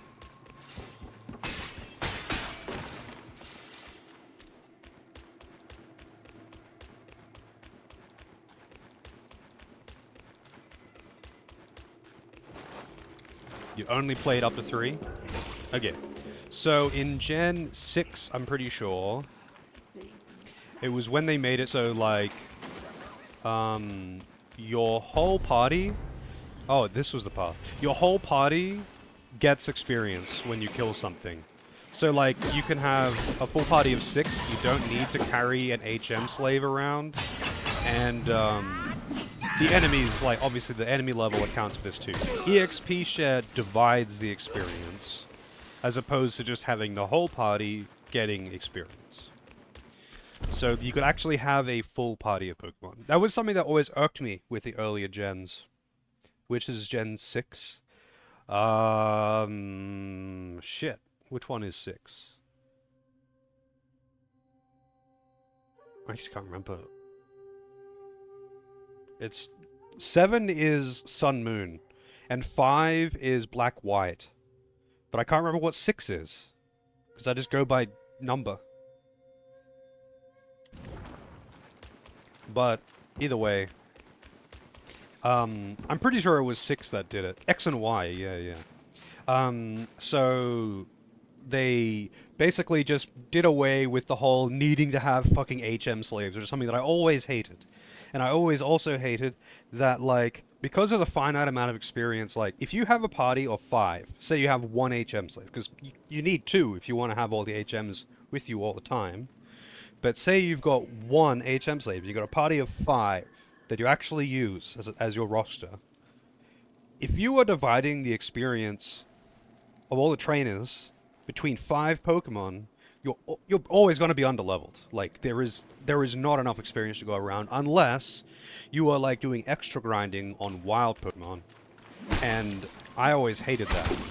But by making the experience global, like all of your Pokemon get experience, and just making the enemy trainers and wild Pokemon just higher level to compensate for the fact that you're effectively higher level. You've just got more high level Pokemon. It makes it just way more interesting.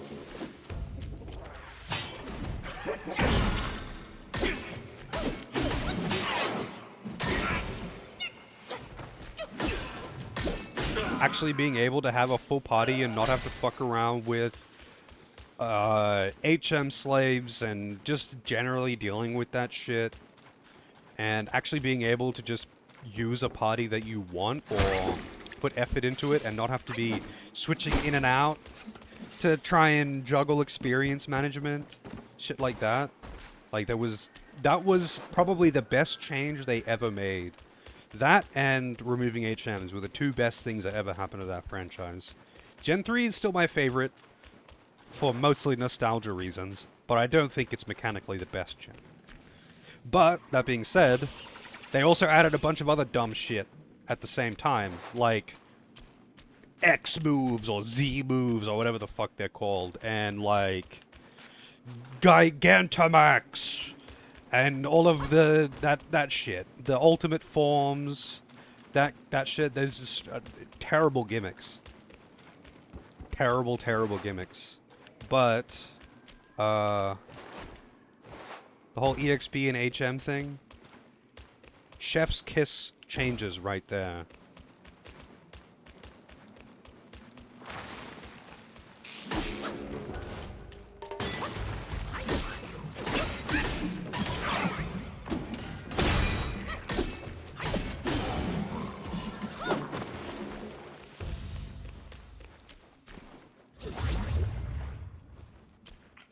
Maybe you should play the later gems, Helico.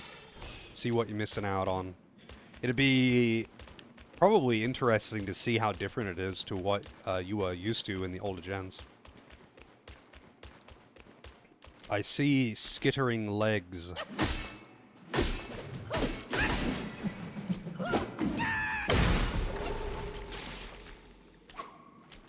Well, that one's got an HP bar.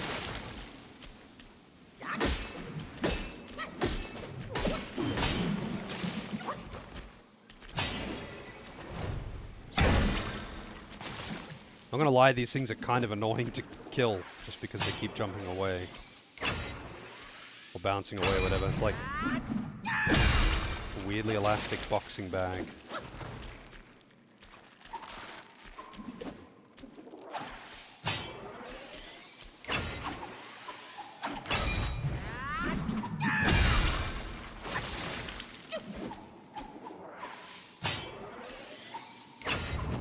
You're gonna finish 3, stuck on a gym that you needed Dark for? Oh, the Psychic gym in Gen 3 is pretty rough. Honestly. A lot of people get kind of stuck on that one, actually. Oh wow, I didn't get that one. Wonder if a 2 charge is enough. It is.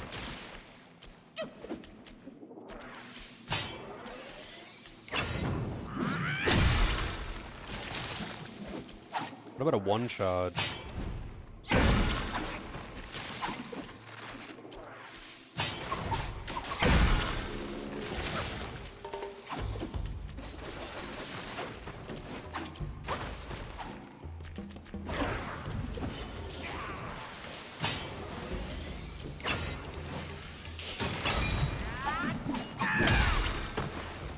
Depending on which starter you pick, it can be not too bad. Like, if you have Mudkip, you can kind of just fuck that thing up. But, yeah. It's a common point for people to get stuck on.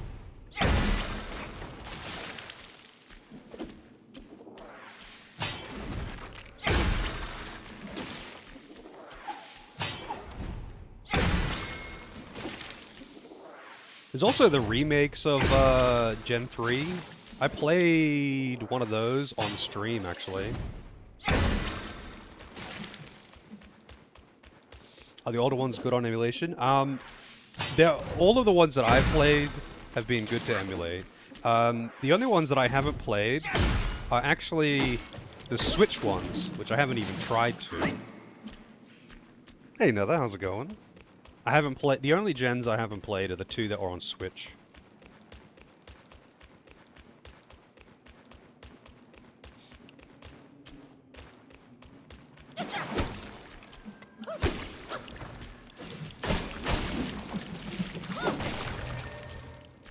Oh, okay. That was just a bomb.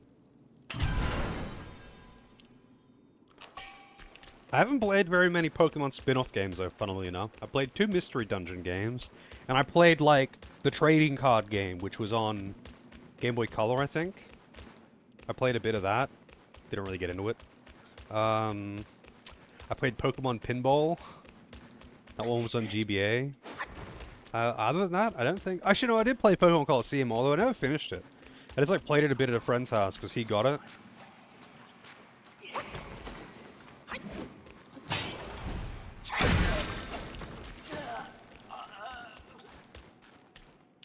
I probably should play, like, Pokemon Coliseum at some point, like, actually finish it.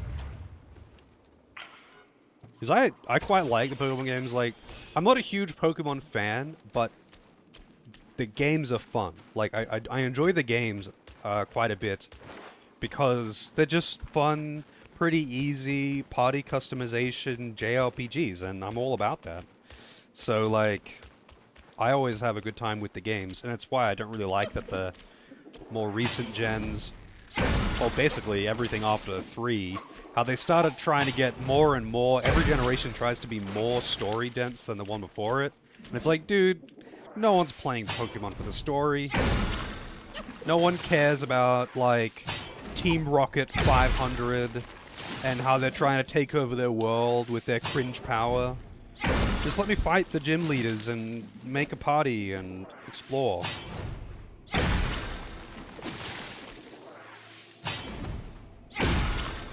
Yes, I mean, streaming Pokemon games has always been good fun. I think every time I have streamed Pokemon games, it's always been, like, statistically good, like, for viewers, I mean. That's not really something that I care about, but it is something that I notice, like, with every... Because I played a fair few Pokemon games on stream. Every time I've streamed a Pokemon game, it's got, like, really good viewership compared to other games I was streaming at the time, which I just thought was funny. Because when I played Poke Rogue on streams, the browser game, that was, like, negative fucking views. Launch that shit, and it's like viewership halved, and I just thought it was hilarious. But I guess it's like, because it doesn't have the same kind of, like, people get less involved in it. Because they're quick runs.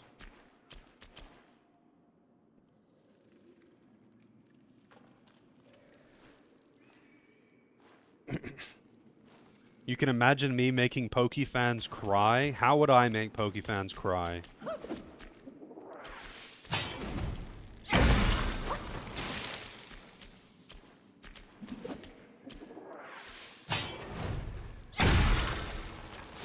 Oh, there's no way that I would bother actually, like, catching all of them anymore. I did that only once or twice in the older gens when I was a kid.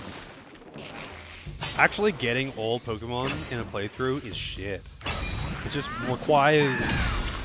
It's like, you can get most of them, but you have to trade for some of them, and there's always a couple that are a huge pain in the ass, because there'll be a really, really low spawn rate in one particular area, and they'll have, like, extremely low catch rate, and you're just sitting there gambling with fucking Ultra Balls until your brain caves in. Just by saying the game isn't perfect. Honestly, in my experience at least, it hasn't been that bad. Like, Pokemon doesn't have the worst super fans, and honestly, they're generally pretty fun to stream. I think the thing is, though, I think the Pokemon superfans that would be annoying are immediately deterred by the fact that my age doesn't start with 1 or 2. So, that's it. Damn, I'm out. Look at this fucking old man. Played video games and shit. And I think that alone probably deters enough. Because, like, I don't know if you're familiar with, like, many of the, or any of the, like, popular Pokemon streamers. But, like, they're very much appealing to the Zoomer crowd. And I am so not that. Holy shit. I remember, I mean, to some extent, you're right, Ragnar, but I guess if you go and look at, like, the popular Pokemon streamers, a lot of them are, outside of speedrunners, a lot of them are very much, like, appealing to the late teens kind of, late teens, early 20s at best kind of crowd. And, yeah. So different. So fucking different from my sense of humor. Wow, did that do no damage but still staggered him?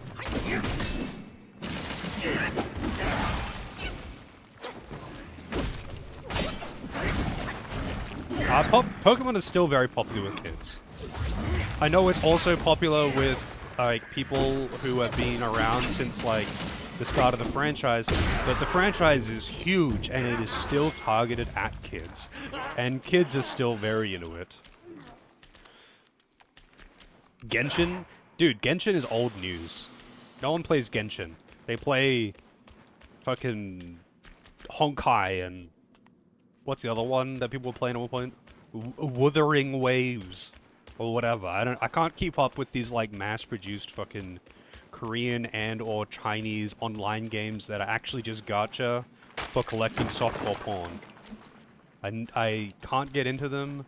I never saw the appeal, and I definitely can't keep up with them.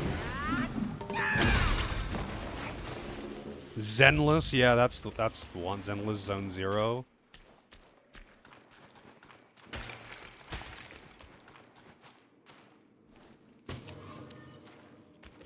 Hard pass. It's no secret that I hate gambling. Gacha games are literally my most disliked thing in the gaming industry. I think they are the worst thing to happen to video games as, like, a medium.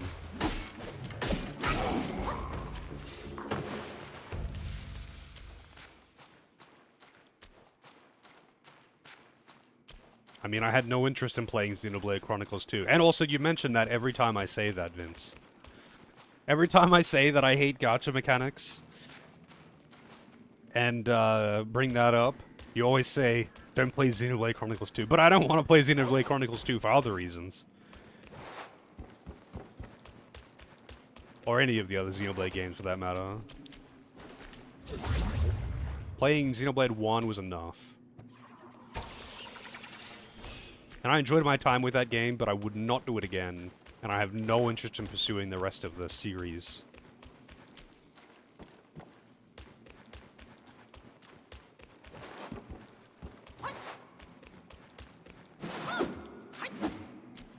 Like, I mean, I've already said all the reasons why, but, I mean, that's fine.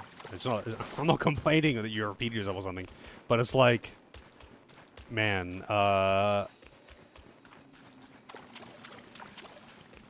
Xenoblade 1 was already so massively full of filler and excessively long for no reason. And as far as I understand it, every Xenoblade game, every subsequent one, tries to one-up the one before it for quantity of filler and just general nonsense of time wasting. Which is wild to me.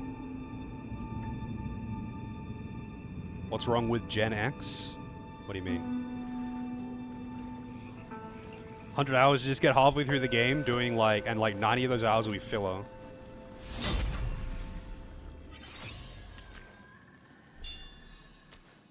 Like, I enjoyed Xenoblade 1 for the most part. I had a lot more time, and I enjoy the combat. So I liked the combat in Xenoblade 1. I thought it was quite fun. Part of that is because I like... I likened it to Final Fantasy 12. But there's just, like... It's way too fucking long. Like, it's got so much filler. It's got so fucking much filler, but, like, pointless. Just pointless, shitty filler. There's a billion side quests, and none of them have got any relevance or at all interesting. They're just there for a grind. Like, I would not have stuck with Xenoblade 1 if I didn't enjoy the gameplay. But, like, that was before I was streaming. I had way more free time on my hands. So, like, I didn't care that it was such a huge grind, because I had heaps of time on my hands. But, like, every subsequent Xenoblade game just is longer, and more filler. And more anime cringe.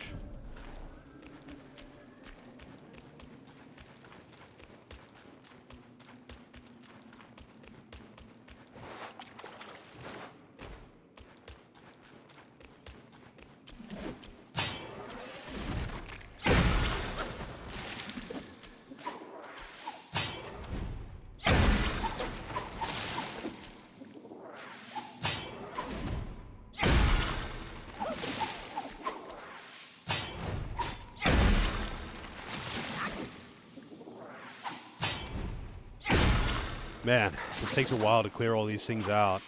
I basically have to do the charge smashes because otherwise they get like bounced away and take ages to kill.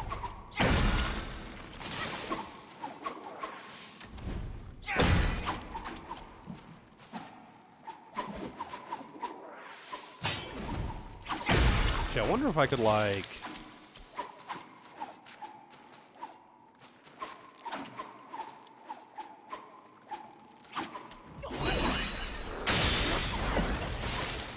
That worked pretty well. I can't just, like, continuously do that, though. Oh, we got giant centipedes on the roof. I didn't even notice the giant centipedes. And they've been all over the roof the whole time. I've just been walking underneath them. Man. Yeah, I bet a lot of people really did not feel comfortable with this chapter. Holy shit. I hope I get to fight a giant centipede, though.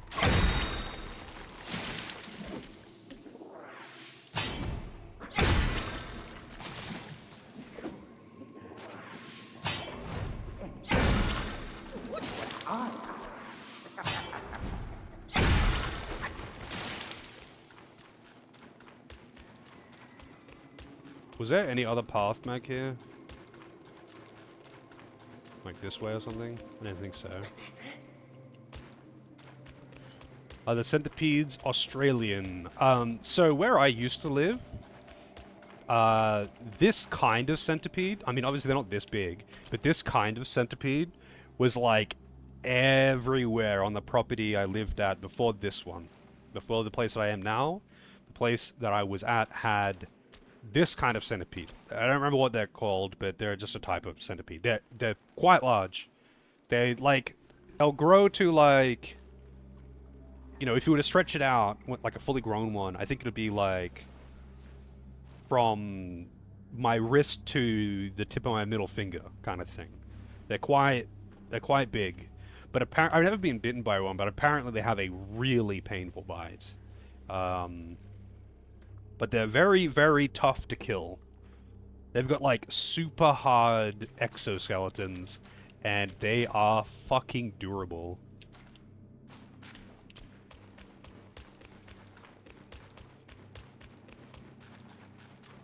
Mini-boss, I bet. This is gonna have a boss HP bar.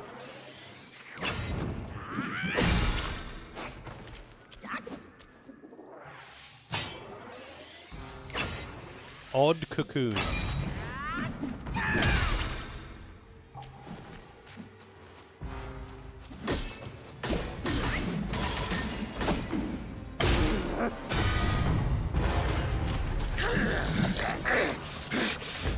It's my pig friend. Of practice, 8 arms of mightiness. Nope. Ah, this guy. So you get something for breaking off all his arms. You're here at last. The destined one. By my brother's words, I will first test your worth. And thirst for a spill.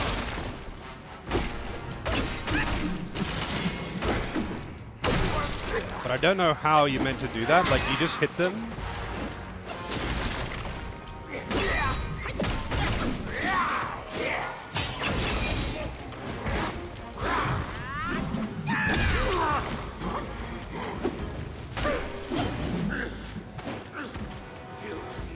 To ruin my flawless form. He's half dead and I've only broken off one.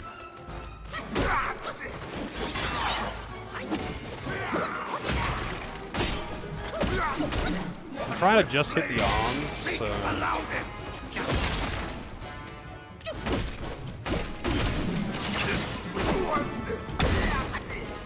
But he's like nearly dead already.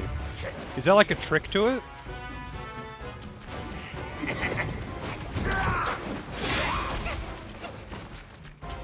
You get a curio or something for breaking all his arms off.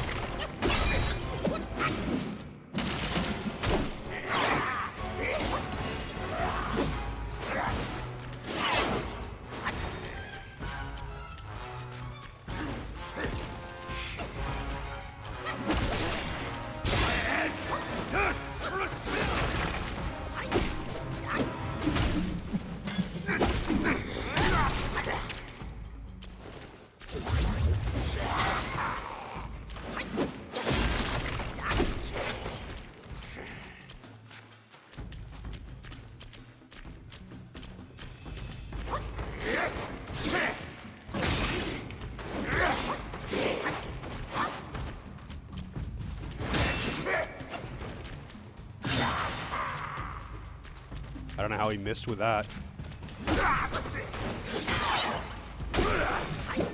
Another arm.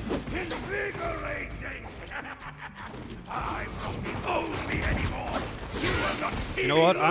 I'm curious. I'm gonna look it up. So I'm pretty sure you get like a curio or something for breaking all of his limbs.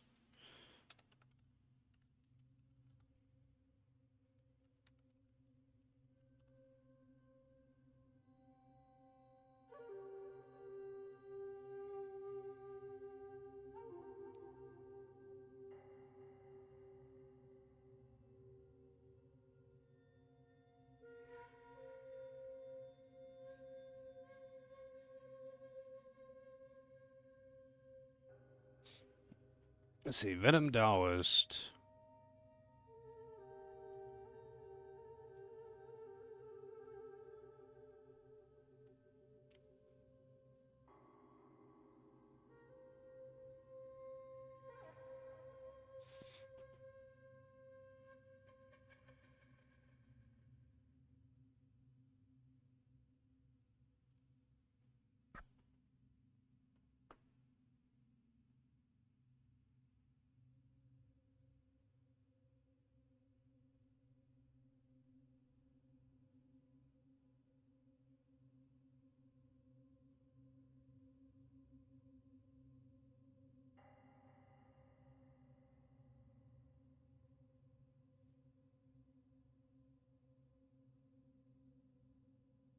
Hmm.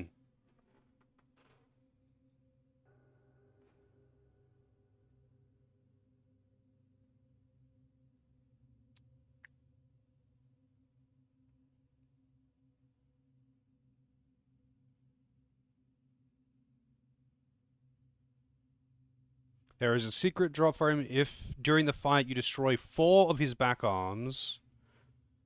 The top 2 can't be destroyed. After his defeat, you will obtain Venomous Arm Guard. If his arms aren't destroyed during the fight, he will still lose them during the cutscene. Second encounter... Yeah, you have to do it in the first encounter, though. So, I think I will let him kill me. The swift blade speaks the loudest. Because I did lots of damage. So I won't use the charged heavies. I think I want to use like basic attacks when he's like... What did you say about his sack? Anyway.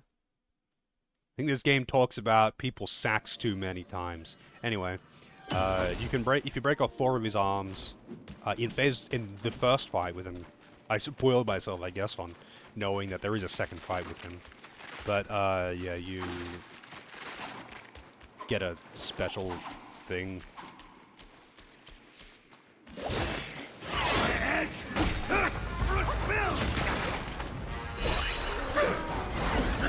There goes one of them. You seem fit to ruin my flawless board.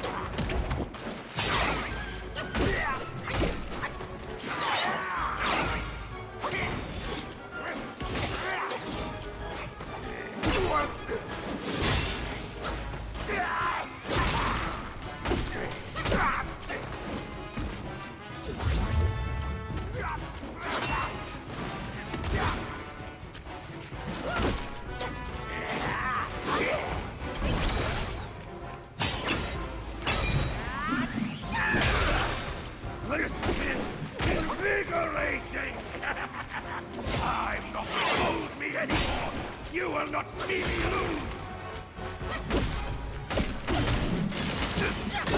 Oh, I've got both limbs on one side. So I need to get the ones on the other side. But he's already taken tons of damage.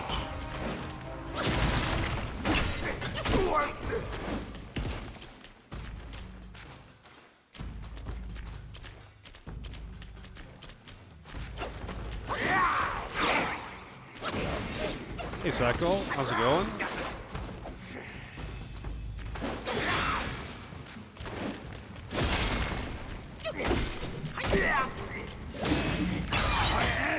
It's going pretty good over here. We're making progress. We're into chapter 4 now. There's another one. Doesn't But always know the best choice!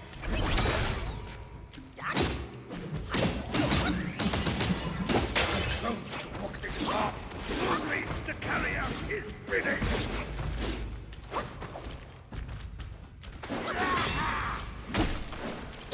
I'm so close to dying, but I haven't got that last arm off yet. When you get it's the back left.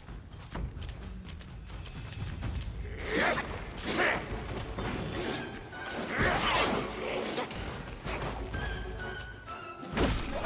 blade speaks the loudest. Alright, I'm dying. And I won't use charged heavies. I'll be more careful about it. I think it's like number of hits, maybe? Maybe actually what I can do is to wipe out one side, I could like hit him with the immobilize and then use the big slash. Finish off your last midnight shift for the week. So now it's weekend time. That's what I like to hear. Have you got plans for your weekend? Yeah, if you cut off 4 of his arms, you get a hidden reward. You don't have to. Like, to beat him, you don't have to. But if you cut off 4 of his limbs, only 4 of them are breakable, you get a special reward. Ah, you son of a bitch.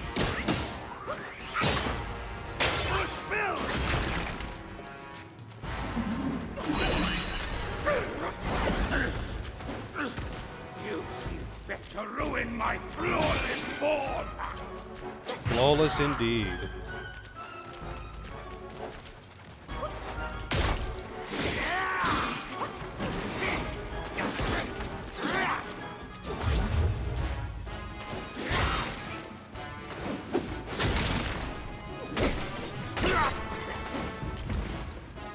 The problem is actually not killing him.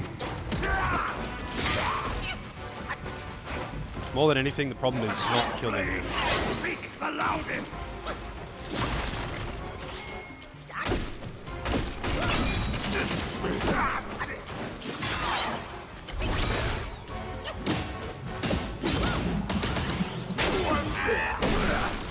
This is Invigorating! I'm not the old me anymore! You will not see me lose!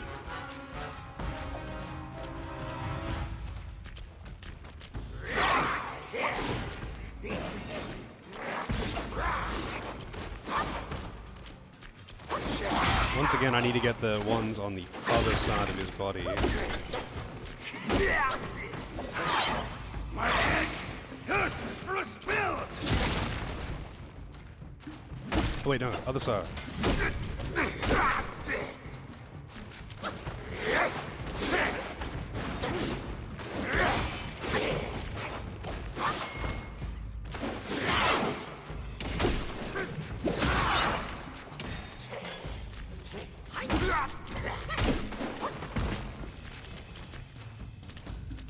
I could respec to get rid of, like, to be a bit weaker, but...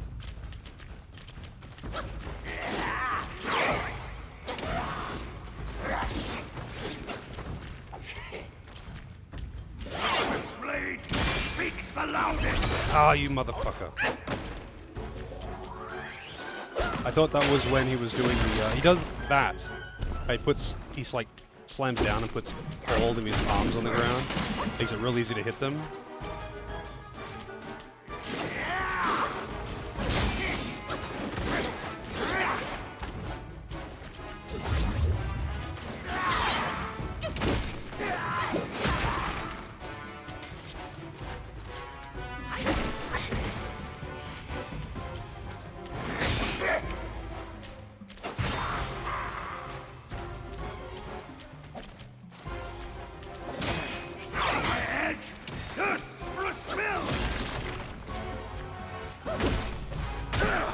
There's another one.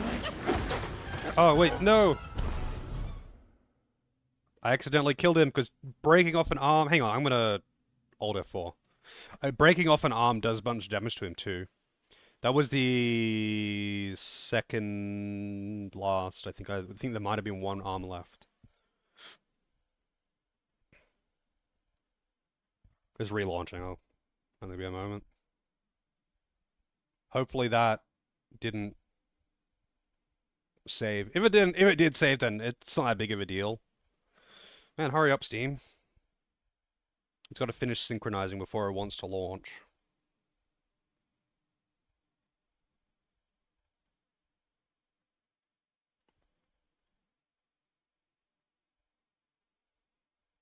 Yeah, 4 whole fucking arms.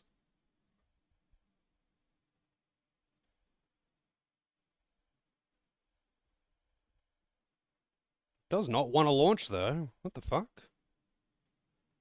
Cancel. Let me just double check that it doesn't like have a process running.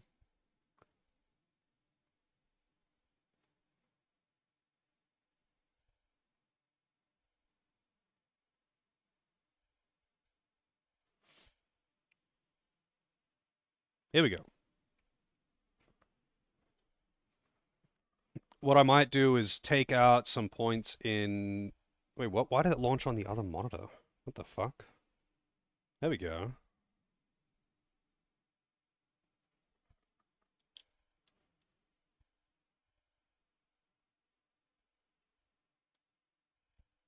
I'll give it 1 or 2 more tries, and if I can't get it, then so be it.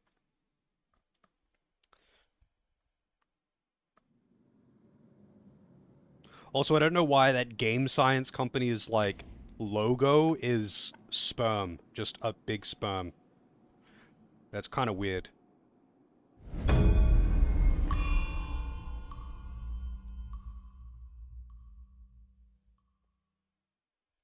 I mean, haven't you seen it, Ragnar? Just showing the player what's up? I mean...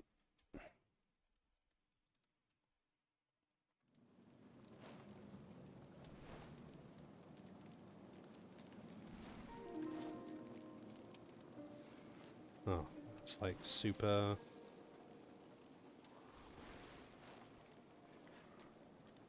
Like... Tell me you don't see this. Tell me you don't see it. I get that it's meant to be some kind of lightning bolt thing. But like, come on, yeah, this is lightning sperm. That's what that is.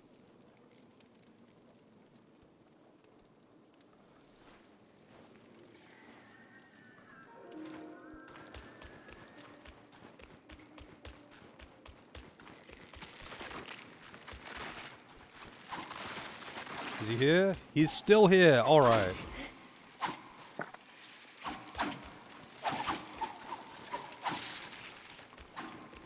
I wonder if I could, like, put on a weaker weapon without spending materials. I don't think I can. Like, I want to do less damage.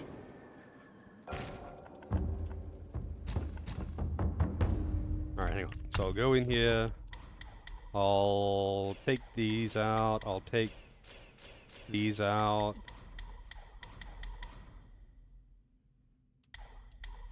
I don't think I have anything in here that just increases basic attack damage or something.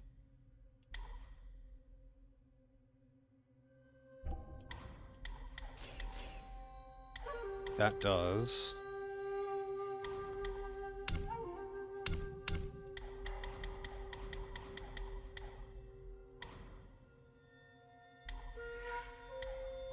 I think that's good enough.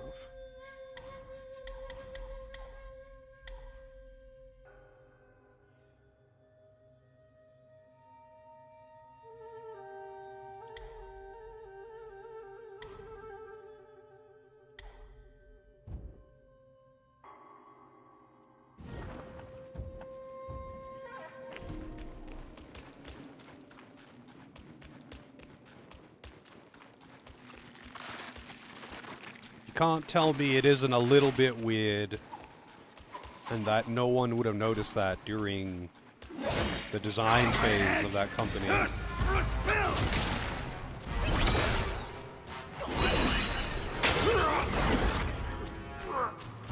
I think I got one of them, maybe? Yeah. Wait! No, it didn't.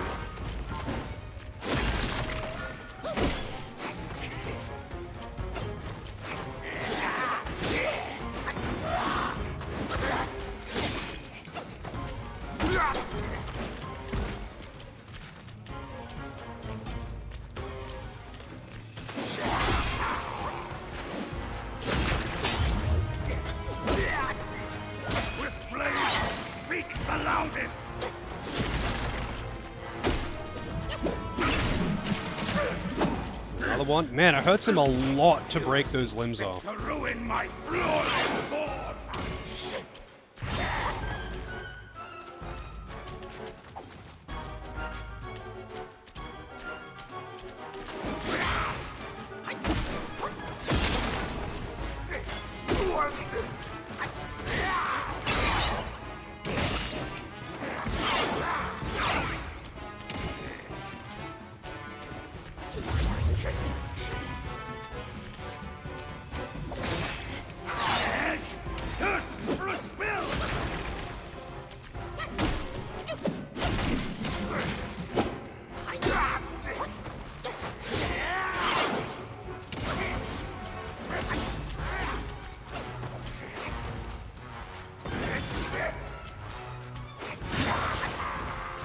Good thing he missed, because I didn't dodge that.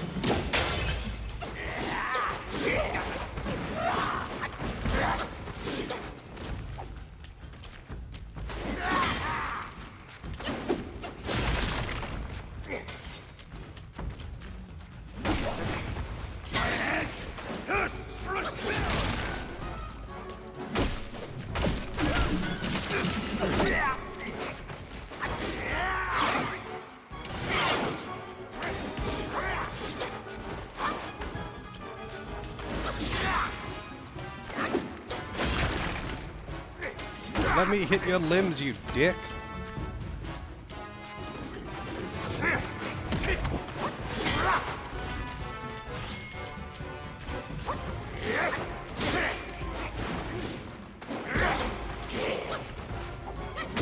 It made this way too annoying to do, like, seriously.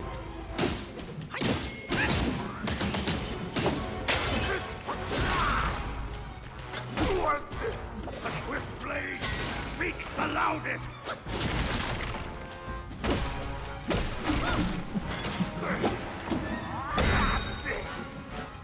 Yeah, there's no way that I could do it. Like, he's already too low of HP.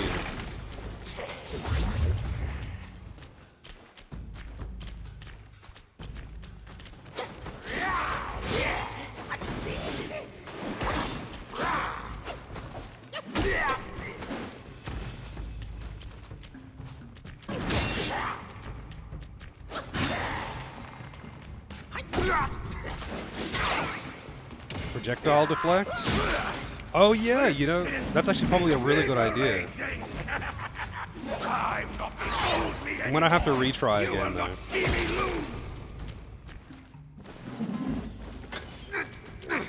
Still 2 more limbs, and it does a big chunk of damage to him when you cut him off. But apparently you have to do it on this fight, and obviously you have to do it before he dies. It just seems silly though, because his HP is quite low, and breaking off a limb does, like, I want to say like 10 or 15% of his HP, and you got to break off 4, and it, you know, it takes a bit of damage to actually break off a limb too. But yeah, the projectile deflect attack is probably actually a really good idea.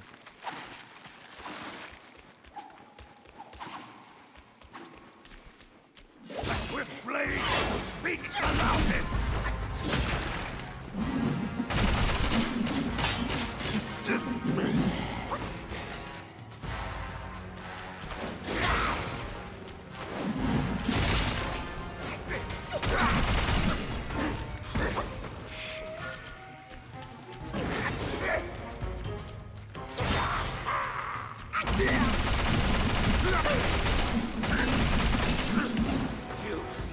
To ruin my flawless form. Alright, that works wonders.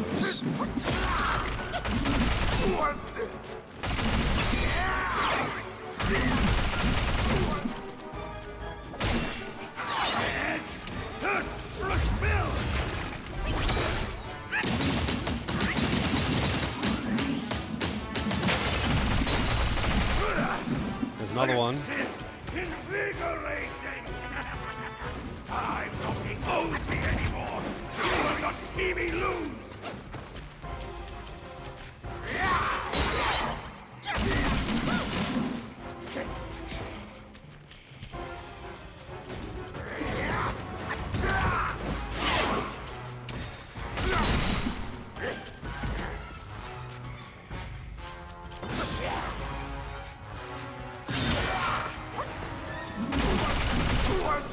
A swift blade speaks the loudest.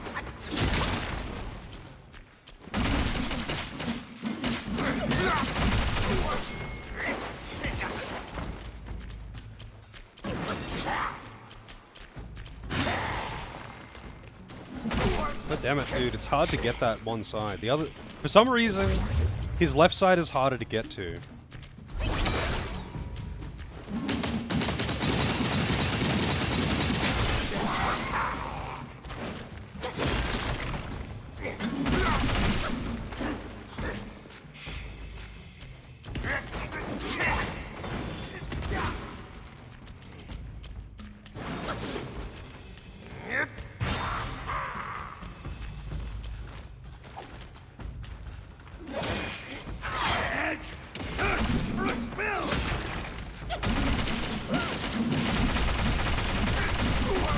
How did that not break off any of them?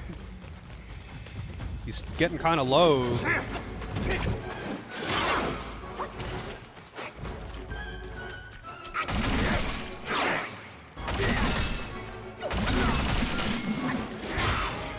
Maybe I shouldn't lock onto him.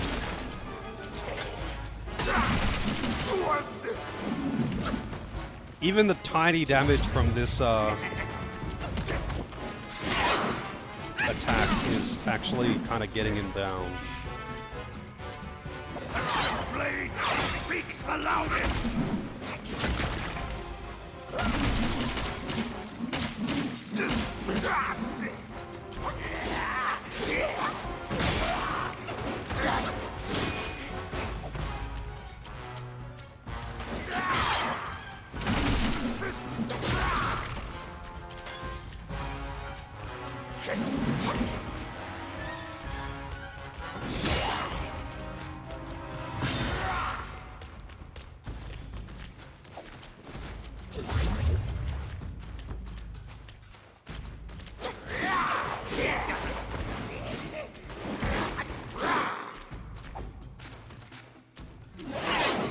My head thirsts for a spill!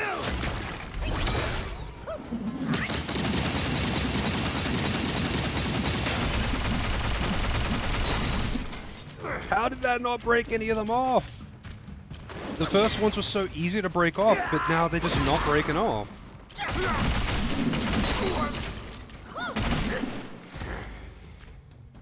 Alright, I'm gonna look up a video of someone doing it. There has to be some kind of trick to it. Otherwise, like, his health is just too low.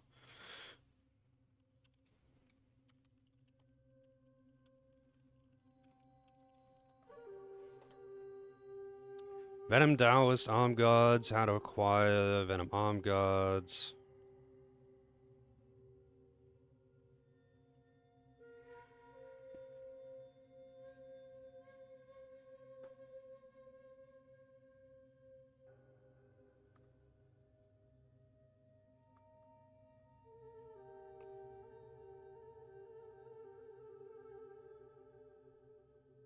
People saying use a weaker weapon.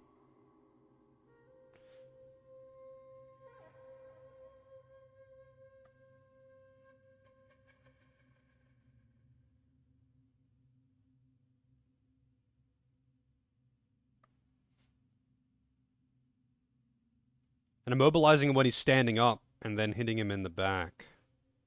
Because you can only break the, like, middle two and bottom two. No, it has to be damage. It has to be damage, because, I've broken off some with one hit. And I've also done so many fucking hits already. So I gotta let him kill me. Which is harder than you might think, because he's not actually very strong. He's quite weak. Blade speaks the loudest! I want the thing! I want it!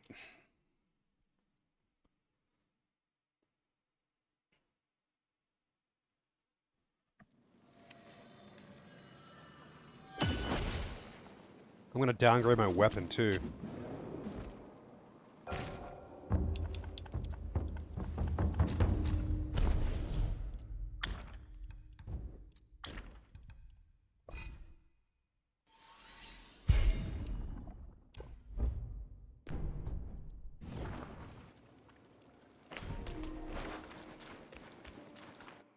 Oh, I can also take off this accessory.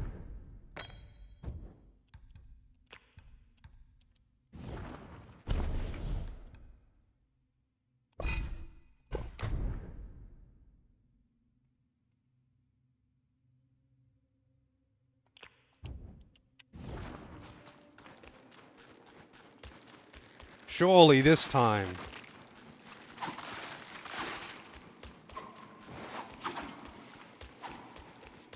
Swift blade speaks the loudest!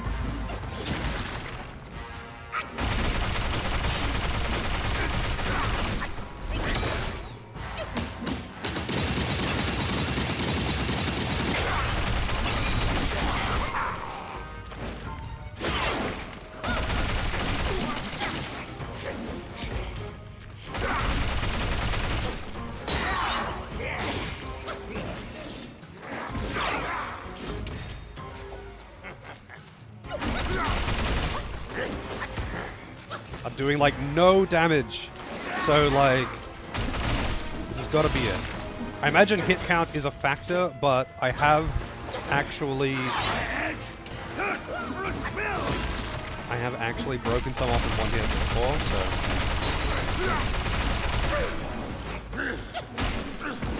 You seem fit to ruin my flawless form!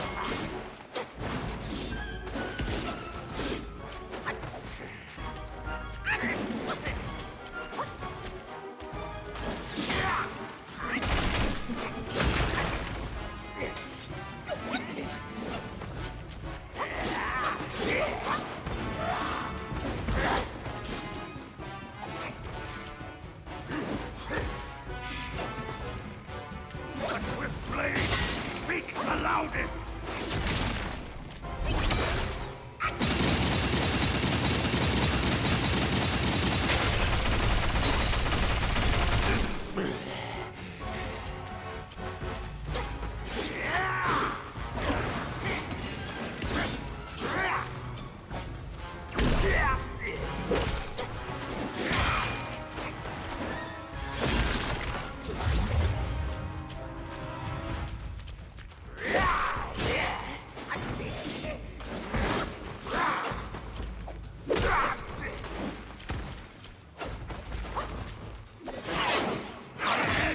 Thirsts for a spill!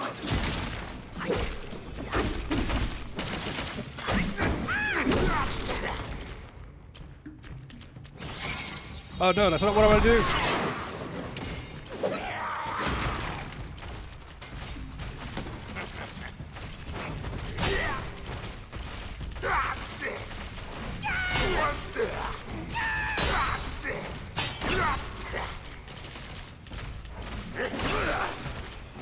I mean, they're actually knocking the arms off. I'm not the old me anymore! You will not see me lose! The swift blade speaks the loudest!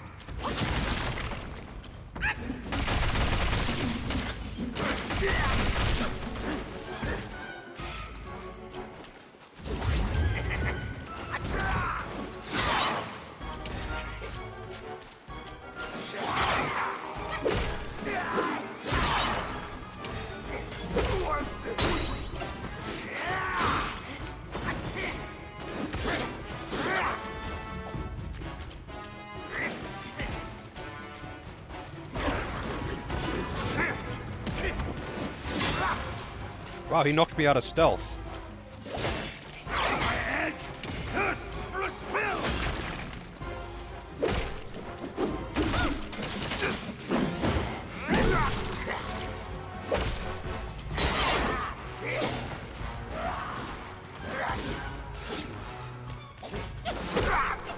It's so hard to hit the back arms, man.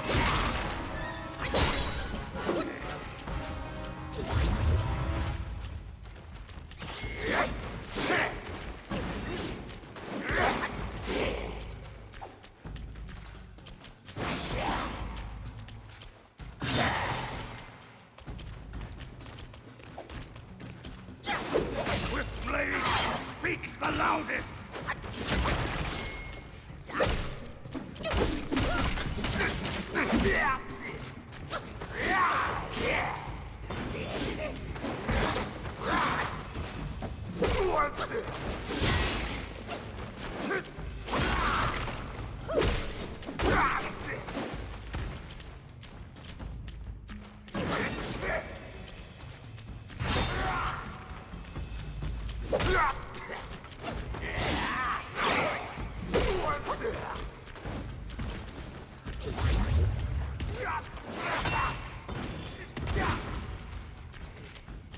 Might be easier to aim.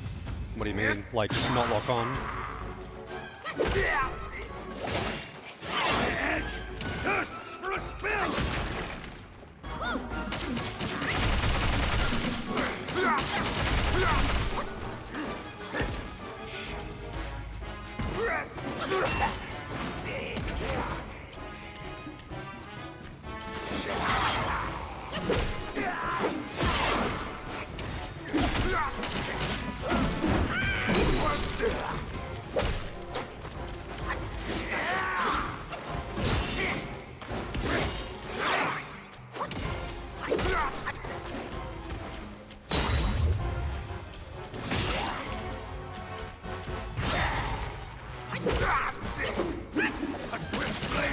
I wish he didn't move so fucking much when doing basic combos.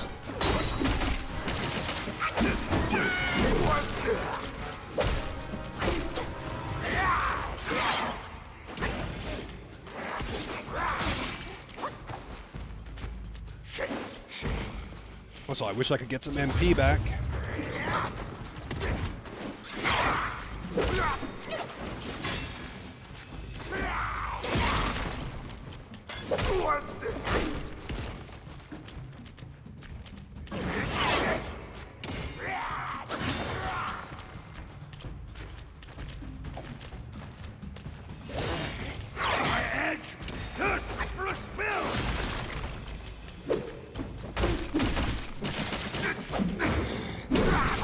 I think I'm getting too close to him when he does that. And I'm hitting his body because I'm like inside his arm's hitbox.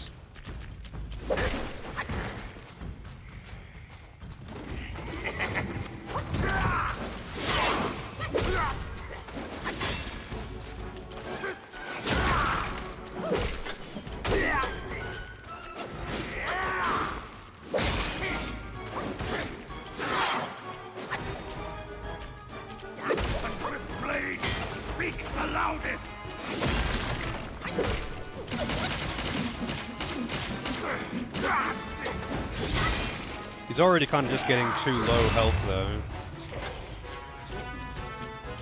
Those arms on the left just don't want to fucking break, though.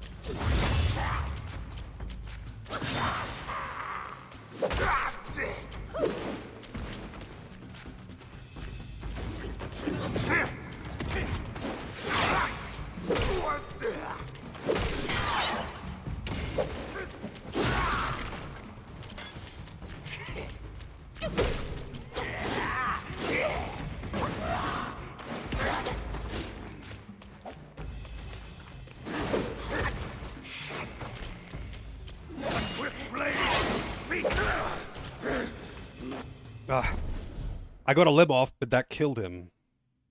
I'm gonna have to...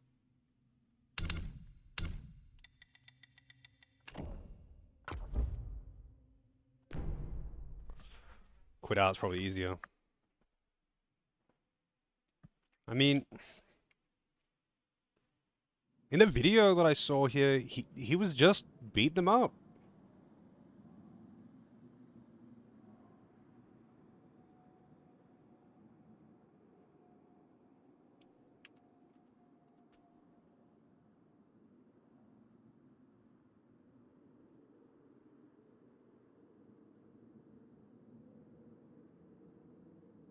It's like actually a good piece of equipment that I want to use too. Yeah, I know I don't need to do this, but I want to do this. That's... like, I'm aware this is not mandatory, but I want to do this.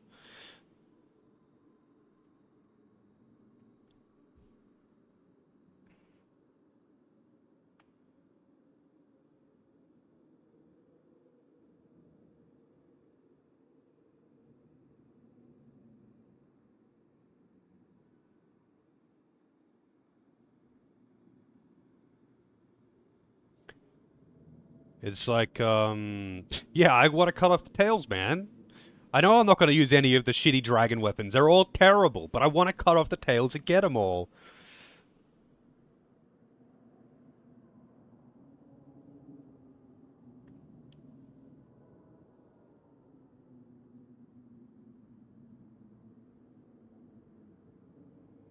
I'm looking at a video and he's just like being very particular about when he does and doesn't attack.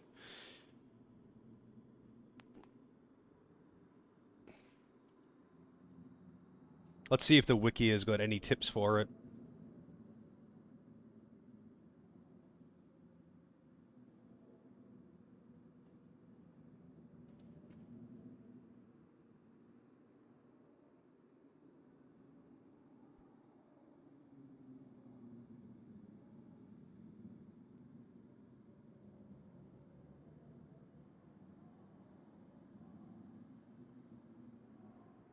Wow, it doesn't even have any... The IGN entry tells you what it is and how to get it, but not any tips.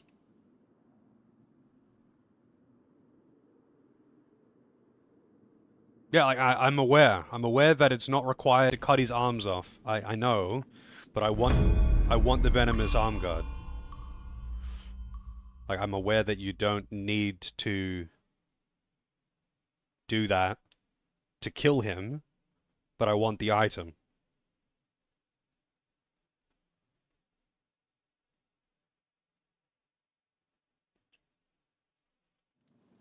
I think, like, maybe another spirit that just has, like, AoE would probably be good. Like, I could try the bat.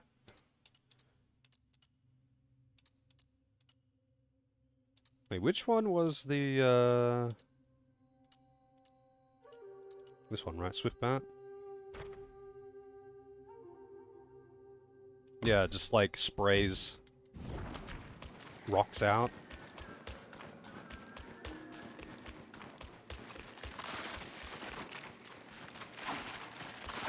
Oh, shit, they didn't rest.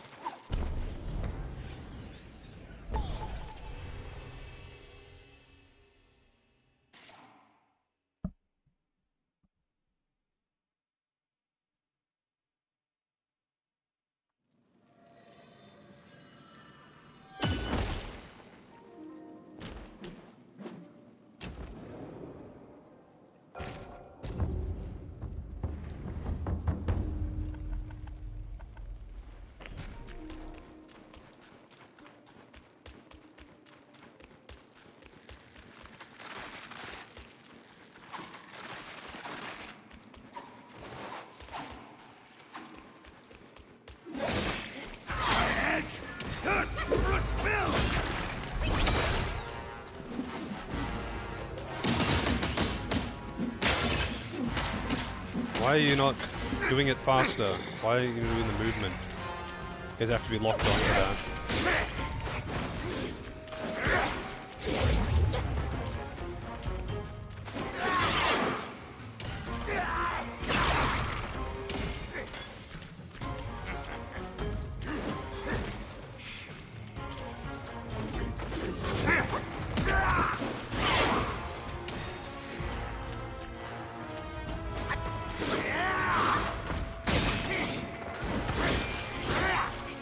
Wow, I got hit by every single one of those.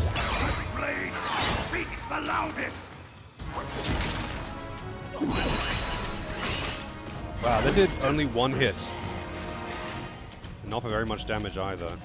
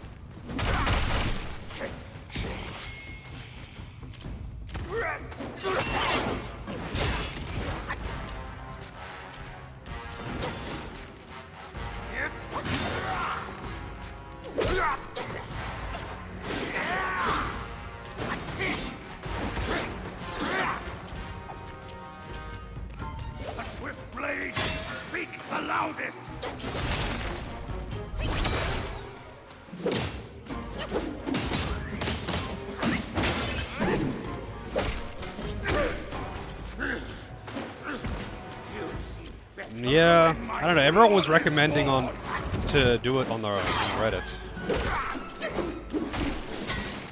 I don't know if it's helping. Honestly, I don't think it is. I think it's based on the damage that you deal to them. But it's just like, breaking the limbs does so much damage to him, and that's the problem.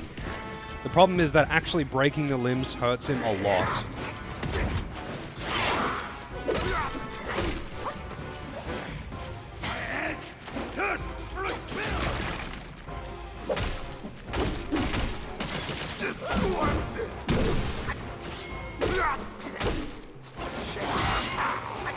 I think piercing, or the piercing stance, whatever it's called, thrusting stance, is probably the best one for it.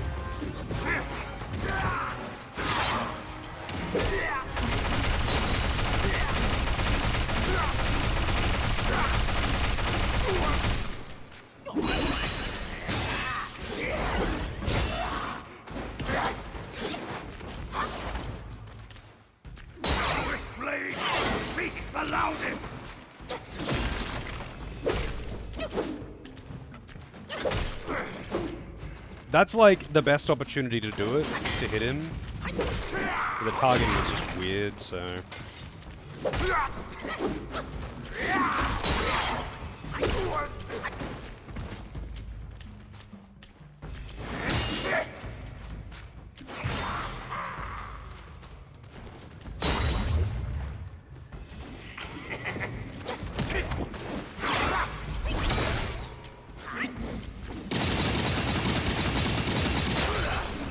This is invigorating!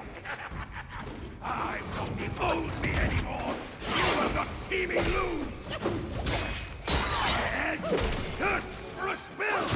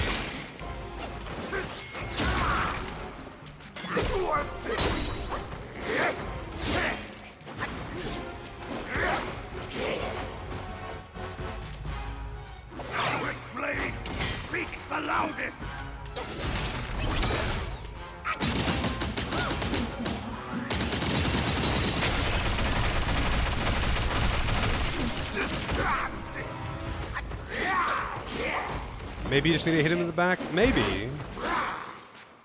Not the limbs directly, but just his back?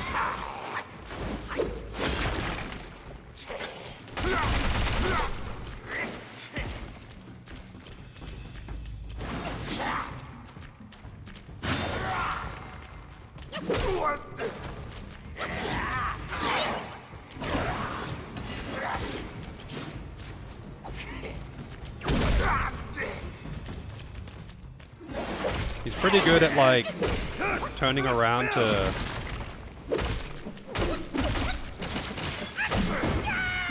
Yeah, I'll try it. Next time he does that, I'm just gonna try hitting him straight in the arms.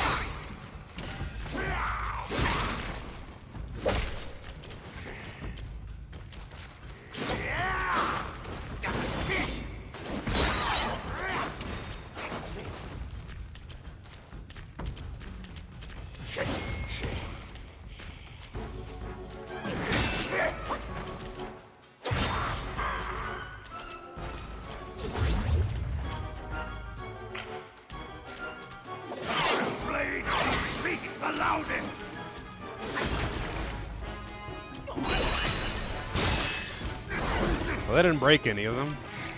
They did all hit him in the arms.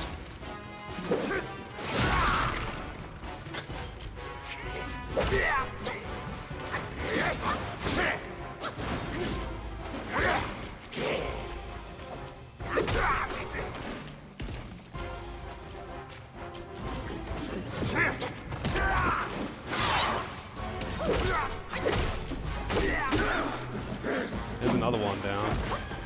But that's still one limb left. Choice. I chose to fly off, leave to carry out his bidding.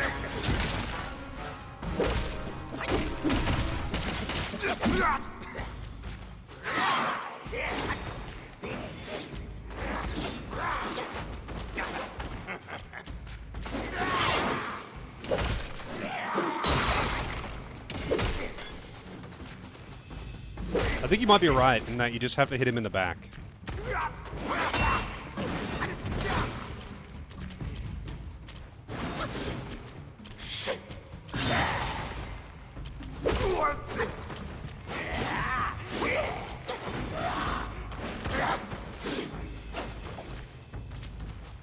A swift blade speaks the loudest.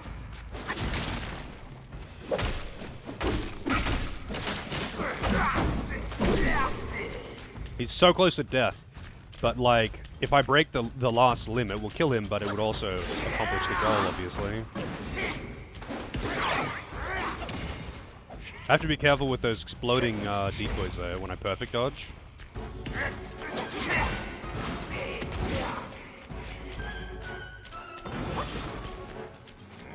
Hey, Farron. I got this. I mean, the fight isn't hard at all. It's just trying to break off all the limbs without killing him. My head thirsts for a spill.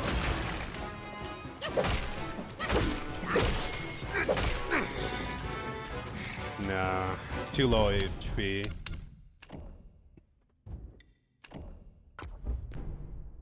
I think hitting him in the back is the way to go, though. I think I did too much damage by hitting him in the side, whereas hitting him in the back seems to be the way to go. I don't think the bat makes any difference.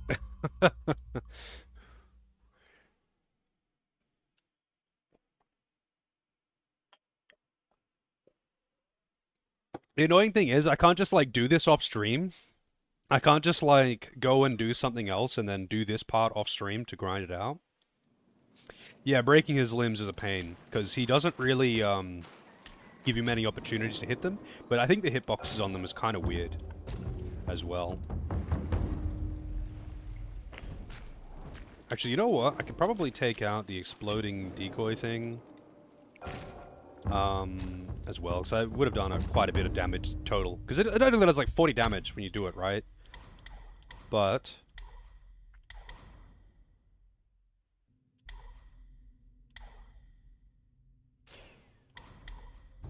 that adds up. I'm pretty sure I have the upgraded bat. I'm pretty sure this is upgraded. I upgraded a whole bunch of them. But I'm pretty sure I upgraded the bat because he said it was really good. Where is it? Am I blind? Yeah, it's fully upgraded. It just doesn't do that. Maybe it's the other one. This one that does it. 2 freezing gusts to deal frost damage. The target can be frozen in place. Yeah, it's this one, the other bat.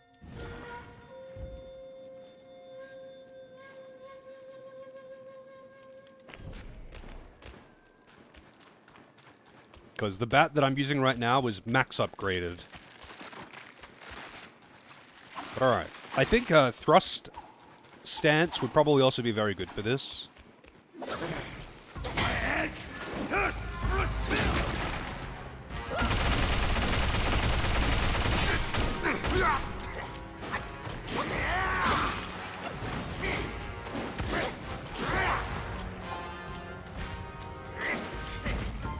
It's kind of funny. The boss is actually really easy because he's just not very strong.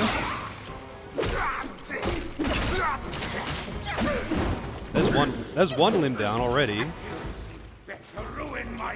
But it's always like that.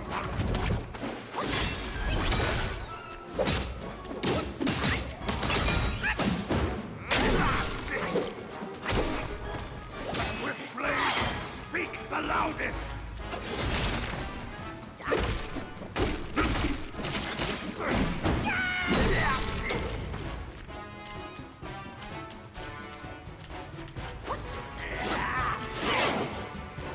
Yeah, the problem is really just the fact that, like, breaking the limbs hurts him. Like, he loses a big chunk of his health when you break the limbs. And, that is really the problem.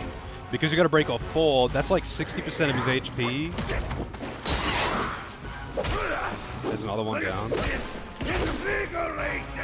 It's always the left two first. You will not see me lose!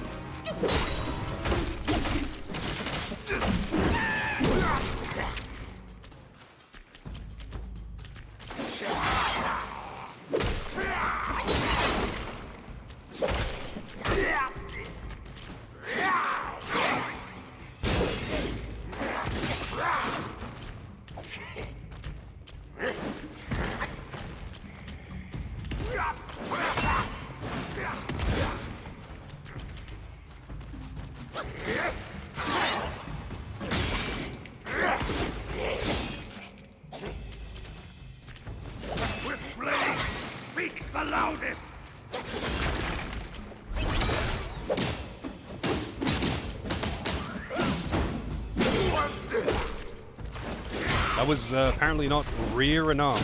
Whoa, I almost died. He almost actually got me with that.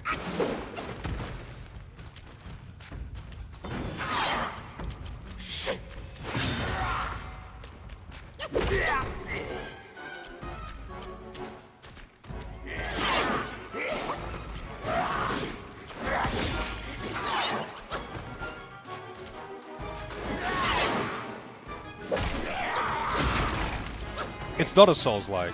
People just call everything a Souls-like.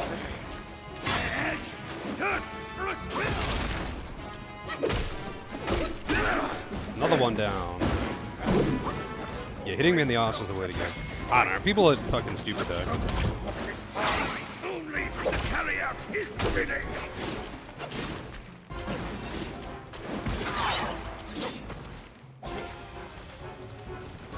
Dude, it's like got swinging weapons and dodging. It's a Souls-like.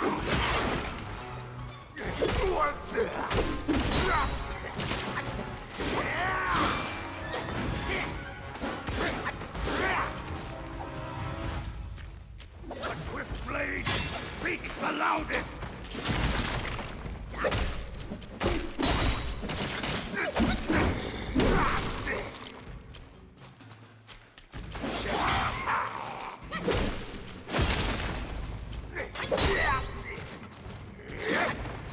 How's it going, Huxlaw? I think a lot of people also just say go with whatever like other people say, so.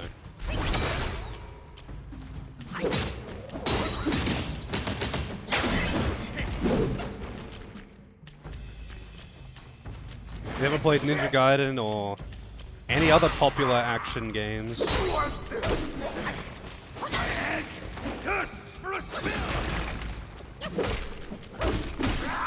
Okay, there we go. All 4 limbs.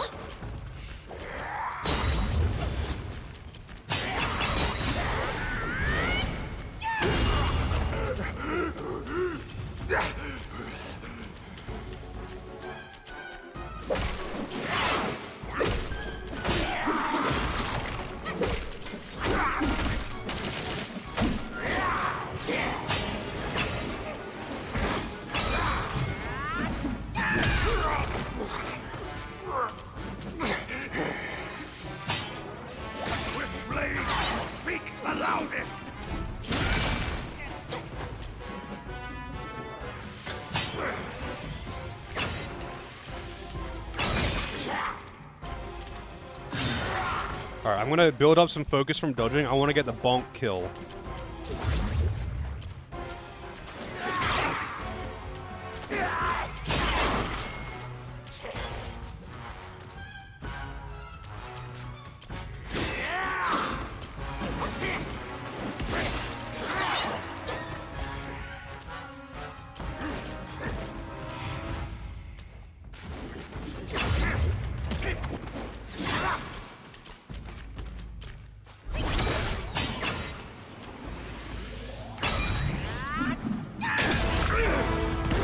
Hold your smirk, you audacious monkey! We'll settle our scores when I reach my full mastery!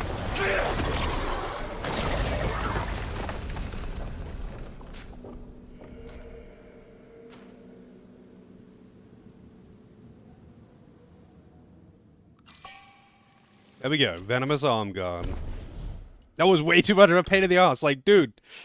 So it has the passive effect of crits inflict poison, which pretty legit. If you have a crit build, you're just applying poison to everything. Increases the set bonuses are increasing the damage of poison as well, and increases attack while poisoned. Apparently.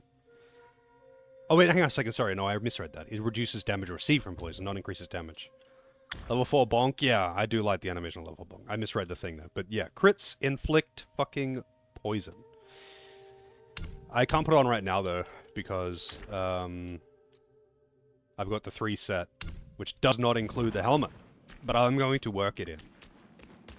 Also, I gotta go and put like a real weapon back on. That took way too fucking long though, Jesus Christ. And I did notice that this is really good for building focus. Like, goddamn, it builds focus like crazy. Too bad it doesn't do any damage.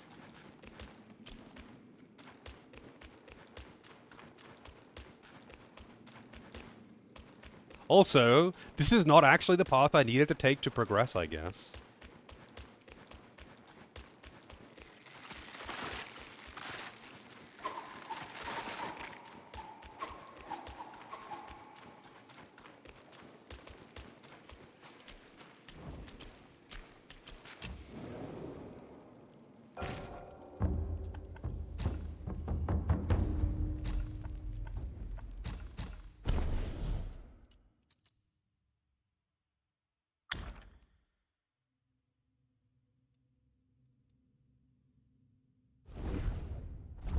How do I actually put that weapon back on?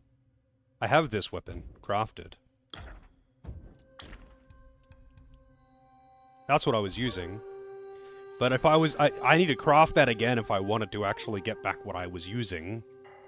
But I want to use this one. How do I put it back on?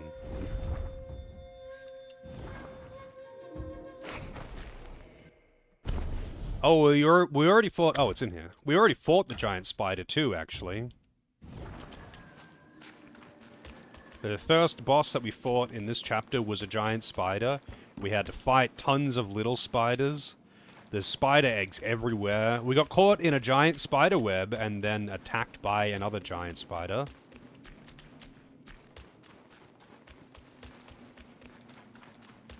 There's a lot of spiders, giant centipedes, you know, there's lots of that shit here. We got Spider-Man, like this, with creepy eyes.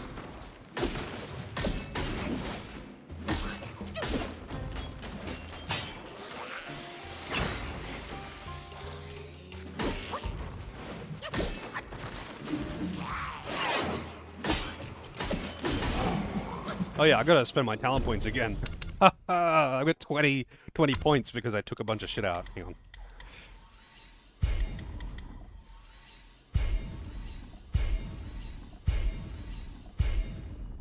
Oh, I have no idea if you can have cosmetic-only armor, to be honest.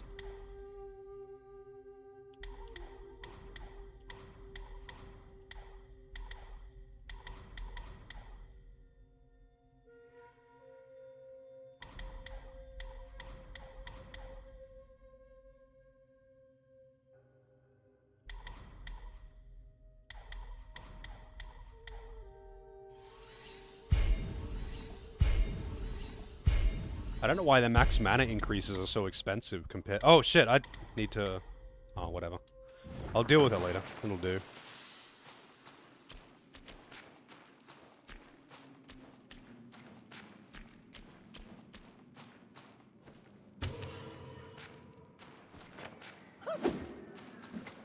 You can hide helmet. You can hide helmet, but that's all. I'm just hiding helmet. Hey, skulls! Look at this, piles of skulls! This is a Chinese game, by the way. This is some groundbreaking shit. For a Chinese game to have piles of skulls.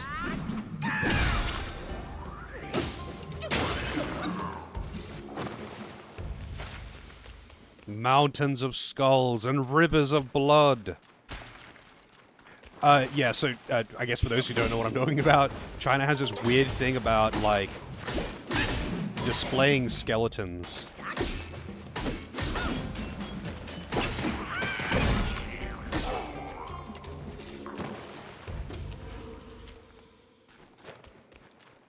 I think it's in particular skulls, but, like, skeletons in general are, like, a big no-no, for whatever reason, in Chinese media.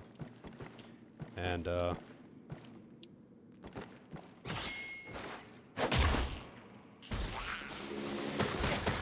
wow, what a dick.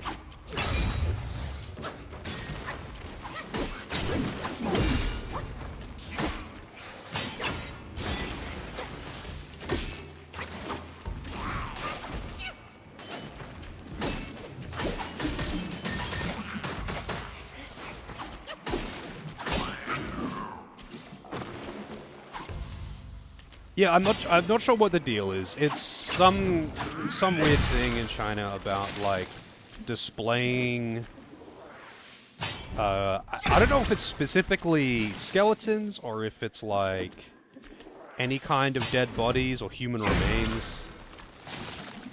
They also hit the number 4. Oh, that's like a Asian thing in general, I think.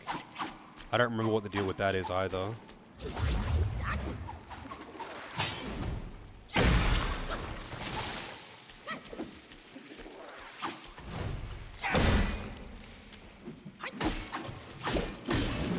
It's not just the number 4 either. There's more than just that. Where's Delv when you need him? He'd be able to explain, I'm sure.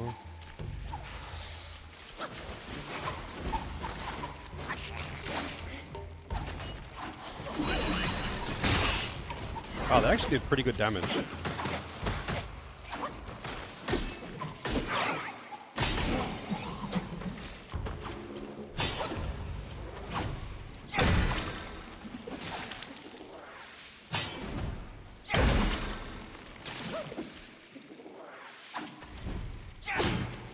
I was locked onto the one behind it.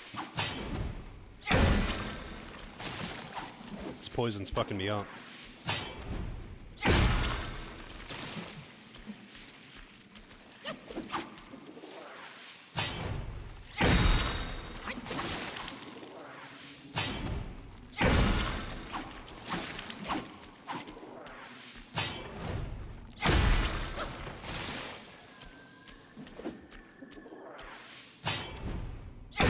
Oh yeah, I could probably put on my accessories again.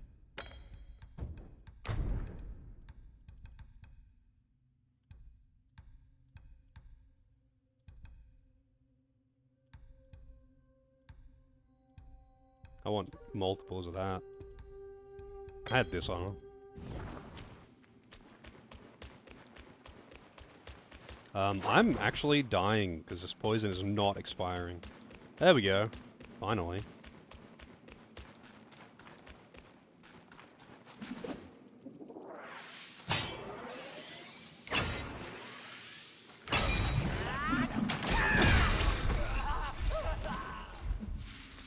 He reacted quickly.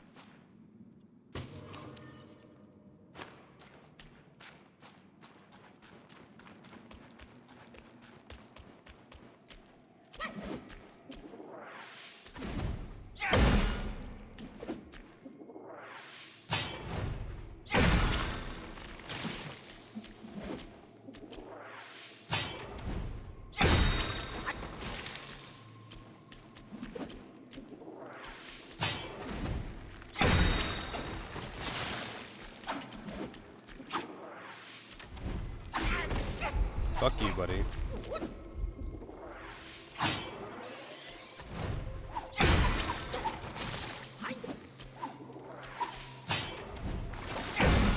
Oh god, it's one of these assholes again. I got no mana either, so...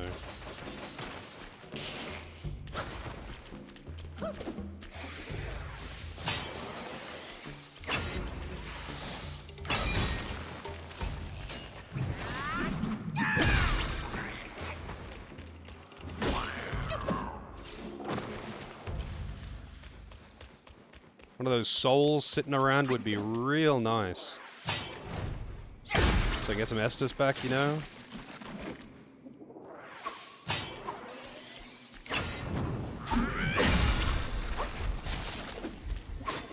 Whoa.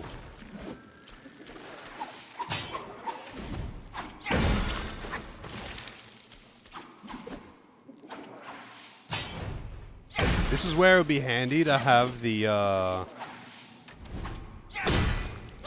Oh, actually. Chinese law forbids witchcraft and sorcery, and the government opposes folk religious practices that include a superstitious element such as setting off firecrackers to ward off evil spirits. What? The first game I ever played? I'm not really sure.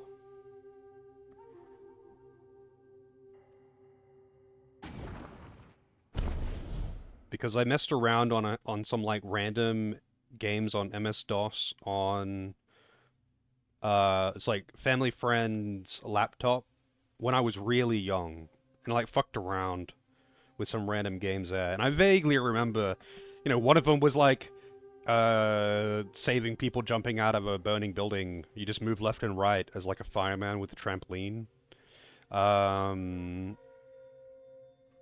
But like I played a lot of random games and like NES games and random shit on like family friends home consoles and whatever, just when I was really young. So I don't even know if that really counts as playing them, to be honest, because I was very young. But I couldn't tell you what my first game was. Yours was Streets of Rage 3.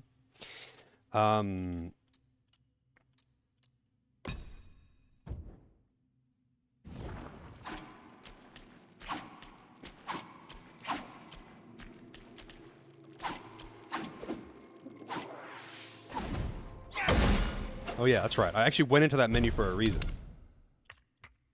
So I could do this.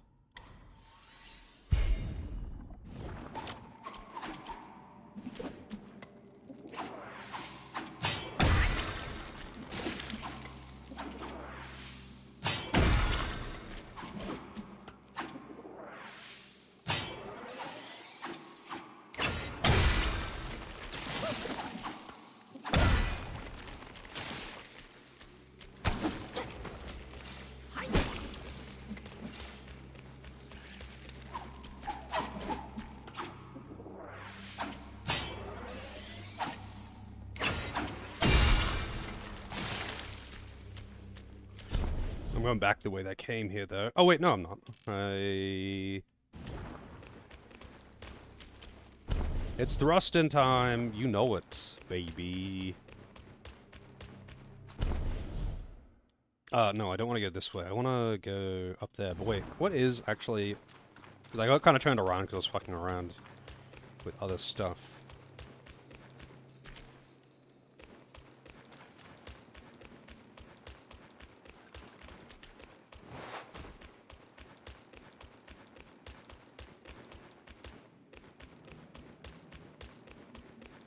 I would really appreciate some floating souls, though, that I could take for, you know... restoration of Estus. This is actually back the way I came, though. How do I get up there, though? I guess I have to go, like, all the way around. Maybe I'll just keep going this way and see where it leads me.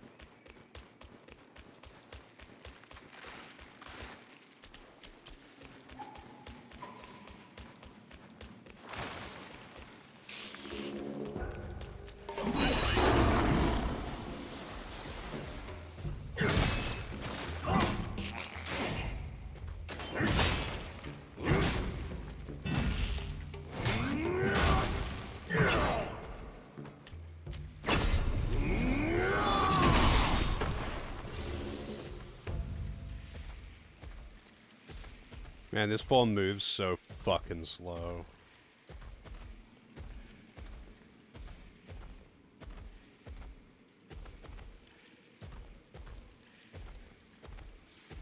Oh, you can actually sprint with it. I didn't realize.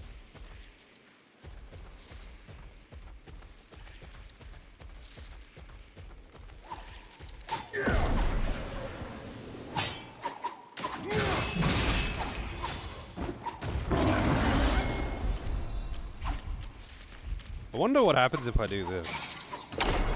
It actually hurts him a little bit.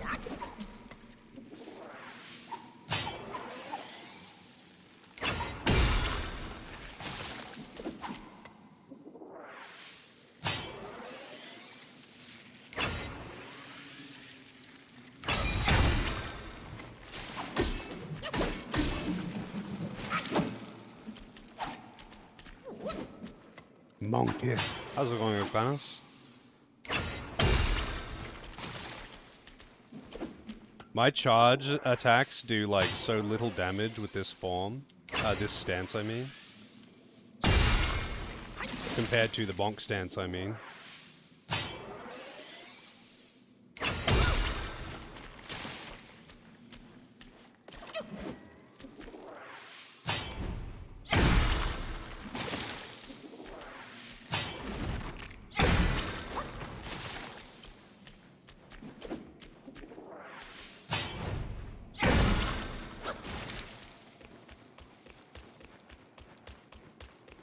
Okay, so that's back the way I came.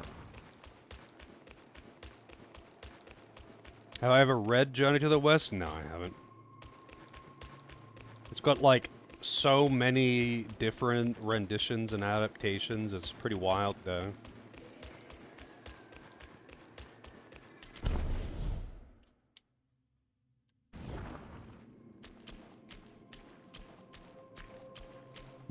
This also seems to be a dead end.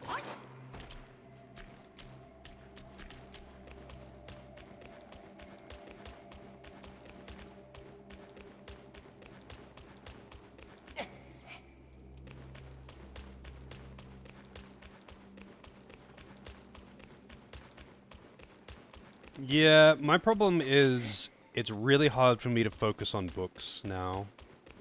Like, I mean, it's always been like that. When I was a kid, I could only read short books. Long books, like, really difficult for me to focus on. Same reason that I have problems with movies, as opposed to anything in shorter formats. Video games are a little special because they keep me occupied more than just mentally. Like, it keeps my hands occupied, and streaming also helps because I'm also, like, talking and mentally occupying myself with other things at the same time. Like off-topic conversation, that kind of thing.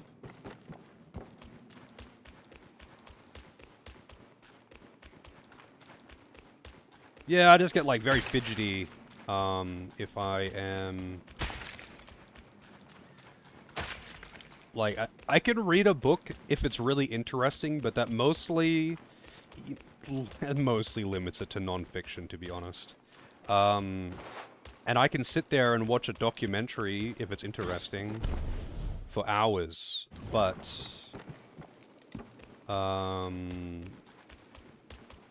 that... Also, again, not fantasy, not fiction. Like, for any kind of movie or book, I need to be really into it to, stick with it. Otherwise, I get very impatient and fidgety.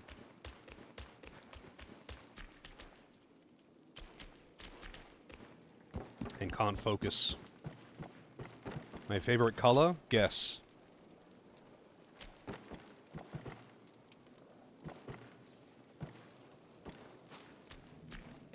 I'll give you 2 guesses.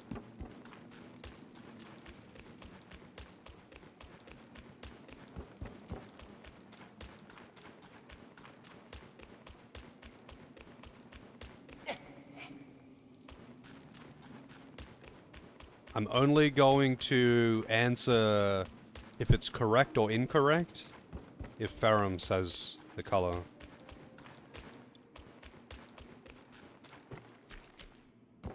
Purple's the greatest color? I mean, that's one guess. Purple is not my favorite color, but it is a good color. It's probably second for me.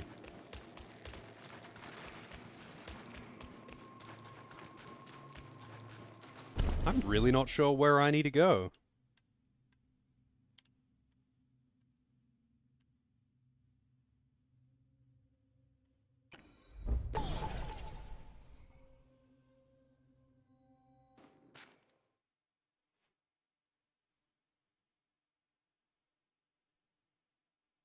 Blue or green, huh?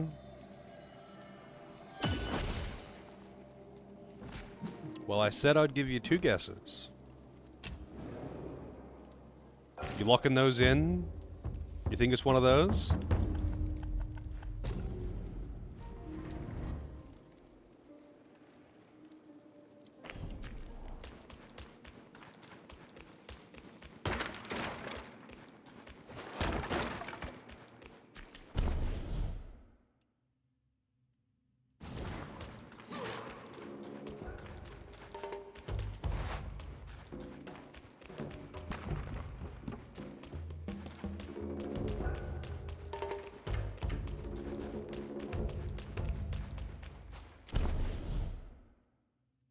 Maybe this path goes somewhere.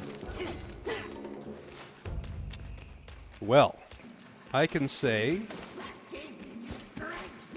green is my favorite color.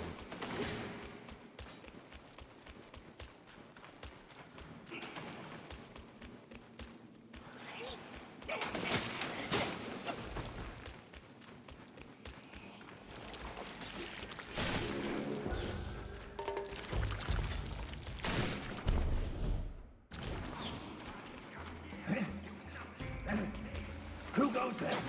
Oh!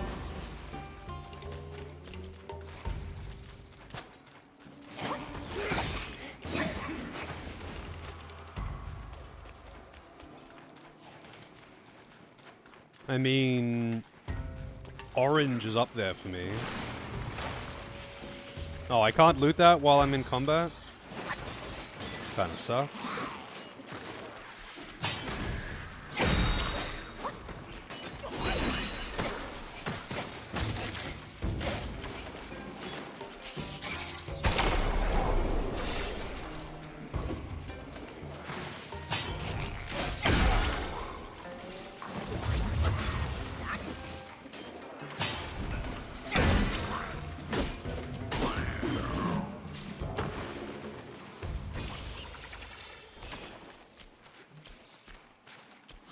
Giant spiders that are spitting fucking poison at me. Are there any spiders, actually, in the real world? Are there any spiders that spit poison? Or spit venom, rather?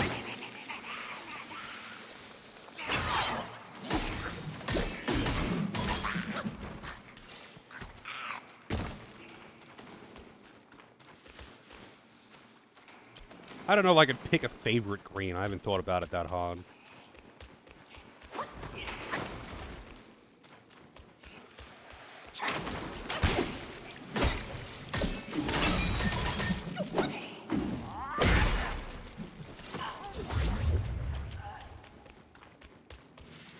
I like darker shades of green.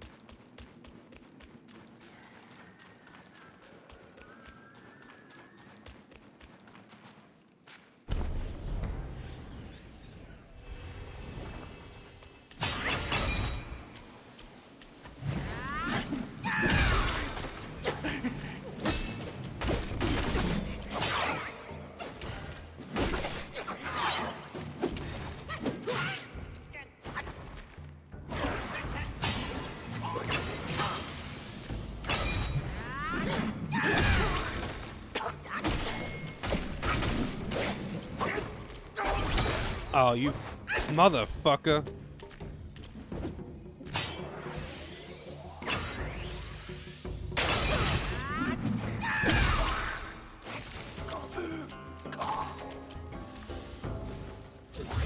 Pepe green, yes.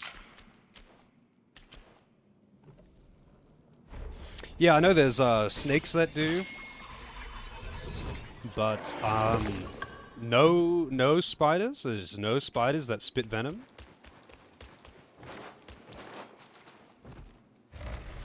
It's funny because it's something that I've seen in video games so many times.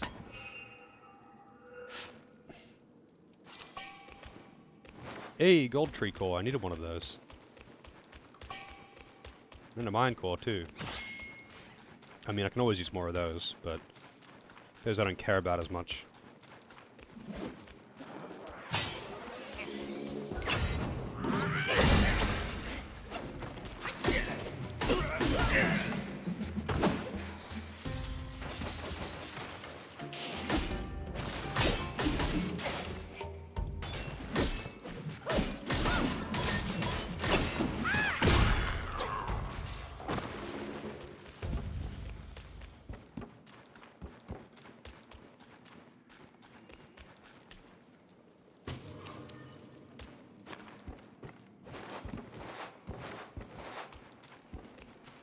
Mimic. Oh.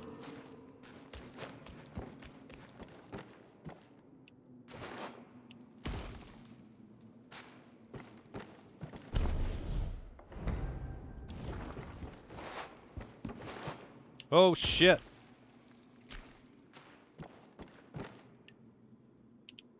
I feel like I may have dropped down the wrong way.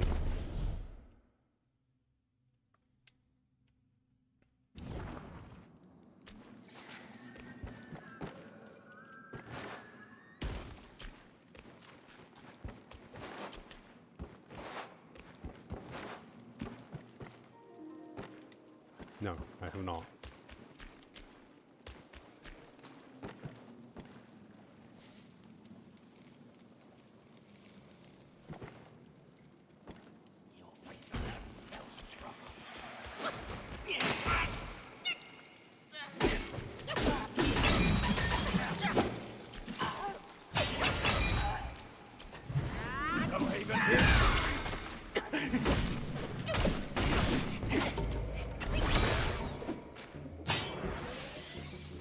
Yeah, some caterpillars do that too.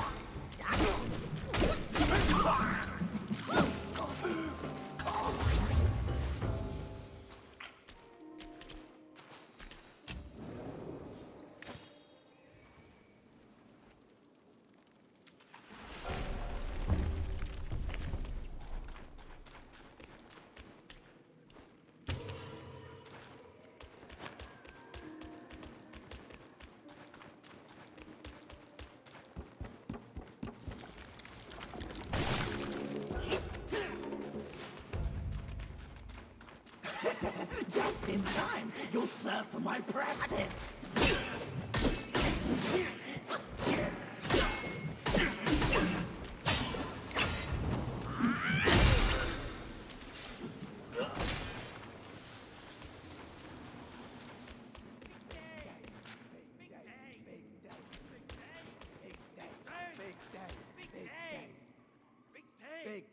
Big day! Big day! Big day!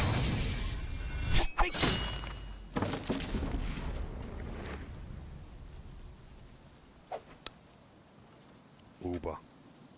I heard there's a great treasure hidden within. You seem smart. Why don't you take a chance inside?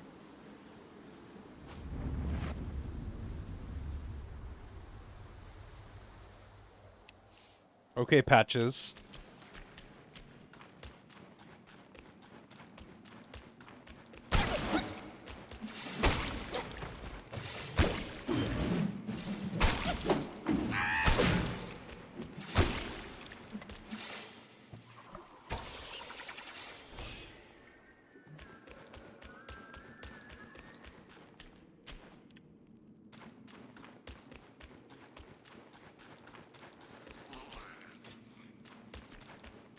Alright, I'll check out what Patches is trying to show me. Which is obviously going to be a trap, but... why not? Wow, look at all these treasure chests! This couldn't possibly be a trap, right?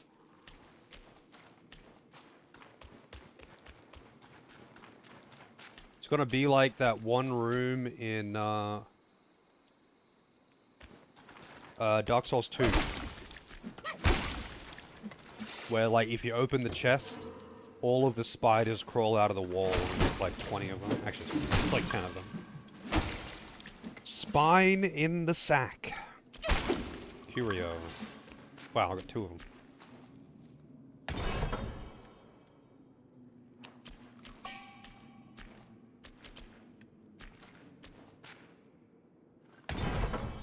Surely one of these will be a trap. Like, this is actually, like, useful things. Well, potentially useful things anyway.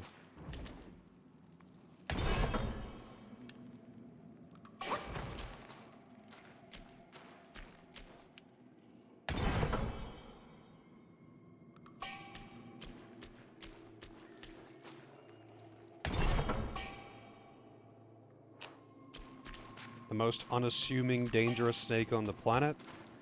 Brown snake?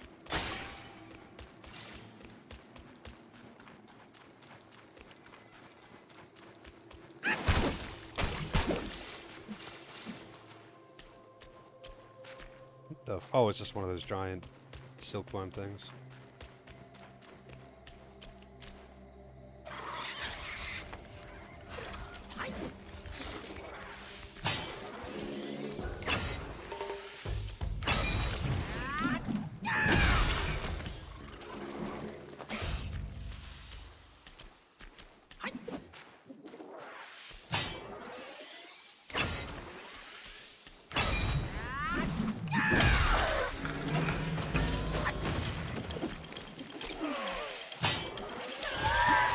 Oh, it's got like a woman's face.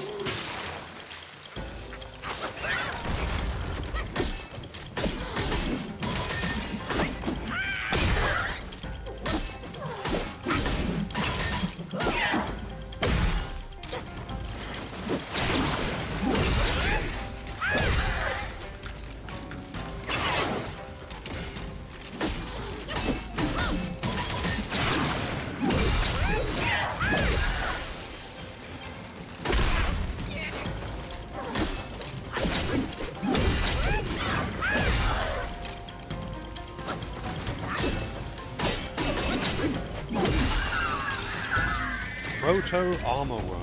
Key item.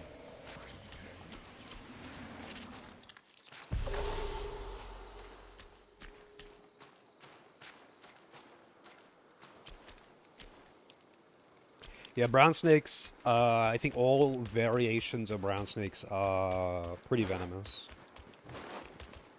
And it's funny, the king brown snake, I believe, isn't actually brown, but it's like the most venomous.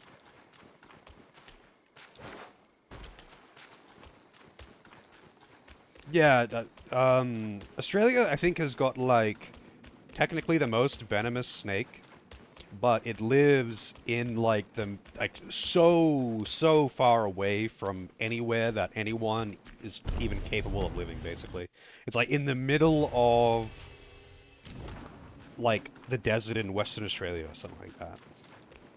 And it's crazy dangerous, but, like, there's only one way that you are ever going to encounter one of those, and that is by making an expedition out to the middle of the fucking country to find one. But, like, the dangerous snakes in the US, you might actually encounter them. Like, they're actually around, they're not endangered, they're not, like, super rare, and they're not that far from where people actually live. You're kind of likely to encounter them if you live rural in some states, right?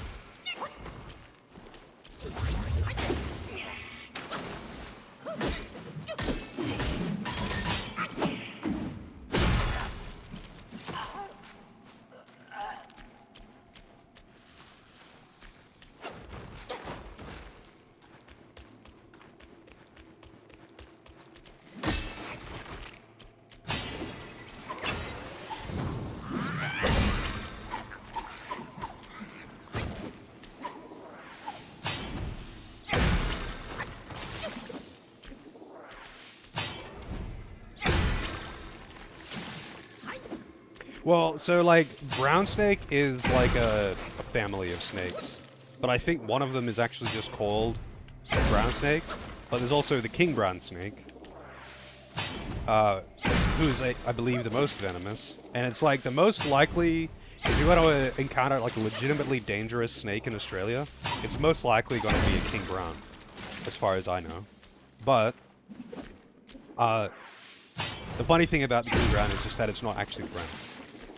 That's the trivia that people usually give.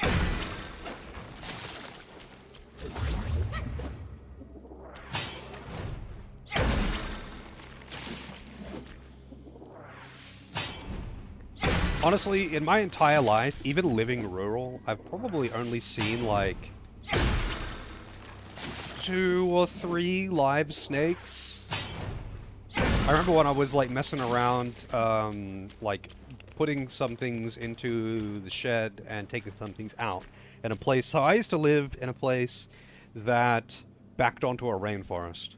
So the backyard, like you go out the back door, and then it's like 5 meters, and then it's just like a drop, just a drop down, and it's just rainforest from there on for a very long distance.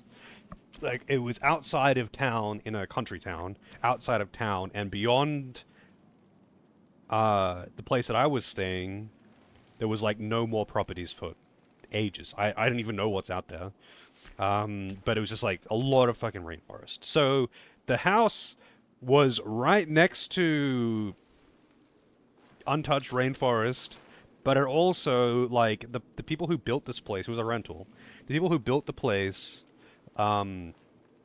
basically cut in just enough so they could put like a house and a little bit of a yard around it.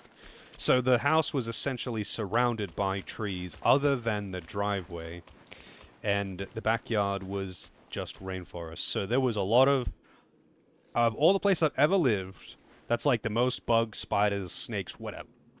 By far. Like, you had to fucking keep the windows and doors closed, especially when it was raining, because like frogs would try and fucking get in the house. I'd cover the windows. Always lots of bugs and spiders and shit around. Anyway, that place, I saw like 2 snakes.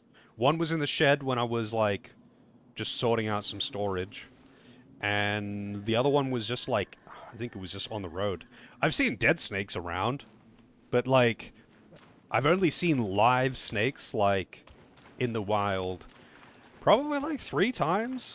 Pretty sure I saw one at some point when I was a kid, like at a friend's place, when we were like out and exploring in the wilderness. But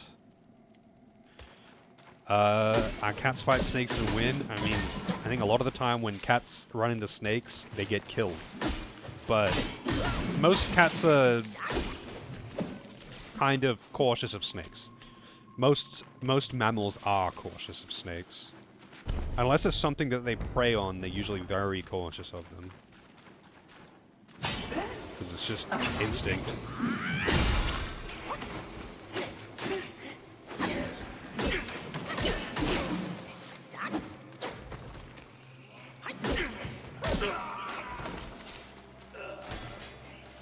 I mean, some cats will, of course.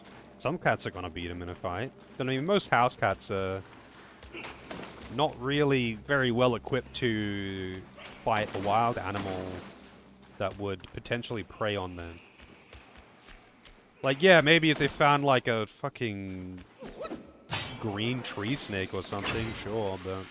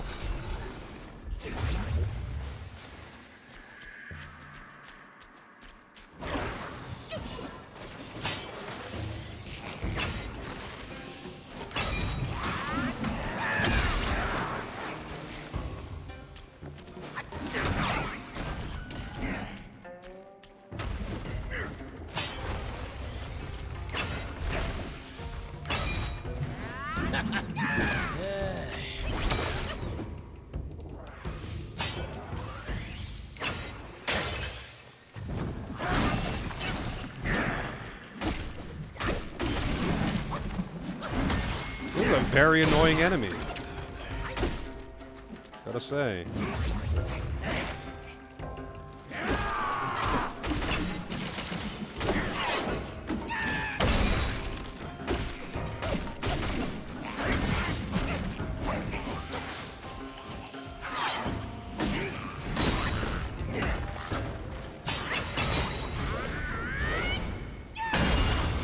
Mega bonk!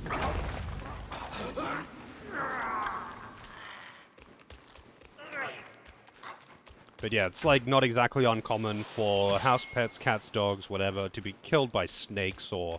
actually here it's not that uncommon, depending on where you are, like if you're in Queensland, for house pets to be killed by toads.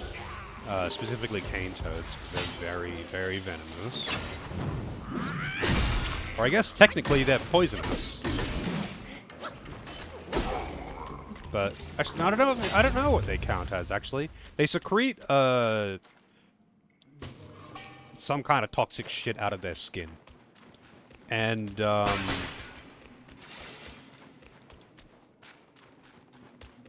know, dogs and cats and whatever, like, see them and go to either attack it or see what it is and sniff it or lick it or whatever, and then they get really sick because cane toads are pretty nasty.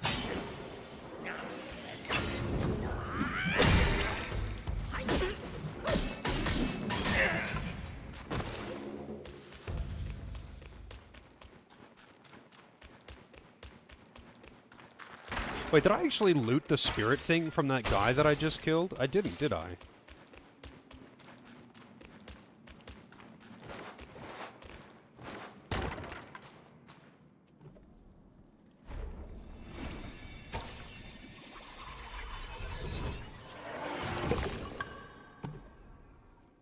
Scorpion Prince. I'm guessing it does a tail thrust attack.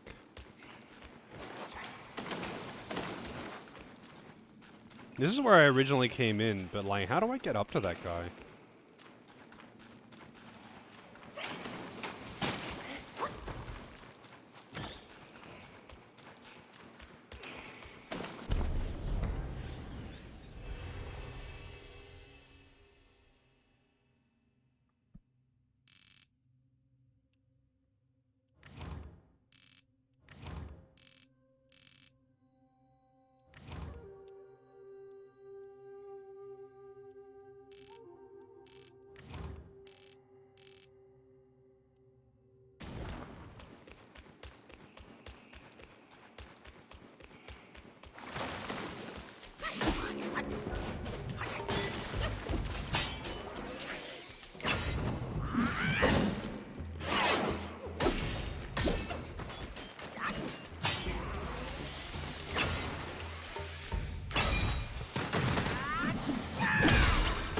Always end up getting poisoned by these fucking things.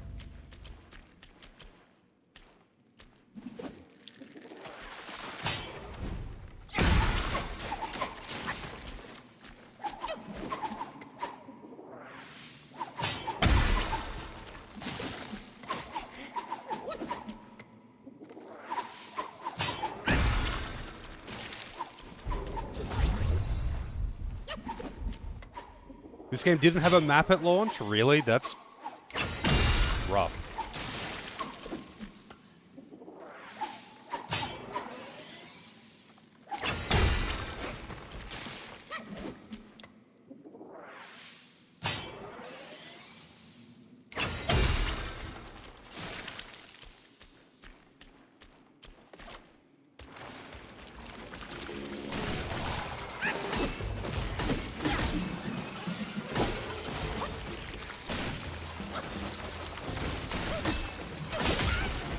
Fucking silkworm things.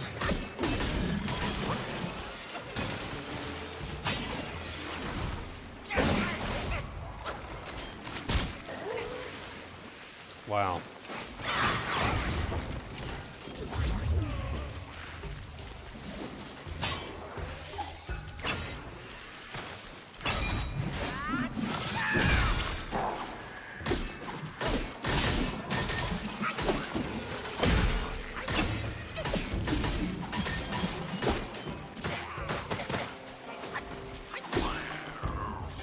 Oh, that was a empowered one? I didn't even realize. The devs of this game seem pissed they didn't win Game of the Year.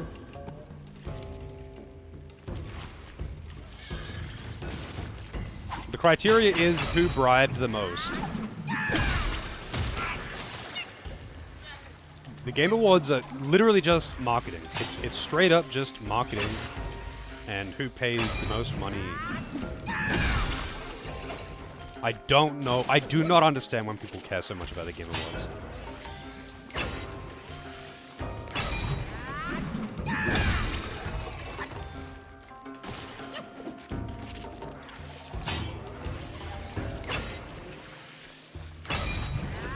I mean, Sony's got a lot of money to bribe, man.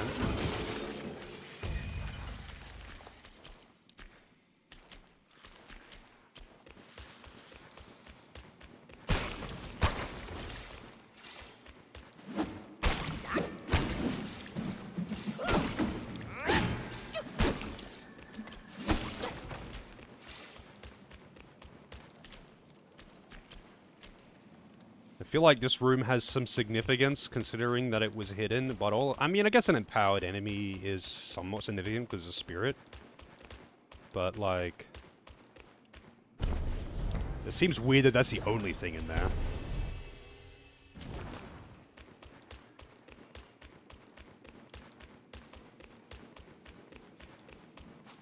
The air of legitimacy. Yeah, I mean... Okay. But, like... You have to be aware that, like, it's a scam. Like, it's just like the Oscars. It's bullshit. Like, it's essentially marketing and just a bunch of pomp.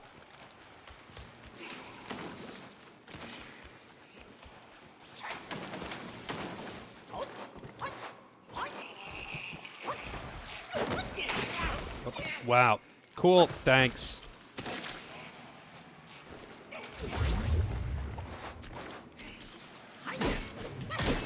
I think it'd be weird if like, I understand why people would want the Elden Ring DLC to win, right? But, like, it's DLC. It's DLC. It's not a game. It's DLC. And it is a lot of content. It's, like, as much content or more content than most games. But that's not why I would find it weird. It's just the fact that it's DLC.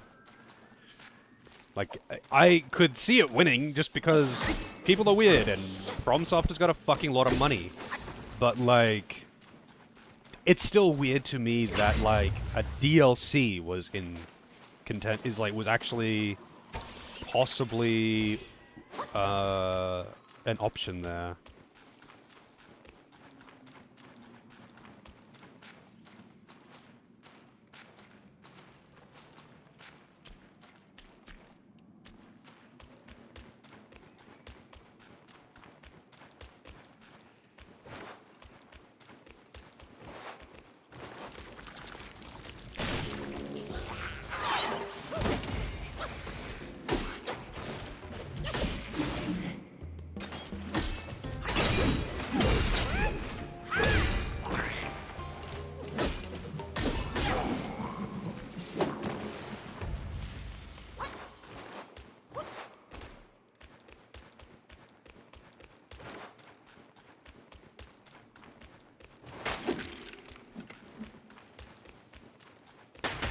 I mean, hey, maybe people just like the drama. Who knows?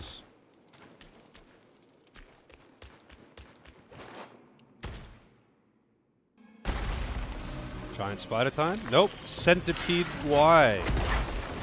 Doesn't really look much like a centipede, to be honest. But I did get the centipede boss that I was asking for. Wow, he knocked me out of that. Hope this one doesn't have like a fucking break off its limbs thing.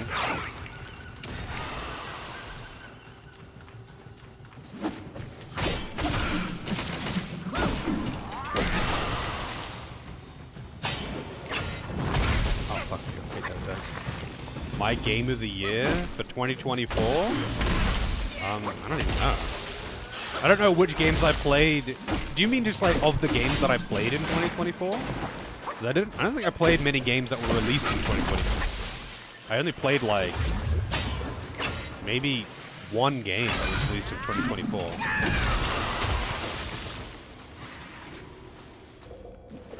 I couldn't. I don't actually know which I would say my best is.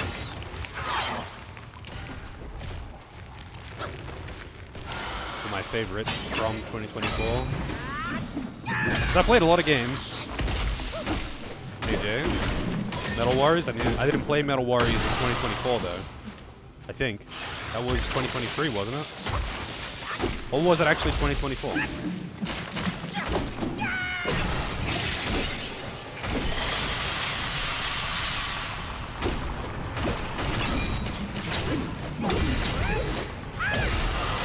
Oh shit, he summoned the poop demons! What the fuck? I just got absolutely annihilated by those things. Barkley? I mean, Barkley was great. I don't think I would say that's the best game that I played last year. I would have to go through the list of all the games that I played last year and really think about it. Barkley was very entertaining, though.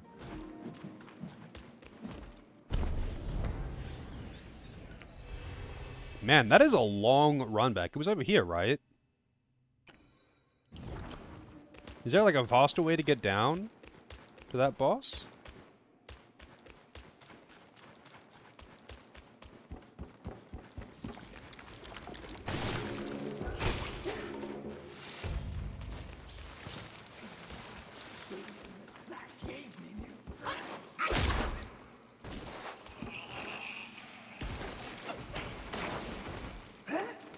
A monk. Seize him.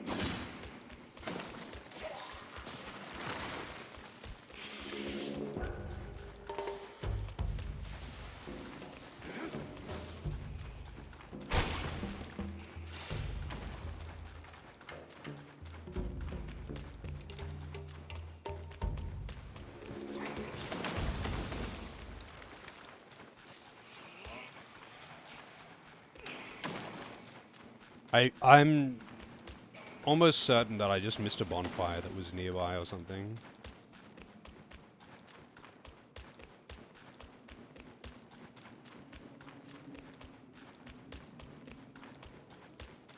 Because that's such a fucking long... I don't think I did, actually. Wow. That's a really long run back. Maybe there's a bonfire like up there or something. Or like maybe in that town when I just missed it. I walked past one. Okay. Normally they're kind of hard to miss because of the sparklies.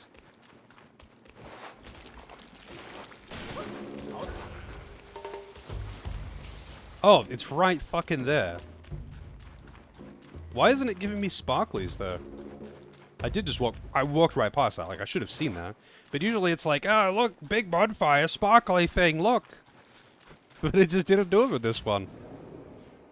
But yeah, I should have just seen that. But I am blind, and it is 1 AM. So I think after this boss, I'll call it. Oops.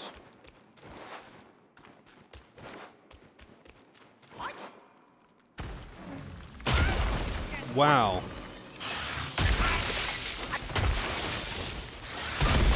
Jesus Christ, man, let me get up.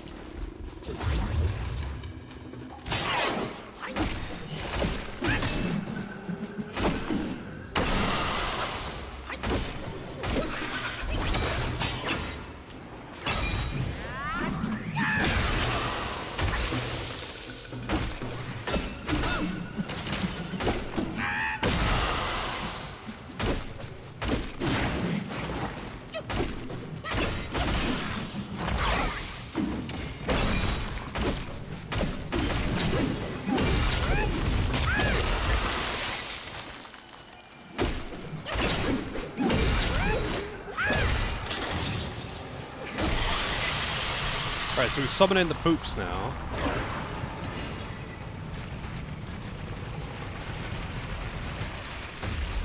Man, those things fuck.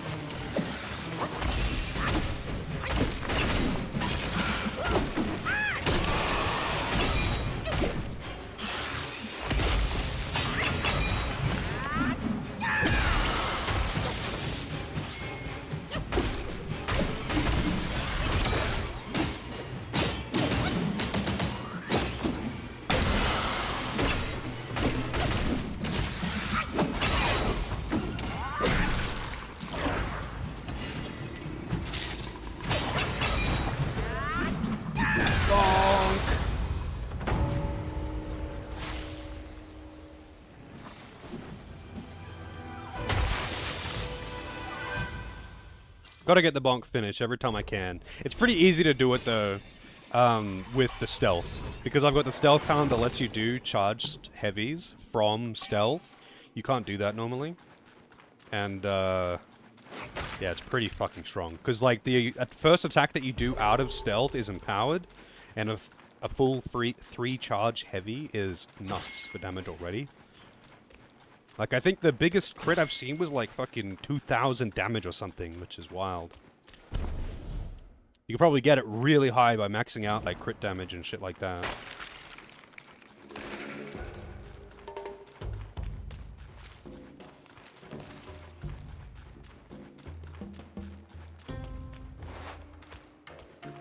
I'm not going back that way.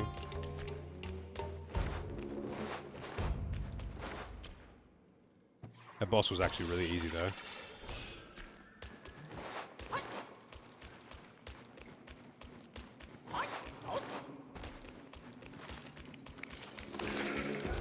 Man, I haven't seen one of those since Act 1.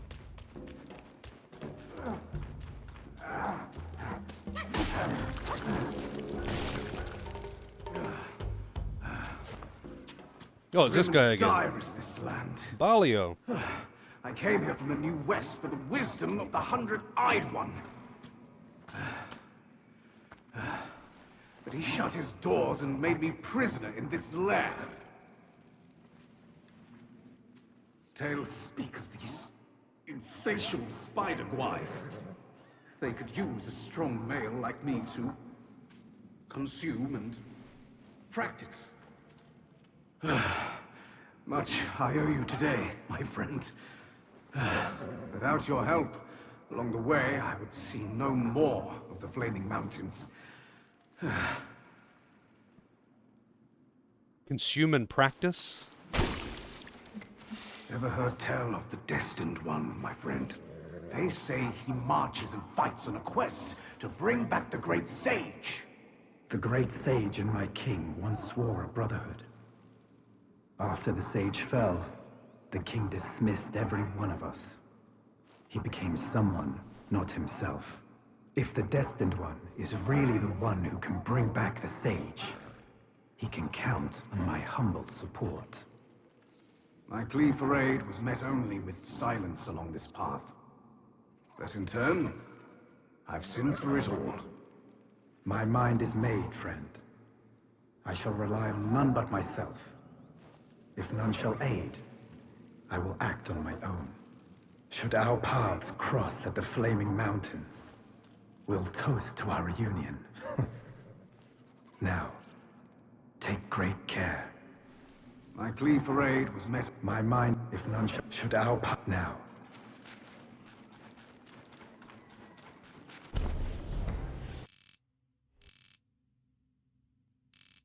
Man, this place is a fucking maze. Anyway. 3030 from Bravestar? I have no fucking idea what that is, even.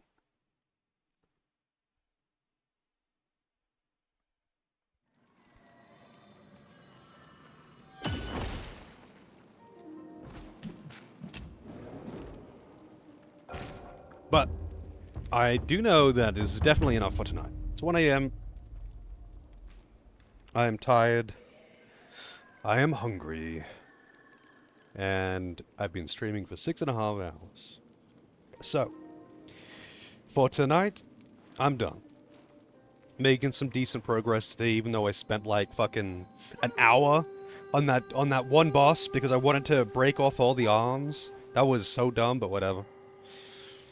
But yeah, I'm out. Have a good one, all that good stuff. Hopefully see you all next time. I'll be back tomorrow. And until then, stay monkey. Return to monkey.